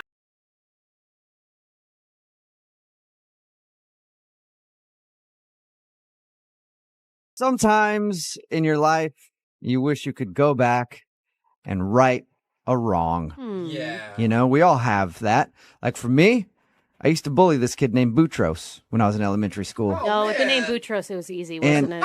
Sometimes I wish I could go back in time and see him again and just give it to him a little harder. Because I know that I missed some opportunities, and if I knew then what I know now, I could have really made a lasting impression. God, I want to punch you for him right But now. sometimes you just don't get a second chance. No, it's really too bad. It's not the case with James, though, who's on the phone for a second date update today. He actually got a chance to right a wrong with a girl who's now not calling him back for a date. Yeah, so it sounds like you didn't write the wrong correctly. Yeah. What's up, James? What's up? So your email said you got the chance to go out with a girl who you went out with before but lost touch with for a while? Yeah, I did. It was pretty awesome. Okay. So how'd that work? Well, we dated a couple of times, a few years ago. Mm-hmm. It just didn't really work. It's probably because I wasn't looking for anything serious at the time. I had my eye on a couple of girls. Oh my God, I love your man chuckle, because I was Yeah. such a stud back then that I had so many options. I was playing the field a little bit, but you know what? Years have gone by, packed on a few pounds, kind of losing some hair, not as many options. So I wanted to see if I could hit her up again. Well, yeah, you guys get it. You reach a point in your life when you want that emotional connection with somebody as opposed to just right. You know what I'm talking about. Okay, right? well, Yeah. we were saying it's because you've given up, but whatever. Yeah, Well, What's her name? her name was Hannah. Hannah. All right. And how many years has it been since you've talked to or seen Hannah? It's been about 6 years. 6 years. Wow, that's a long okay. time. And you guys hadn't talked at all in that 6-year period? No. Wow. No. Okay. I haven't really thought about her until I just bumped into her the other day. Oh. Yeah, I was in the grocery store, making the rounds, just coming down one of the aisles, and I look up, and there she is at the other end of the aisle. Wow. Ooh. Coming at you. Awkward. Do you turn around real quick? Did she see you right away? No, I saw her first, but I was already a couple of feet in the aisle, and I didn't want to run, and I was like, Did the heavens open up and a light behind her let doves fly down around her, and the song Dreamweaver came on? no, it was the freezer section. Oh. Yeah. And there was this really tense moment as we were pushing our carts closer together, and I was like, oh God, what am I going to say? And I panicked. So I said probably the lamest line in the whole world. I said, oh, buying food, huh? Hey. Yeah, hey. So what are you doing here at the grocery store? Shopping for groceries, huh? Weird. Yeah, you hungry? Yeah, I mean, it was not good. That's kind of funny, though. Did she recognize you immediately? Yeah, I got to talking a little bit, and I thought she looked great, so I read the signals and everything, and I decided to take a chance and ask her out again, and say why not. Nice. Did you say, hey, let me ask you a question. Over the past few years, is your biggest regret me? And would you like another shot? No, I don't think that was quite like that. I probably should have said that, though. That would have been super smooth, man. You shouldn't have. I just said, hey, maybe we could give this another shot. Maybe we could, try it again. Oh, nice. How'd it go?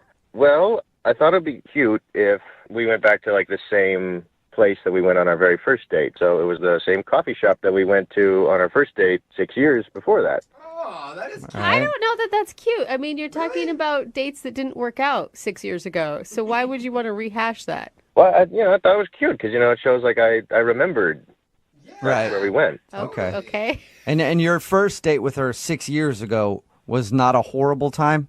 I mean, no, we had fun.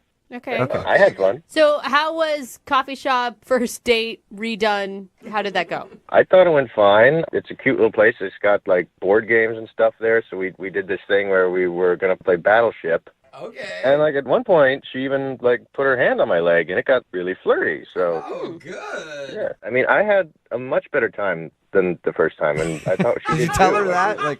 Wow, you've changed a lot. You're so much more fun to be around. Because I remember 6 years ago, snooze fest with you. And now I kind of enjoyed it. I mean, yeah, to be honest, yeah, I did. But, I don't think that's a bad thing. You said it to her? You told her basically No, what I I just... didn't say that, but to be honest, I was I was having a much better time the second time than I was the God, first I time. thought, then why are we even doing this? We know why. Okay, so that was a smart Oh, move. no, why don't I just tell her she's lost weight or something? I mean, seriously. Yeah. So why do you think she's not calling you back then? I mean, maybe going to the first coffee shop might not have been the best idea. Okay. I mean, if I wanted her to see me as a new guy, I probably should have taken her someplace new. Right, totally. And how did things end? Well, I mean, I tried. I said we should hang out again, and she said, I gotta go. And then she took off. And, I mean, she was nice about it. It wasn't awkward or anything. Right. But I've been texting her next couple of days after that, and she just hasn't been responding. So I don't know what's going on. Okay. Now, you said she looked better after 6 years. Do you look better after 6 years? I look just as good. What are you talking about? Oh, all right. Okay. All right, well, we'll play a song, come back, call her, and get your second date update, okay? Okay, sounds good. Thanks. James, are you there? I'm here. All right, well, I wanted to start off the second part of today's second date update by dedicating a song to you, James. Oh. Yeah. Reunited and it feels so good. Oh, God. Reunited, yeah, it's feeling really good. What? So good, in fact, that James not getting a call back. And now he's sitting home alone by himself. He can't get a call back, and now he's bummed about it. Wow, Jubal. James, I realize the rhyme kind of fell apart at the end there. But I think I was feeling it. I think that song told a touching story of your romance. When he said dedicate, I didn't know Yeah. he was going to serenade you either, James. But I bet you're in the mood for this now. Yeah, I'm so there. Wow. You better be. If you're just tuning in, James is on the phone to do a second date update. He wants to call a girl named Hannah, who he actually went on a date with 6 years ago, and then they ran into each other recently at the grocery store and decided to give it another shot. They went out to the same coffee shop that they went to years back, and he says they had a good time, but she's not calling him back, and she ended the date by just saying, oh, yeah, I gotta go. So he's wondering what happened. James, you ready to call her? Yeah, let's do it. Do you want me to sing to her? Because it could help. No, don't sing. No singing. Please, just don't do that. Okay, cool. All right. Okay, I'm going to dial her phone number right now, get her on the phone, and see if we can figure out why she's not calling you back, all right? Okay, thank you. Okay, here we go.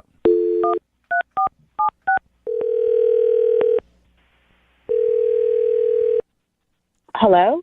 Hi, can I speak to Hannah, please? This is she. Hey, Hannah, how are you? This is Jubal from Brook and Jubal in the Morning. Who? Jubal from Brook and Jubal in the Morning. It's a radio show.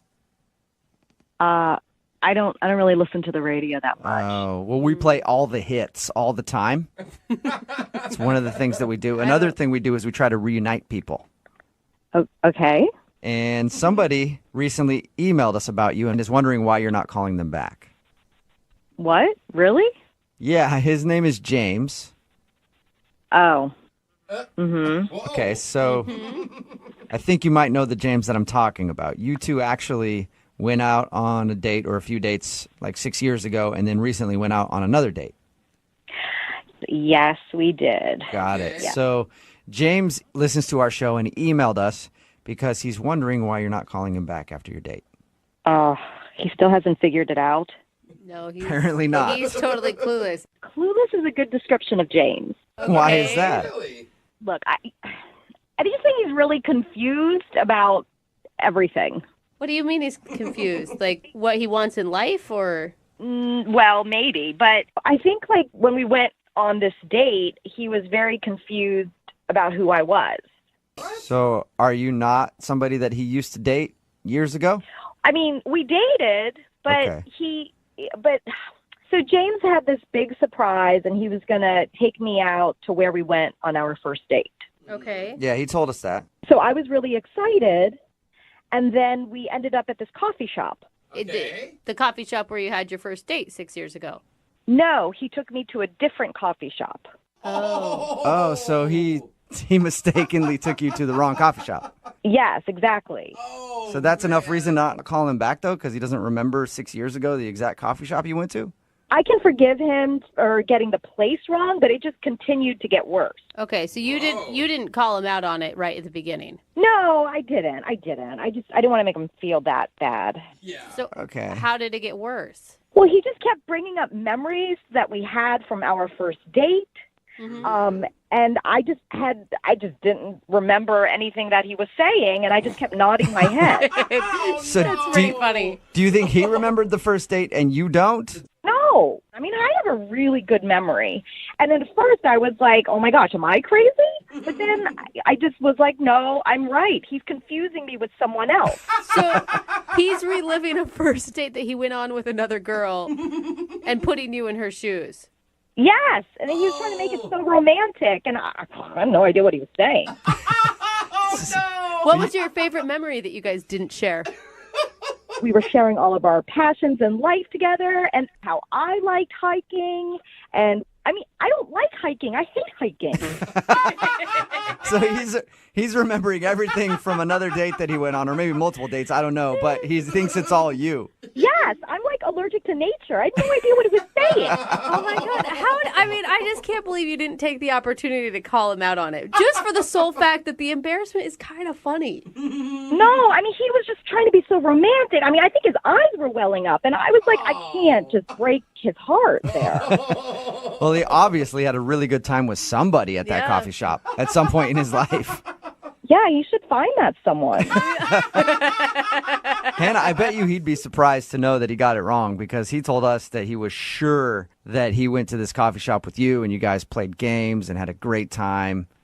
Well, yeah, sure. I mean, I think he thought he was doing a romantic thing, but it was far from it. Speaking of romance, he is on the other line and wants to talk to you. Right now? Yeah. James, are you there? Yeah, I'm here. Oh, God. Hey, what's up, James? A little embarrassed, buddy? Yeah, a little. I'm confused. We were at that same coffee shop. I remember distinctly. No, we were not at that coffee shop. We were at another coffee shop. That's my first date coffee shop. I take all my first dates to that coffee shop. Oh my God. So you were... Well, obviously I was an exception. Well, maybe I thought you were special. Maybe I thought I should treat you better or something like that. I don't know. Oh, nice try, James. Yeah, the one we went to didn't have board games. But I distinctly remember playing Battleship with you on our first date. Remember? No, maybe you played Battleship with all the rest of the first dates. I don't know. No, I remember because you said you just finished training for that marathon. Marathon? Yeah. I've never run a marathon in my life. Oh my gosh, James. I don't Oh, run. come on. That was something I really liked about you, that you were so active and outdoorsy. It wasn't me. No. Okay, Hannah, look, I'm sorry. So, which one were you then? Which one were you? Which one were you? How am I supposed to know which one I am? I'm Hannah. Well, what day did we go out? Was it like a Tuesday or a Wednesday? Do you only have 2 days where you go out with people, James? And you take him to the same coffee shop, except for the one time you took Hannah somewhere else? I don't know what's going on right now. This is blowing my mind a little bit. James, you obviously remember that we went out, but you don't remember me, so that just makes me feel weird. It's awkward. Well, it's not easy, it was 6 years ago. It's hard to remember. You don't probably remember anything about me. I remember that you like running, and your favorite director is Quentin Tarantino. Oh. Okay, maybe you do remember some stuff about me. But, look, I'm sure I'd remember it about you. You just got to refresh my memory about which one. Refresh my memory. Stop saying Hannah, which one are you? Oh my God. Hannah, in James's defense, right? During the date, he said that you touched his leg and that you seemed to be enjoying yourself. Touched his leg? No.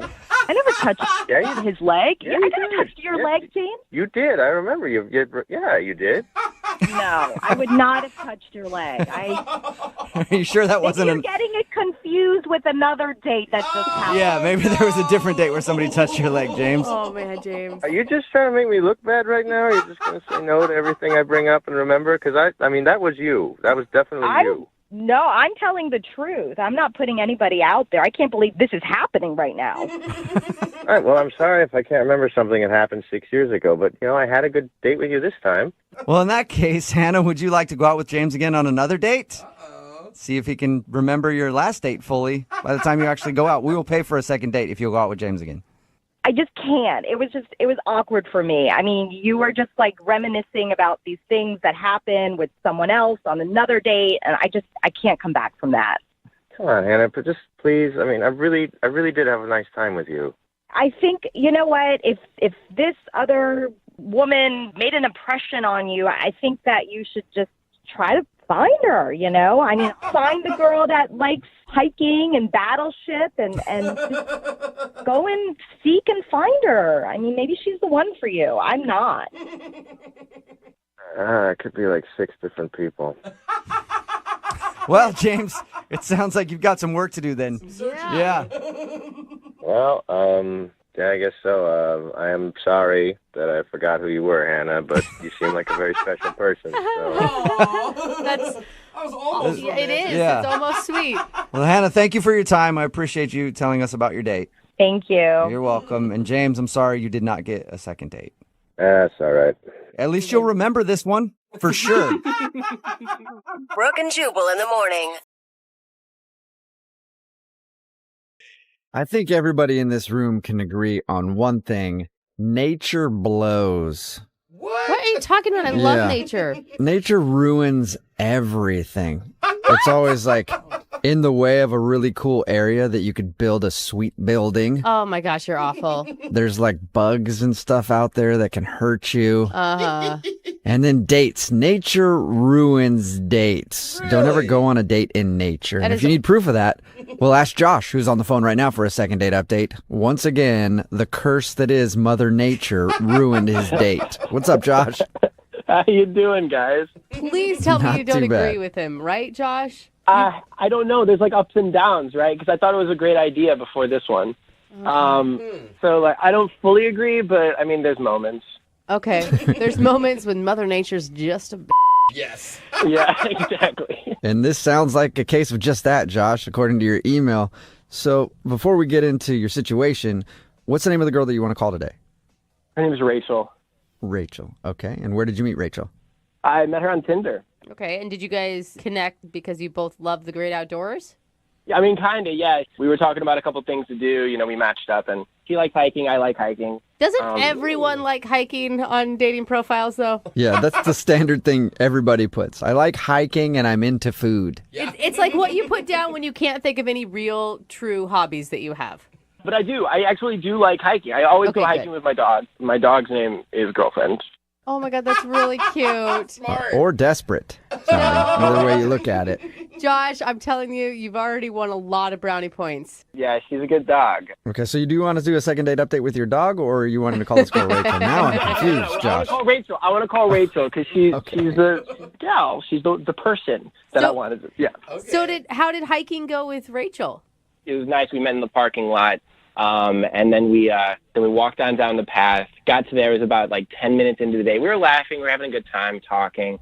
And Girlfriend was running around all up in front, all through the valley. Oh my God. I'm going to get so confused when you're calling your dog Girlfriend this entire thing. I know. I'll just refer to her as my dog from now on, okay? There you go. That would be helpful, yeah. All right, so your dog's running around. You're out there with Rachel getting eaten by mosquitoes and sunburned probably. Sounds horrible, but okay. You guys sound like you're enjoying yourself. Yeah, we were having a good time. So I found this this rope swing. It's hanging from this solid branch just right in the middle of this valley, right? And then she gets on a swing, and I accidentally push her from like lengthwise down the valley, so she didn't have a place to step off of. Wait, I'm onto the confused. different sides of the valley. Does it make sense? No, like, is this swing over a canyon or something? I don't understand when you're saying valley. Yeah, it's like a slight valley where you can go up on one side of the valley and put your foot in a little knot on this little kind of swing thing, and you can kind of step off it and swing back and forth. So it's like a rope swing that would go over water, but there's no water. There's just a drop off. Like it used to be a river, but it's now not a river. Got it. Okay, now this makes so more sense. There's an opportunity that if you fell off into the valley or the dry riverbed or whatever, you could hurt yourself pretty badly. Which is unfortunately what happened. No! Oh, no! She fell off the rope swing onto the ground? She got up on the rope swing, right? And I pushed her lengthwise down the valley, and she wasn't able to stop properly, and she tried to get off of it, and she got her foot stuck, and she accidentally fell onto the ground and scraped up her entire leg. How did she react? I mean, obviously she's in pain, but like... Well, I mean, obviously, like, I went over to see, like, how she was doing when she fell, but she was a little pissed, and she said... You know, clearly that's not the right way to push me. That's kind of funny. And I felt really bad. I ended up helping her up and getting her up off the ground, but I guess it ended up semi-okay. She ended up, like, leaning on me the entire way back, which was nice. Wait. But then I'm, like, in the back of my head, I was like, no, but she's hurt. Yeah. She had to limp the entire way back so badly that she had to lean on you for support?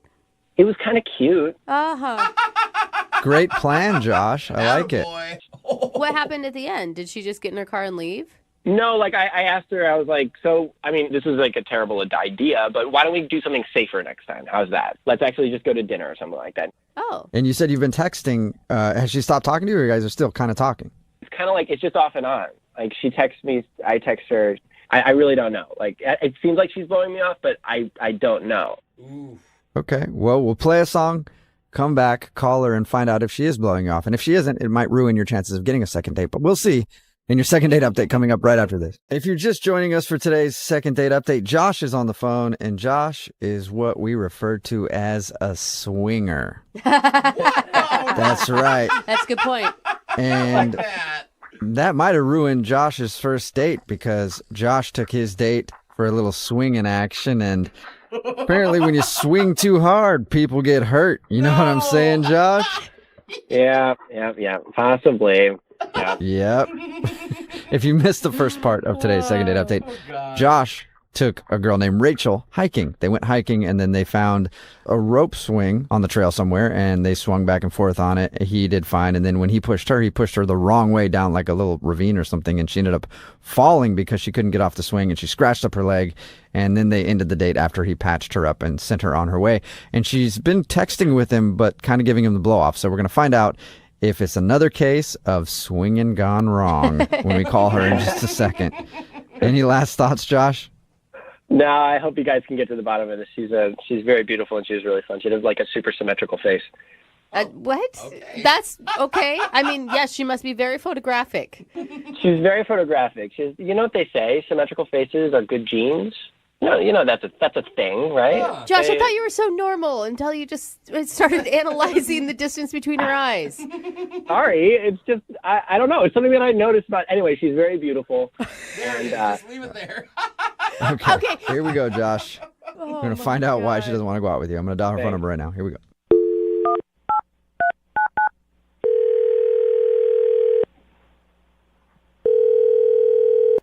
Hello. Hi, may I speak to Rachel, please? This is Rachel. Hey, what's up, Rachel? How are you? This is Jubal from Brook and Jubal in the Morning. This is a radio show? Yes, we actually got an email about you from one of our listeners. What? From who? Well, his name is Josh, and you guys recently went on a hike together. Oh. Okay. Sure. Can't tell if that's a good laugh or a not good laugh about Josh. Just still laughing. Sorry, I was not expecting this call. It's okay. Wasn't expecting to be on the radio right now. Why is he sending you emails about me? Well, because we do a segment on our show called the Second Date Update. That's where if you go out with somebody on a date and then end up blowing them off, they email us to see if we can get you on the phone and find out what happened. And Josh kind of thinks that you've been giving him the runaround. I mean, I don't really think I blew him off. Well, he says that you guys, have been texting a bunch, but you'll kind of disappear for a few days, and then every time he asks you out, you say you're busy. I mean, I don't know. Some stuff has come up. I've had a couple extra work shifts happen. I don't know. It just hasn't been the easiest to meet back up with him right now. But Rachel, when you really like somebody, you make time. Okay, true. Yeah, I mean, sure. Okay, so Rachel, should I just go back to Josh then and say, hey, Rachel absolutely wants to go out with you. She likes you a lot and she can't wait? Okay. All right, please don't. No. Okay. Exactly. So obviously you don't really want to go out with him again. Can you tell us why? I mean, he's a nice guy. He's fine.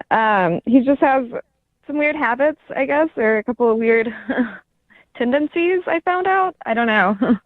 What are they? I don't know. He's got weird ideas about his dog, I feel like. Weird ideas about his dog? I don't know.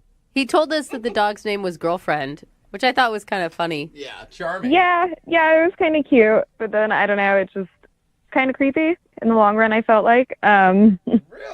It was creepy. Okay, now I'm really concerned because you said weird ideas about his dog, and now the word creepy has come up. Should we be on the phone with police and not you? No, I mean, it's nothing that shocking, I guess, or that, I don't know. Are you just not a person that likes dogs very much? Maybe. No, I love dogs. I have pets. I love my pets. It's just I don't make out with them in front of people. What? Oh, that's make out? That's a bold statement there, Rachel. Is Josh making out with Girlfriend? A little. I mean. Ew, what? Oh, what really? Okay, now you really have to explain, Rachel. It was an open face kiss. What? Whoa. Open mouth? Okay, You're saying let's Josh... rewind here a second, Rachel. So now you really have to explain. When did he make out with his dog in front of you? After we took a little hike, we found like this swing, like a little rope swing. And, to cut to the point, I ended up getting hurt. Okay. Ended up falling. Yeah. And it's not that I'm really upset about getting hurt, like I'm accident prone, like whatever. But it was just when he came to check on me, he was, asking how I was. He was checking, looked at my leg. And then he was like, hey, do you want my dog to like lick your wounds? What? Wait, Yeah. Was he being serious? Like your bloody open wounds on your leg? He wanted... Yeah, like I was just cut like all down my leg, like I have a big gash like on my thigh. And I mean, like I was still kind of coming out of it from like just the shock of like falling and like getting myself back together. And he was just like, no, like he's like treating it like, the dog's tongue was medicinal. And he's just like, no, there's like there's enzymes in the tongue and it helps break down things. Like, this is how dogs, heal their wounds in the wild. Like, they just lick it back to health. It'll stop the bleeding. And I was like, okay, can you just like pour some water on it? Give me your t-shirt maybe? Like, So you didn't take him up on the dog lick, huh? I didn't. Okay, I didn't. I just felt a little weird about it. Where does the dog makeout session happen? Well, like after I was like, I don't know, and he was just like, no, look, it's fine. And so then he just gave girlfriend a big kiss in front of me.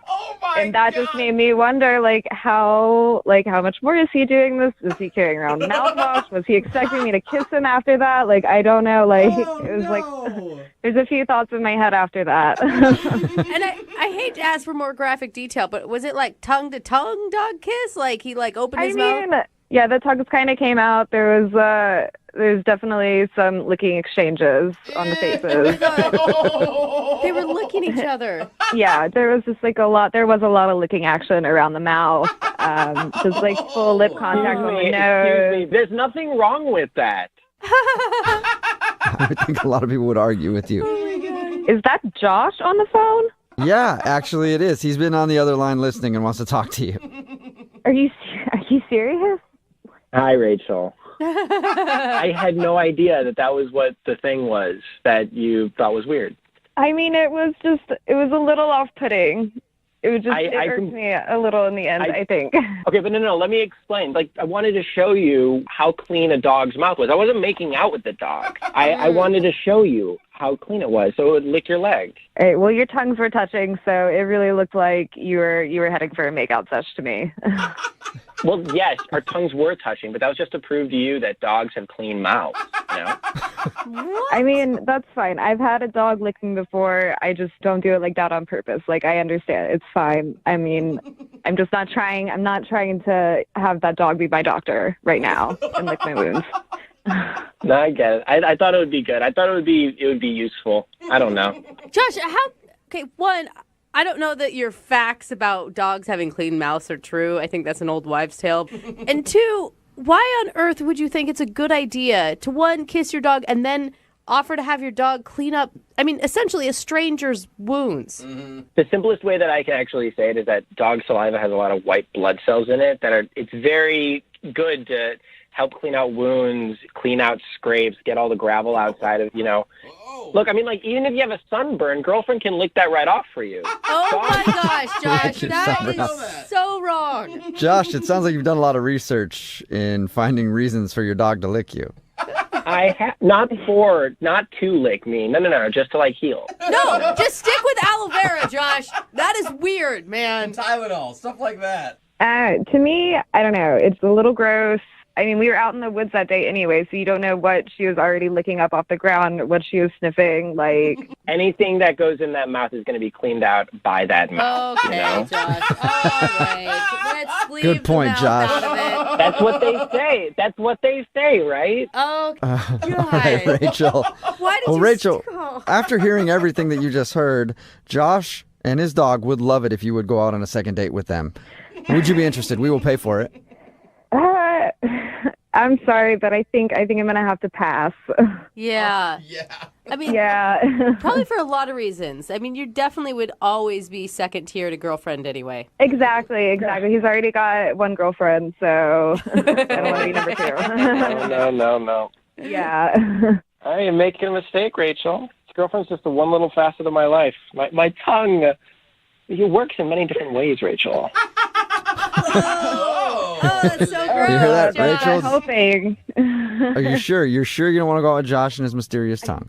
Yeah, I'm gonna say no. I'm gonna say no. Yeah. That is a hard pass, it didn't Josh. help. It really didn't help your All right. case. Well, unfortunately, Josh, it just has to be you and your dog for a little while, which I don't think you're going to mind very much. So I think you're good, actually.